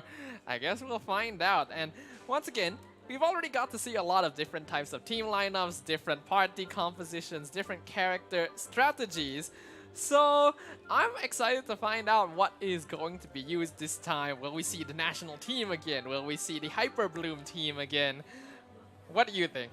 It could be both, honestly, because these two teams, they have been watching, let's say if they have been watching, but if they've been watching, they have gained the most amount of experiences. So I'm expecting some top quality decision making by them and hoping that, they pick the most efficient strategy, the best of combos, the most powerful of elemental reactions, and also, honestly, just be able to proceed into the semi-final rounds. Indeed, these are both going to be very strong teams, and honestly, a little bit sad that they're gonna be meeting in the quarterfinals here because, yeah, I do feel like both these teams deserve to move on a little bit further into the carnival here, but that's just the nature of this kind of event. Someone's gotta move on, so it's going to be the best of the best. Yep, definitely. So, as previous rounds have already happened, these two teams will basically be pitting their heads against each other in also the Carnival Commission and also the Traveler Trials just as usual. And the winner will also move on to the semi-final. So I have to imagine both of the teams are strategizing, they're picking their artifacts, they're adjusting their team compositions. Yeah, basically just the basics. Well, the basics are gonna be the fundamentals for securing that victory. So let us start things off. Our final quarter-final match of the day, beginning with the Carnival Commissions. We're seeing on the side of Blue Rats. Currently, it's showing that the commission is defeating 3 Ruin Sentinels. We'll see whether or not that is actually the commission they will be challenging. Whereas on the opposite side, for Sejapur, gonna be looking for some peaches. Yep, the Zayton peaches, which will be harvested by these two players who are picking Yelan. So Yelan, the very popular choice because, you know, the elemental skill allowing her to zoom across the entire map very quickly. And yep, just like that, they've already claimed 3 Zayton peaches. Yep. Meanwhile, is that a Kazuha? Oh, look at that. It actually is. Yep. It is officially the first appearance of Kazuha, the man himself, being used alongside Bennett to take down 3 Ruin Sentinels as quick as possible for the side of Blue Rats. Yeah, that seems like quite the interesting team composition, no, for Carnival Commissions? Because I don't think I've seen these two together in Carnival Commissions ever. Yeah, it doesn't seem like the most efficient in terms of movement, so it's possible that this is a lineup specifically to defeat Ruin Sentinels, but we'll know for sure once they do clear out this first commission. On the other side, for Sejapur, gonna be spending some time looking around. Yep, they're gonna be looking around for the Zayton peaches. And these, oh, could their commissions have changed? Because those are Hera fruits, actually. Now this is something. Alright, so okay, so I guess we are back on track on Zayton peaches. Yeah, it's possible that they saw it from afar. They're like, oh, there's a fruit bush right there. Yeah, there's a fruit bush. Then It's they got red. close. It's like, oh wait, this is the wrong fruit. Yeah. Now they do have 8 peaches now, but I do believe they need a little bit more. They gotta find 1 more bush, and it can be really annoying because you always think these are like really common materials. We should be able to find them everywhere, but when you want them, they are nowhere. Yep, they are basically nowhere. Right, so I think that the Blue Rats have already I think they have no, I think they're not done with killing the Ruin Sentinels yet. I don't think they're just quite done. I guess we'll have to confirm that for now. Not too sure if they have. Meanwhile, on the other side, let's see, both teams gonna be progressing pretty comfortably so far. Again, the goal of the Carnival Commission is to make sure that you are able to clear 4 commissions in a row, and then you'll instantly claim victory and get a bonus 120 points to add to your total in the Traveler's Trials. And now, we're seeing an interesting location there. If that is the commission that Blue Rats is going for, we might be seeing the first time where a team is taking a commission purely to try and disrupt their opponents. Yep, sabotaging after 3 rounds are finally going to come into play. Been looking forward to seeing that, honestly. And now it looks like the first stage of Brewers are going to find Volberries. Yeah, Volberries. Honestly, not a difficult material to have to look for because they are basically only found in the Stormbearer Mountains, and there's a pretty good concentration of them as well. So I don't think they'll have much trouble picking that up compared to other material collection commissions. On the other side, Blue Rats, they are still keeping to their Bennett Kazuha lineup. Have to be a bit careful here. Bennett's very low, could die to burning. Ooh, Yep. Luckily, has the burst just in time. Yep, popping out right there to restore the health loss by burning himself earlier. That's a bit unfortunate. But I think they have defeated the required amount of Spectres and they should be moving on to their next commission. Meanwhile, the first stage of Brewers are finding. I have no idea what they're finding. Yeah, well, what we know is that Blue Rat's definitely looking for some wood right now. Yep. Should be able to farm that pretty consistently. You can usually find pretty big deposits of the same tree as long as you know where you are looking for. And First Age of War definitely focusing more towards finishing their own line of commission. So far, Blue Rat not too certain what the goal is with the positioning of their stickers. Yeah. Oh, I think they skipped the commission, I think, because the commission that was near the first stage of Bua, like the line, it's gone. So true. that may have been a mistake, honestly. Well, who knows for certain, but that does mean that First Age of War looking to be just a little bit more comfortable right now. They're already on their third commission, which Blue Rats has not quite yet begun. And yeah, we get the confirmation that it was collecting 24 maple wood. So that is a good amount of trees you're going to have to whack through. That is, I believe, 8 trees, 6 if you have Ito. So again, maybe using Ito, not a bad idea. Yeah. One interesting observation I've made is that they gave Bennett a Yaka sword, I think. Ah, that is very interesting. Did they actually? I think they did, because I saw Bennett holding the, it's like a purple samurai looking sword. I think it's Ayaka's weapon, if I'm not mistaken. The use of, I feel like the choice of weapons, though, specifically in the Carnival commission, isn't actually going to be that important because yes, there are combat commissions, but compared to what you have to do in Traveler Trials, it's not really that noticeable. So focusing more on clearing commissions as fast as possible is going to matter rather than weapon choice. Yep, agreed. Alright, it looks like they're going to be collecting mushrooms for the first stage of Bura, whereas the Blue Rats are going to be defeating 3 Ruined Sentinels once again. I think they got the same quest twice, actually. That is actually possible. For those of you who are wondering, some of these commissions are actually the same. So teams have to be prepared for that. But I do think that with that, First Stage of Bura have already completed their 4 commissions. I did see the completion of 4 spaces in a line. Really efficient, honestly. Like, it just happened without us even noticing. Yep, they are probably the quickest team to complete Carnival commission, honestly. I'm impressed. Yeah, impressed. But unfortunately, that means none of the teams today did any sabotaging play, which, respectable, I guess. There's honor amongst them after all. Well, I guess they're focusing so hard on like making sure that they can complete their own commissions first that there's not really much space left in their minds to think about, ooh, how should I disrupt my opponent, you know? Yeah. Because they could just end up putting themselves in a more awkward situation instead. That's true. Alright, so based on the score, I do think that the first stage of Bua just came ahead, right? I think it was like 180 to 40, I think?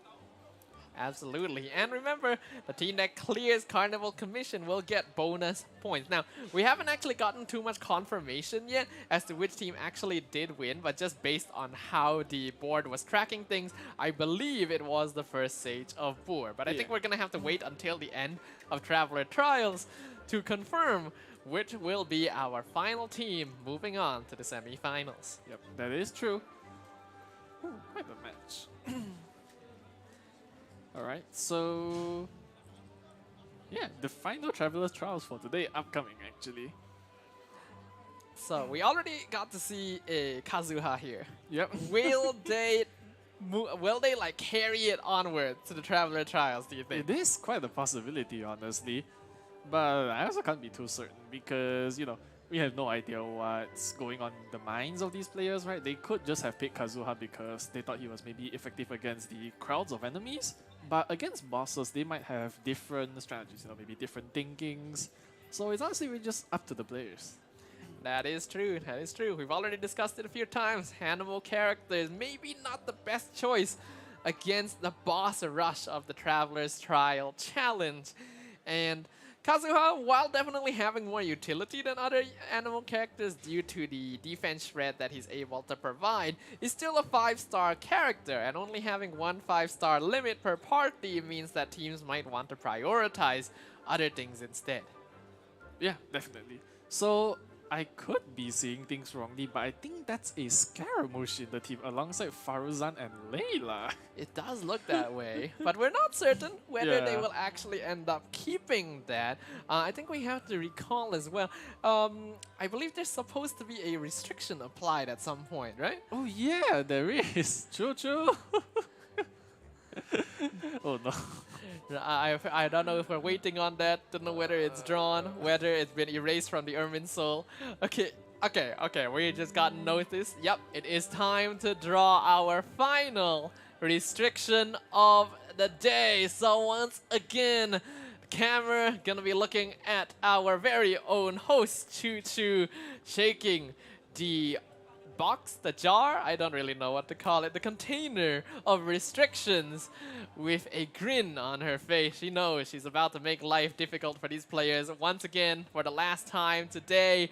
What is it going to be? We've already seen a lot of interesting reactions across the quarterfinal matches today. And it's going to be... it's inverted. And oh. No Mondstadt characters in party setups. Oh. Now that is one unique restriction, honestly. No Bennett. No Bennett, yeah. So that means no Bennett, no Mona, no Sucrose? What else am I missing? Interesting.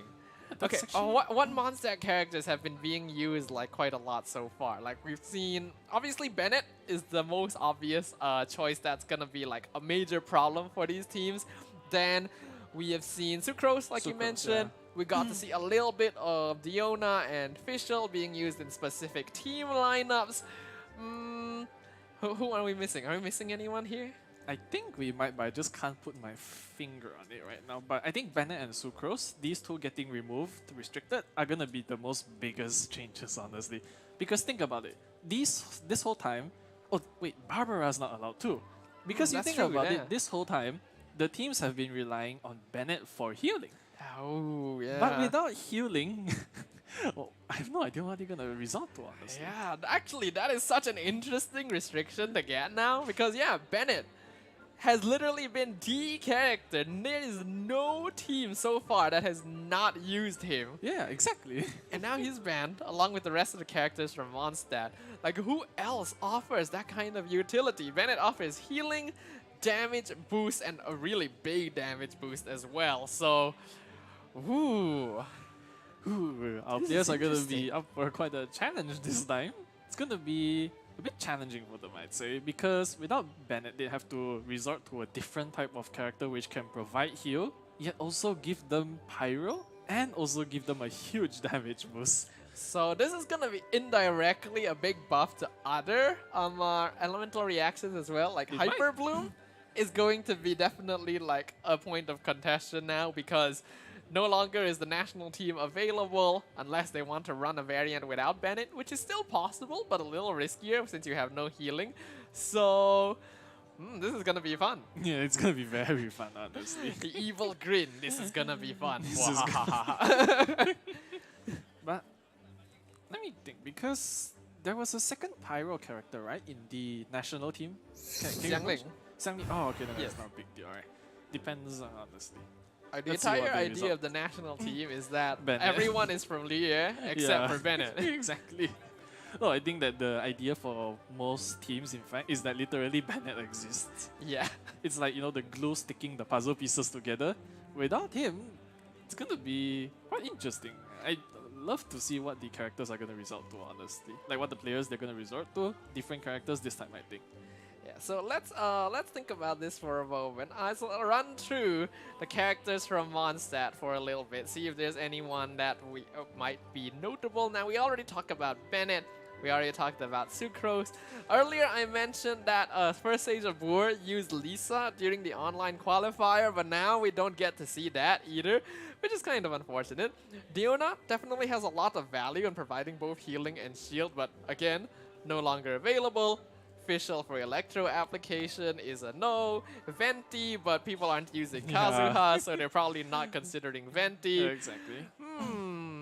I guess they can't play like... I guess that they can't run a physical damage team comp as well because Eula's banned as well, actually. Yeah, absolutely. So no physical damage, but I don't think that's too big of an issue. Yeah. Unfortunately, I don't feel like physical damage is just that that viable Yeah. of a reaction these days, if we can call it a reaction. Physical reaction. Physical reaction. When we hit enemies with an elemental reaction, they will have a physical reaction. Alright, so I think that the players, they'll definitely be racking their brain cells trying to strategize a much more coherent strategy, I think, this time, because, you know, I guess that the teams before this, their strategy, like their team, it must have consisted of at least one Bennett, right? But these are the first two teams who have to divert from tradition. If you think about it, they can't just play the standard, the conventional comp, which is, okay, there must be one Bennett, but now there is no Bennett. This is the biggest change to them, I'd say. That is true. So, yeah, I get the feeling that we're not gonna get a chance to see one of these teams break the record of Team Argonomics from round 3, because in that round, Claymore characters are banned, and we already mentioned that that's probably the closest we can get to having no restriction at all. Exactly. And we got to see that when the national team just went ham on every boss in existence. Now, no monster characters is pretty notable with no Bennett. So, what becomes viable? Characters that were previously not used as often because their healing wasn't as strong or their damage buffing wasn't as good, now become very solid options. Yeah, definitely. But I think I saw a quick glance on their screen, and I did see a Yelan, I think. Not sure if that's going to be finalized, but it looks like we're sticking to the old reliable once more, which is Yelan. I mean, if Bennett is banned, there's no way these teams are not taking Yelan, because if you don't have both of these characters, you really are missing out on a lot of damage enabling. So I wouldn't be surprised if that would be more of an option. Yeah, that is true, actually. So far, teams have mainly been relying on Bennett to keep themselves topped up, because not only does he buff damage, he provides healing to make sure that they don't die, because they're not using shields because they want more damage. So, will we see shield characters again, or is healing the way to go? It might be, actually. That's pretty much a possibility, because I can't think of any other character which can really just give like a regenerating effect and also a damage increasing effect simultaneously. Like, I just can't even think of any character like that so far. So I think they'll either lean towards extreme healing or extreme shielding, I think that's what's gonna happen here.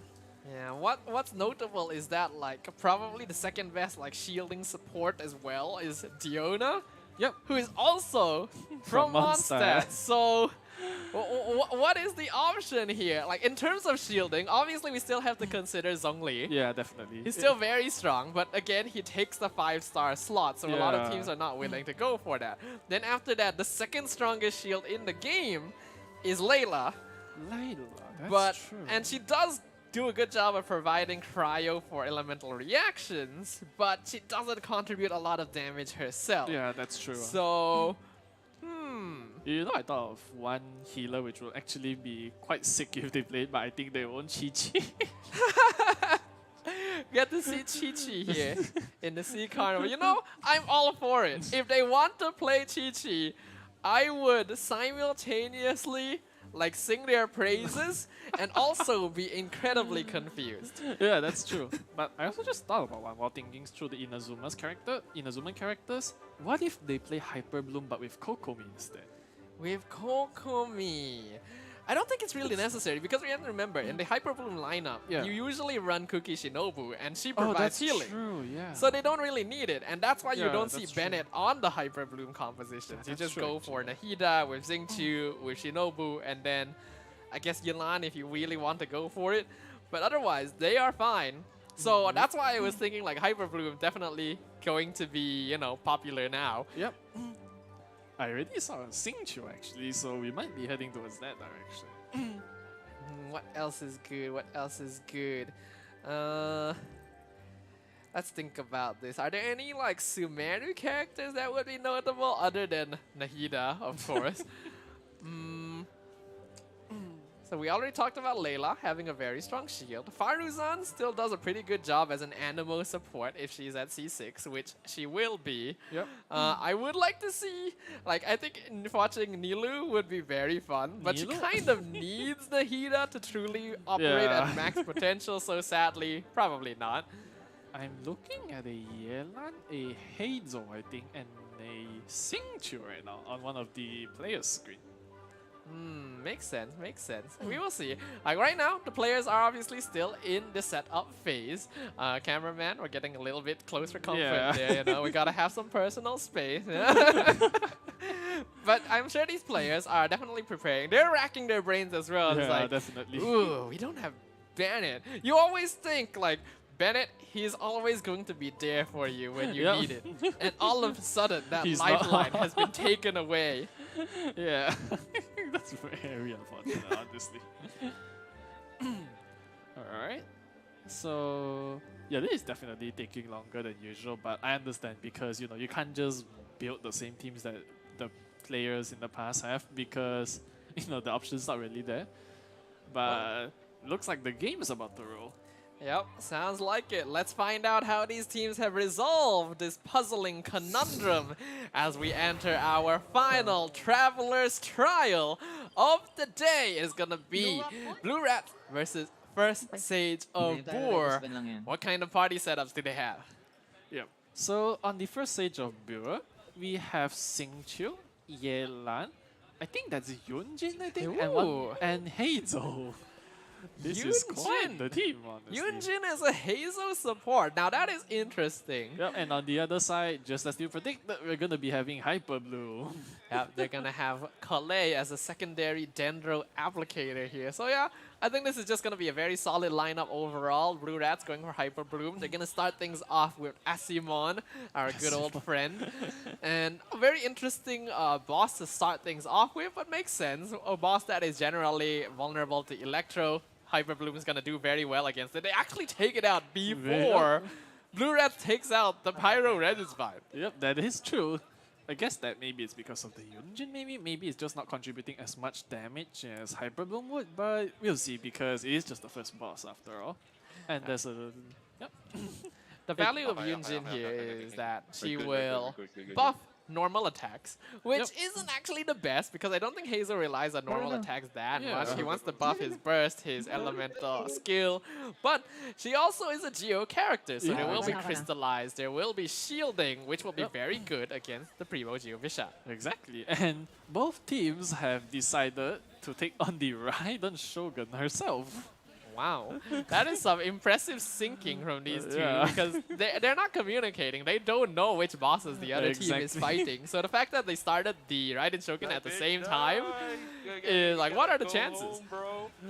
Pretty low to be honest, but given how powerful the team of the first stage of Boor is, I can't blame them because they are melting bosses very quickly. This Hyper Bloom composition which you talked about is very, very effective. But that's not to say that Blue Rats are falling behind. In fact, they are falling behind just maybe, what, 2 seconds? 5 seconds? But they're still going to get the job done, I believe. Yeah, Blue Rats actually doing a very good job here. I don't think this is a particularly optimal lineup, but they should have brought the Raiden Shogun low enough that going into the second phase, it's not going to matter too much. It just slows them down a little bit. Yep, just a little bit. But now, we see that the first stage of Boor are going to move on to the one and only Magu Kenki. Magu Kenki, the next choice. Honestly, looking at all these Hyper Bloom comps does make me feel I should build a Hyper Bloom comp. Yeah, that's true. Like, why? This is just so strong. It is. We'll get to see how fast it can take down the Magu Kenki. He deals a lot of damage, and there's not a lot of sturdiness there's on this side. Much healing, actually. There really is just Xingqiu's blades, I think. Because I think he does quite a bit of healing, but not too much. But it doesn't matter because Magu Kenki is dead either way. You keep forgetting about Cookie Shinobu. That she is a healer. Like, she doesn't look like one, but she is a healer. So, I don't blame you there. As now Signora gonna be the target. I don't feel like he needed to use Hazel's Elemental Burst there. Yes, it reduces the Elemental Shield a little bit, but I'm not sure if it's worth it. But we'll see. They don't have any Pyro on this team. So they do have to rely entirely on the Lotus Moths. Yeah, that's pretty unfortunate, honestly. but you gotta do what you have to do. So Hazel is just kind of in charge of consistently whacking the ice cocoon because as Animo, he can still somewhat do some damage to it. The other two though, they just gotta wait. Yeah. I guess that this is the downsides of Bennett getting banned. You can't do pyro damage anymore, but it doesn't matter because now they've reached the second stage of La Signora for the Blue Rats, whereas the first stage of Brewer are melting the Aeon Blight Drake. My goodness, that is so much damage. That's actually ridiculous right there. As once again, the mechanical bird gonna fall to the hands of first stage of Boor. Blue Rats definitely having a little bit of difficulty here. They are finally on the second phase of La Signora, but again, no healing. They are relying entirely on shields from Yunjin, so they gotta take La Signora down as fast as possible. And take her down they did, honestly. They even got to take her down before she entered her tornado phase, which is the phase you talked about. Absolutely, and that's always the most important thing, to make sure she doesn't enter that iframe phase. And speaking of La Signora, now it is the first stage of Boor's turn to try and challenge her themselves.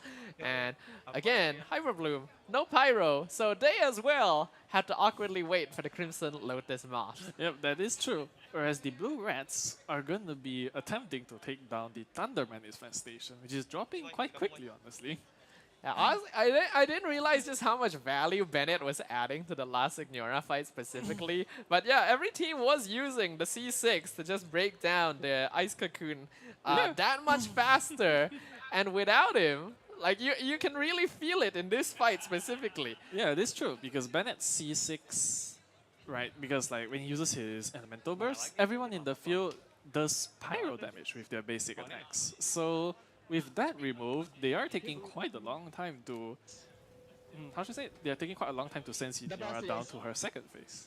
Yeah, but they will be able to achieve it now, and this is what I'm curious about. How fast does Hyper Bloom break through the Crimson Witch of Embers? Incredibly fast! Incredibly. My goodness! Wow, okay. That is quite the efficiency. Efficiency at its max right there. That's why it's called the Hyper Bloom. Yep, Hyper, we get it. Alright, right now we have the Blue Rats. They are taking out the Mago Kenki. And Xingqiu's actually, two of the characters are actually down to half, but they're still gonna be fine, I think. I feel like I need to have a look at what weapon this Hazel is using there. Because I may have seen wrong for a moment there. I feel like I saw Prototype Amber. Oh. I don't know if I saw that correctly. Please remind me the next time we actually see his weapon, because I'm hoping that's not the case. I hope so. Alright, so it looks like the Hyper Bloom team will be taking their fight to the Primal Geovishap, whereas the Blue Rats are gonna be taking on the Pyro Hypostasis. Yep, they do have both Yolan and Xingqiu, this time on different players, so this should be no problem for them at all. Meanwhile, the Primo Geobishop going to be the next target for first stage of Boor. It is unfortunately Electro, so a little bit of resistance to the Hyper Bloom damage, but it just doesn't matter. It doesn't matter. Because I guess that Hyper Bloom, the damage is more so from Dendro, right? And just look at those 20,000, 40,000, 70,000. Those are incredible. Yep. Yeah, I am building a Hyper Bloom team once again. I'm sure you will. Alright. Well, since they're running a more Hydro-based team, so as expected, the Pyro Hypostasis fell quite quickly. And now, it looks like the Blue Rats are going to be... swap. Yeah, it is. Hey, oh, look, they did. it's Hey, a Kazuha team. Wait, are they using Kazuha as a main DPS? Because they have Faruzan here to reduce like animal resist. They might actually. This is very interesting. And they're actually using Chon Yun as well as a bit of a DPS. So this is very interesting. Our second Claymore character for the day. Oh, that's Traveler true. Alright, Claymore so, characters need more love. Exactly. So the Chongyun pick is kind of... I'm not going to say anything because they got the job done, but I thought it was strange at first, but it worked. Meanwhile, the Blue Rats are taking out Child as we speak, and they've already reached the last phase of it. Yeah, again, shouldn't be too much problem here.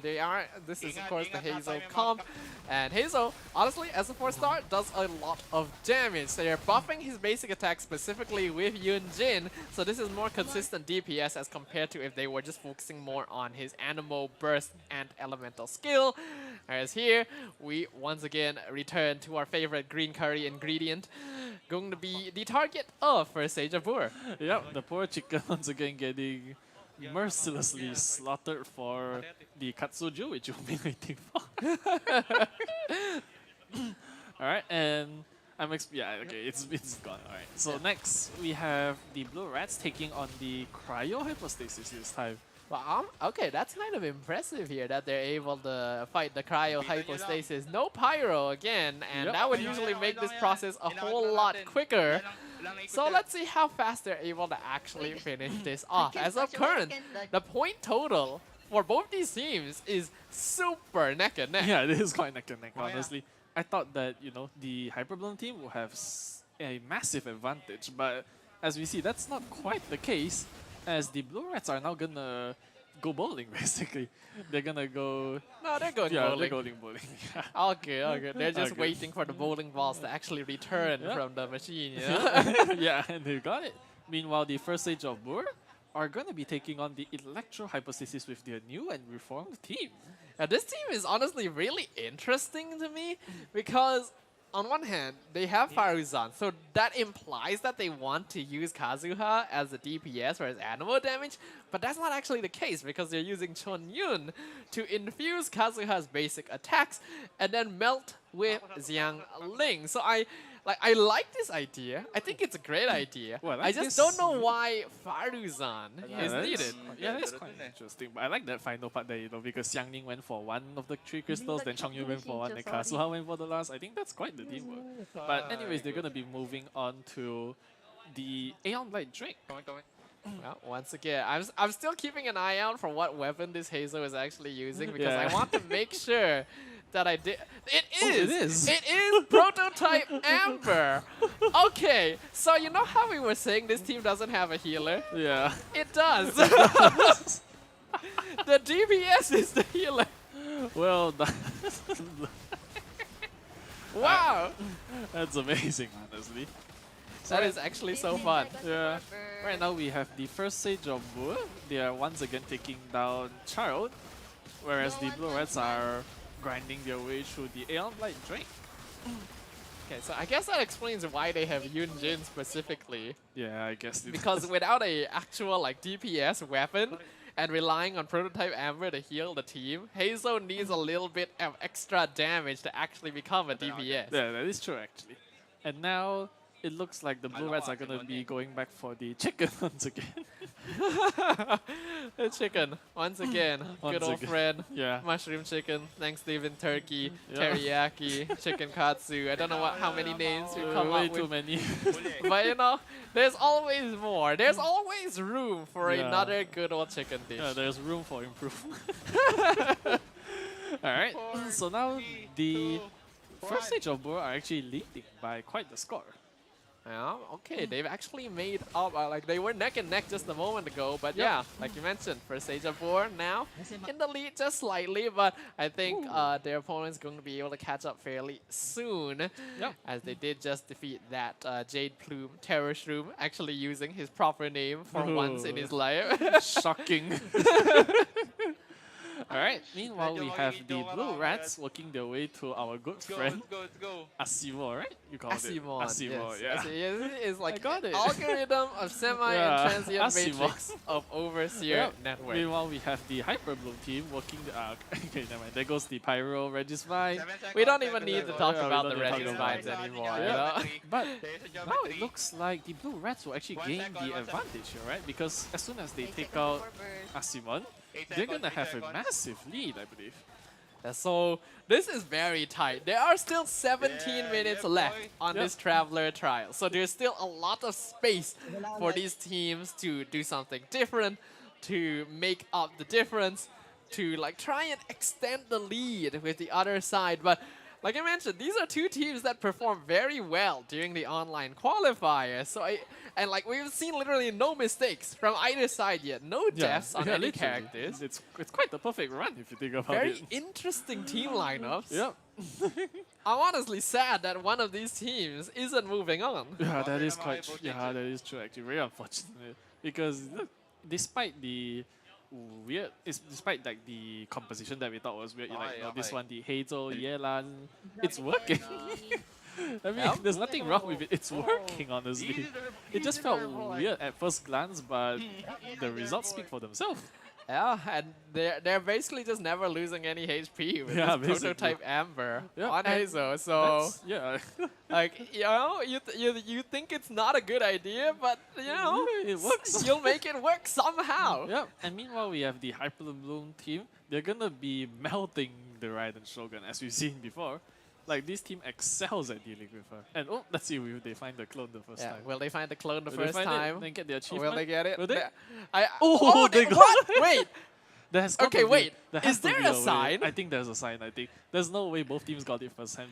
Is there a signal? There has to be. Let's just look at the Blue Rats because they're doing the same. I think there's definitely like a... There has to be a characteristic which exposes the right one. Like, come on, no way! Wait, has there been an indication I this think whole there is. time? Yeah, there might have been. My entire Genshin career? Excuse me? This is shocking.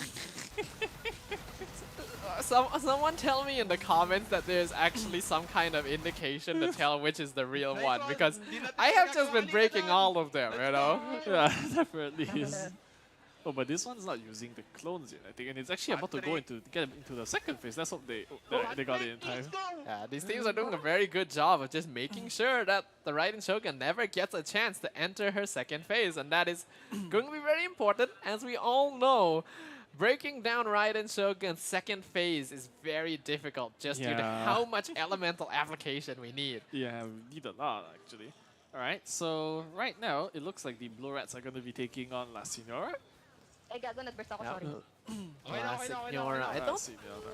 Yeah, again, no Pyro, but I mean, we already saw them defeat this boss one time before, so... No Pyro needed. I don't think we have to worry too much about this, and we do see that both these teams are mainly going for their one universal lineup, with the exception of that Kazuha Chongyun composition. Yep. So, very interesting. Yeah, it is interesting. So, it looks like they're gonna be punching through the cocoon whilst waiting for the crystal flies to appear. Alright. Yeah, this boss can be quite annoying because of just how you need a shield to be able to defend against all the homing missiles, but you also need a healer to make sure you don't die to the sheer cold and whatever over time. So, Alright, meanwhile, the first stage of Boa with their standard Hyper Bloom team, you know, I mean, it's a one size fits all, so naturally it's gonna fit into breaking apart the Aeon Blight Drake. Yep, and Light Drake, no more. No chance at all. And we enter the second phase of Signora. Both teams making very good time, very solid showing so far. Yeah, first stage of Boar, just a little bit ahead for now, but once Signora falls, Blue Rats will be catching up straight away. Actually. Yeah, definitely, because of the additional 200 points, right? By defeating Signora. Yep. And it looks like the first stage of Boa are gonna do the exact same here.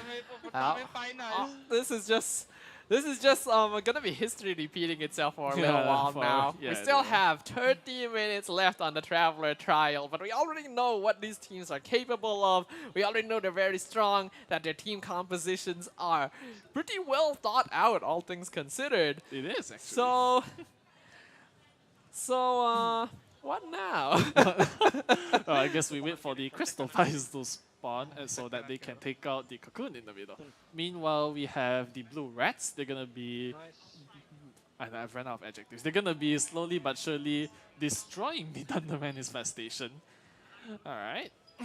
So- We've gotten a chance to witness these bosses fall over and over again Yeah. today. I'm sure that there's going to be some viewers out there who get a sense of catharsis for this, you know, it's like there's this one particular boss that they really dislike fighting because it always gives them a hard time, or they just can't defeat it at all. And then they get to see these players defeating them over and over again. It's like, ha, take that, boss. Yeah, it's true. It's like the master teaching the student how to get it done, you know, something like that. So That's true. Yep. So meanwhile, it looks like the first stage of war are gonna move towards the Primo Geofishat, whereas Blue Rats are gonna be taking on Magu Kenki. So talking about it, we're now definitely getting a bit of a trend for the bosses, the route that both these teams are taking. And so now we can take a moment to kind of talk about the bosses that we just haven't seen all day. Golden Wolf Lord, that's the first. So Golden Wolf Lord, yep, that's true. I feel like, yeah, he probably should give more points for how much of a pain he is to have to deal with. Otherwise, we've already seen teams challenge Azdaha, Raiden Shogun, Scaramouche, not yet. And I don't think it's because Scaramouche is particularly difficult to fight. He just takes a really long time. Yeah, I think he has kind of the same issue as the Raiden Shogun's second phase, if you think about it. Because like you need to gather stuff and then you need to fire the green flower at it, right? Like all of this takes a lot of time, I think. Maybe that's why players dislike it. But the Golden Wolf Lord, that's a different story. That's a different story entirely. After that, we've seen... So far, no one has challenged Andreas as well. Yeah. Like, yeah, you can only fight him once, but he's not a difficult boss. I feel like you could take him out. Yeah, that's but true. He does give a lot less points compared to other weekly bosses. True, he gives lesser points, but I also think that the time needed to reach him, I think that could be a factor as well as to why they don't want to get there. You know, like there are like 5 different methods you can get to him according to 5 different teleporters, you know? So that could be the reason as well. Yeah, you never really know for sure which teleporter is actually the most efficient. Okay, I get you there. That's understandable. Yeah. I guess to the players it might be like a low risk, low reward kind of thing, and I guess we are all here, you know, especially when you have the Thunder Bloom, not Thunder Bloom, you have the Hyper Bloom on your side, you can play kind of high risk, I think. And after that, they also haven't challenged the Oceanid. Oceanid, now that's one, I think. Which, honestly, I think it's kind of understandable. Yeah, because I think he also wastes quite a lot of time, no? Yeah, we don't really need to talk much about the Oceanid because everyone knows the pain of fighting the Oceanid. Yeah, especially when you have no ranged characters and then he summons the birds to attack. Yes. My god.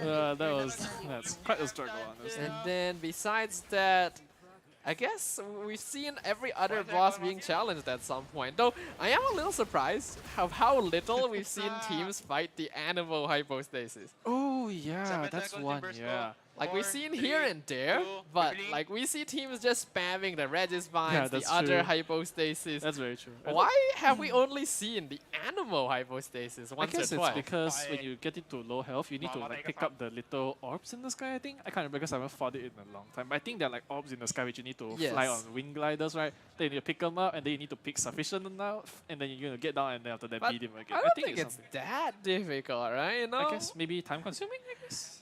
I guess, but like if you compare it to other things, like I don't think it takes that much longer than like the bowling balls and so on. I don't know. Yeah. Alright, it looks like we have the Blue Rats. Oh, there is a death there. There is a death, yeah. I think that was Xingqiu. I think that's pretty alright. Yeah, they do still have Yelan, and well, the teleport not too far away, so Lala-chan from Blue Rats gonna be able to rejoin the rest of their team pretty quickly. Yep, that is true. And meanwhile, it looks like we're going bowling once more, and the shield has been penetrated. Penetrated very effectively, and at this point, the Regis Vines and the Hypostasis are just not really like considerable at all, right? Yeah, not much honestly. They're just basic enemies at this point. After watching 4 rounds of the Traveler's Trials, like the only really interesting bosses to watch these teams go through are the weekly bosses. Yeah, honestly, yeah. There's actually like no healer on this team, right? Is that? That is true, yeah. That could explain why they're all so low. Anyways, the Blue Rats are going to be moving on to the Aeon Light Drake once more. Yep. So that means that basically at the end of the Traveler Trials today, officially we could say there was no Hu Tao today. And I am very sad. I can tell you're very sad. like at least one, you know? I thought there'd be at least one team. Like we saw one team using Hu Tao in the online qualifiers. Oh yeah, there was, yeah. I forgot who it was.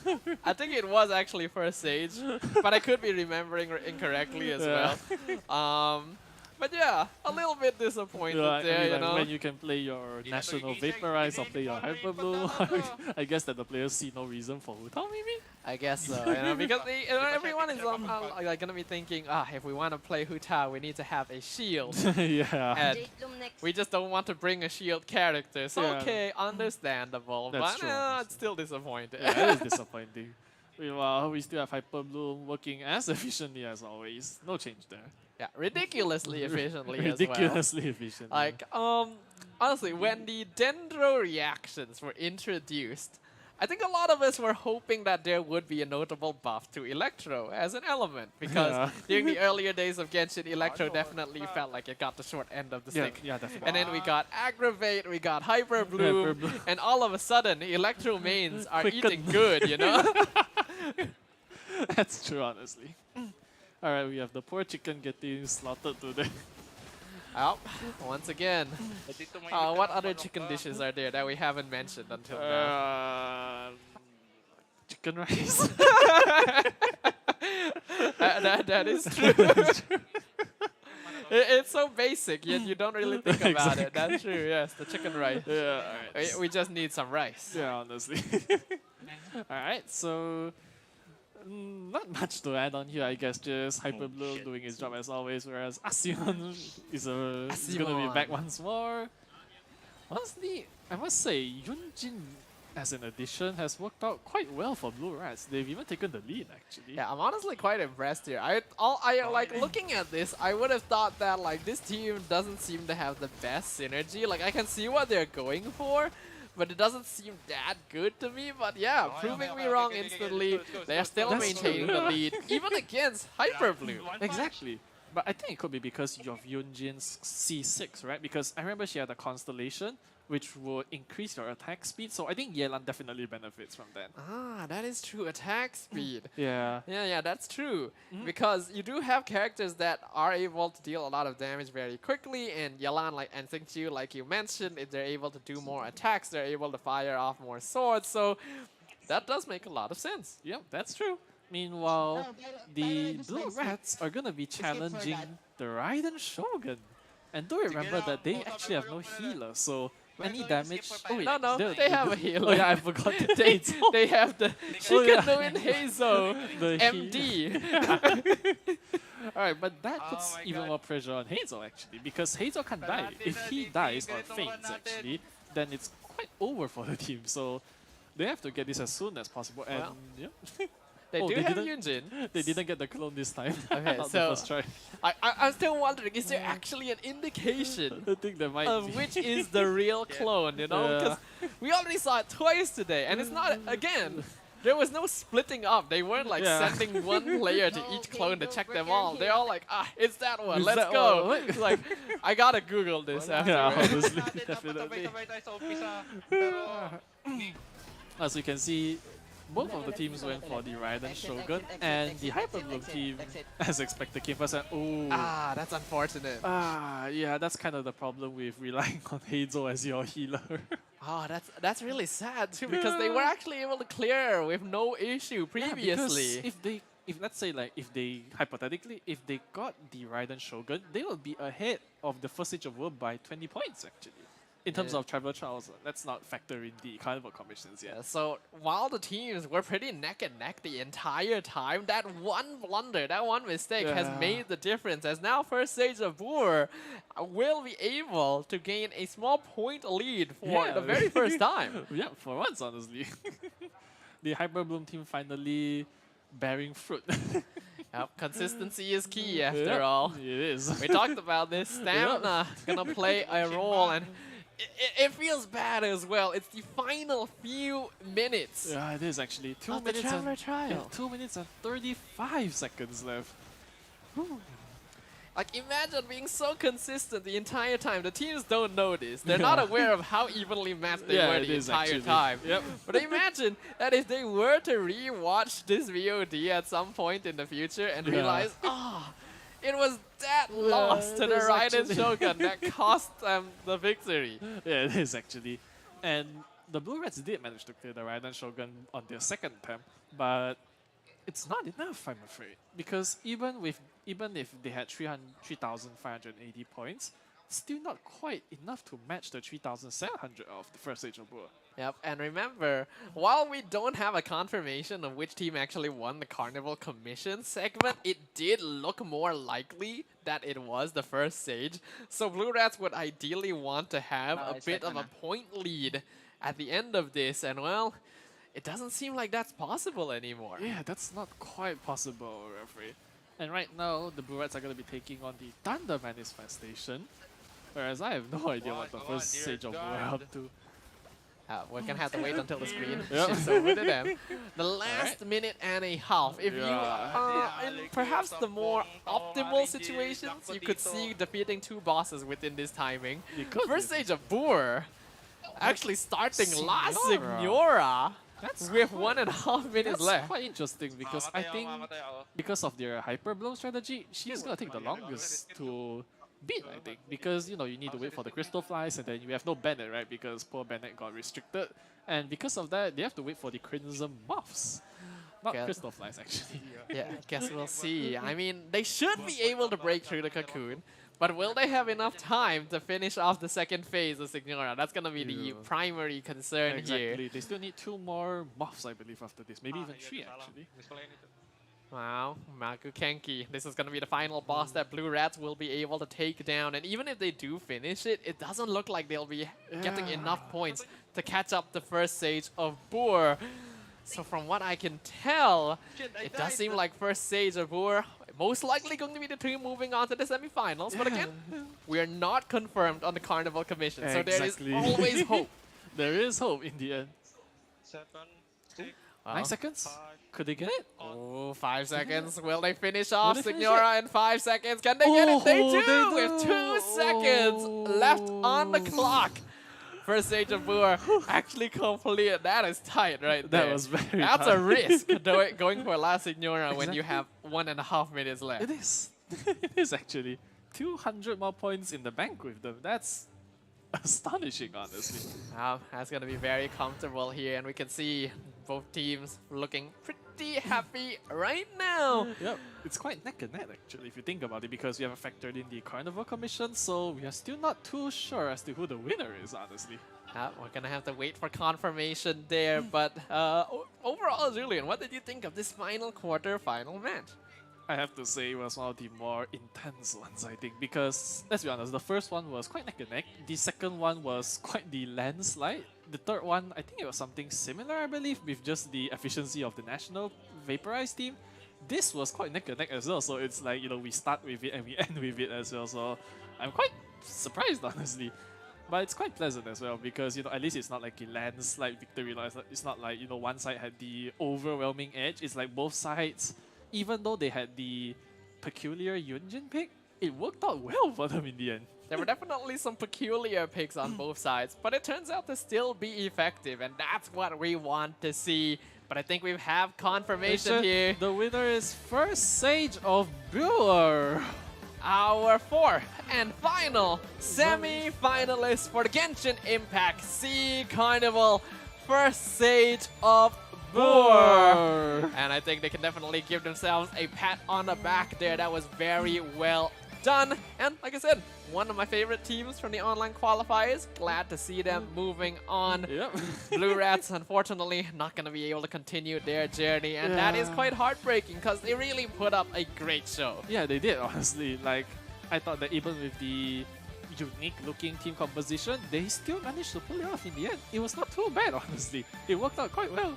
Yeah, really surprising. I would not have thought that a Yunjin Heizo comp with Heizo as a healer with the prototype Amber would have been like the way to go, but they kept on pace. They with did. like Hyper Bloom the entire time until they made that one simple mistake. So can't look down on any team compositions in Genshin Impact. Yep, we really shouldn't. And now we'll be having the bracket shown to us, so let's take a look. Yeah, we started with 8 teams from across Southeast Asia joining us here at Comic Fiesta KLCC for the SEA Carnival playoffs. And now we see 4 survivors who will be moving on to day number 2, namely Sayonara, Yoo-Hoo, Argonomics, and First Sage of Boor. Yep, that's right. So, once again, it's unfortunate that Blue Rats just couldn't make it enough, though. You know, like maybe they just didn't do well enough. But then again, they put up quite the fight, and I think that's very respectable, very admirable in a sense, I'd say. Right? And once again, now that we're in the semifinals, we have only 4 teams left. Could you imagine that we started with 8 today, and now we're down to 4? Yeah, I know, right? And that only means that the matches are going to become that much more intense. Like, Yeah, there's it going to will. be even more competitive carnival commissions. The Traveler's Trial tomorrow will be introducing the band pick phase as well. So that's going to be exciting. It will actually. Ban pick, not a term you normally hear in these type of MMORPG games, right? But now, here we go. With that, that's going to be the end of day 1 of the Genshin Impact SEA Carnival. So to close out the show, let us pass the ball back to our host. Choo Choo, take it away. Taking the ball.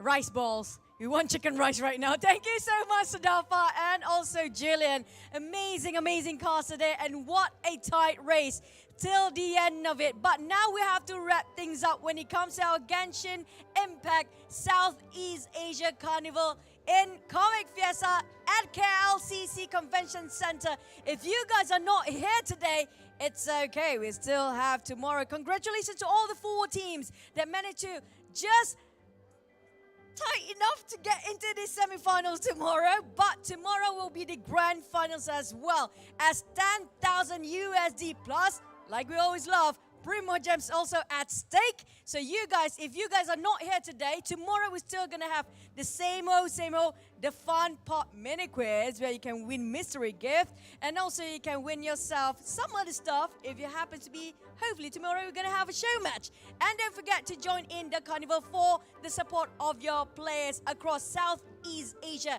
8 teams, now down to 4, but we're gonna thank none other than our sponsor here. Definitely, it's gonna be Genshin Impact himself, and also this is also supported by Predator, and also brought to you by IO Esport. I think that's it for us today, but there's a lot of things going on still, so I'm not going back yet. You guys be sure to stay here tomorrow, same time, same place, in any channel if you're watching it on stream. If you're here, drop by our booth because there's so many amazing and many incredible activities going on. And see you guys tomorrow. This is Choo Choo signing off. Bye!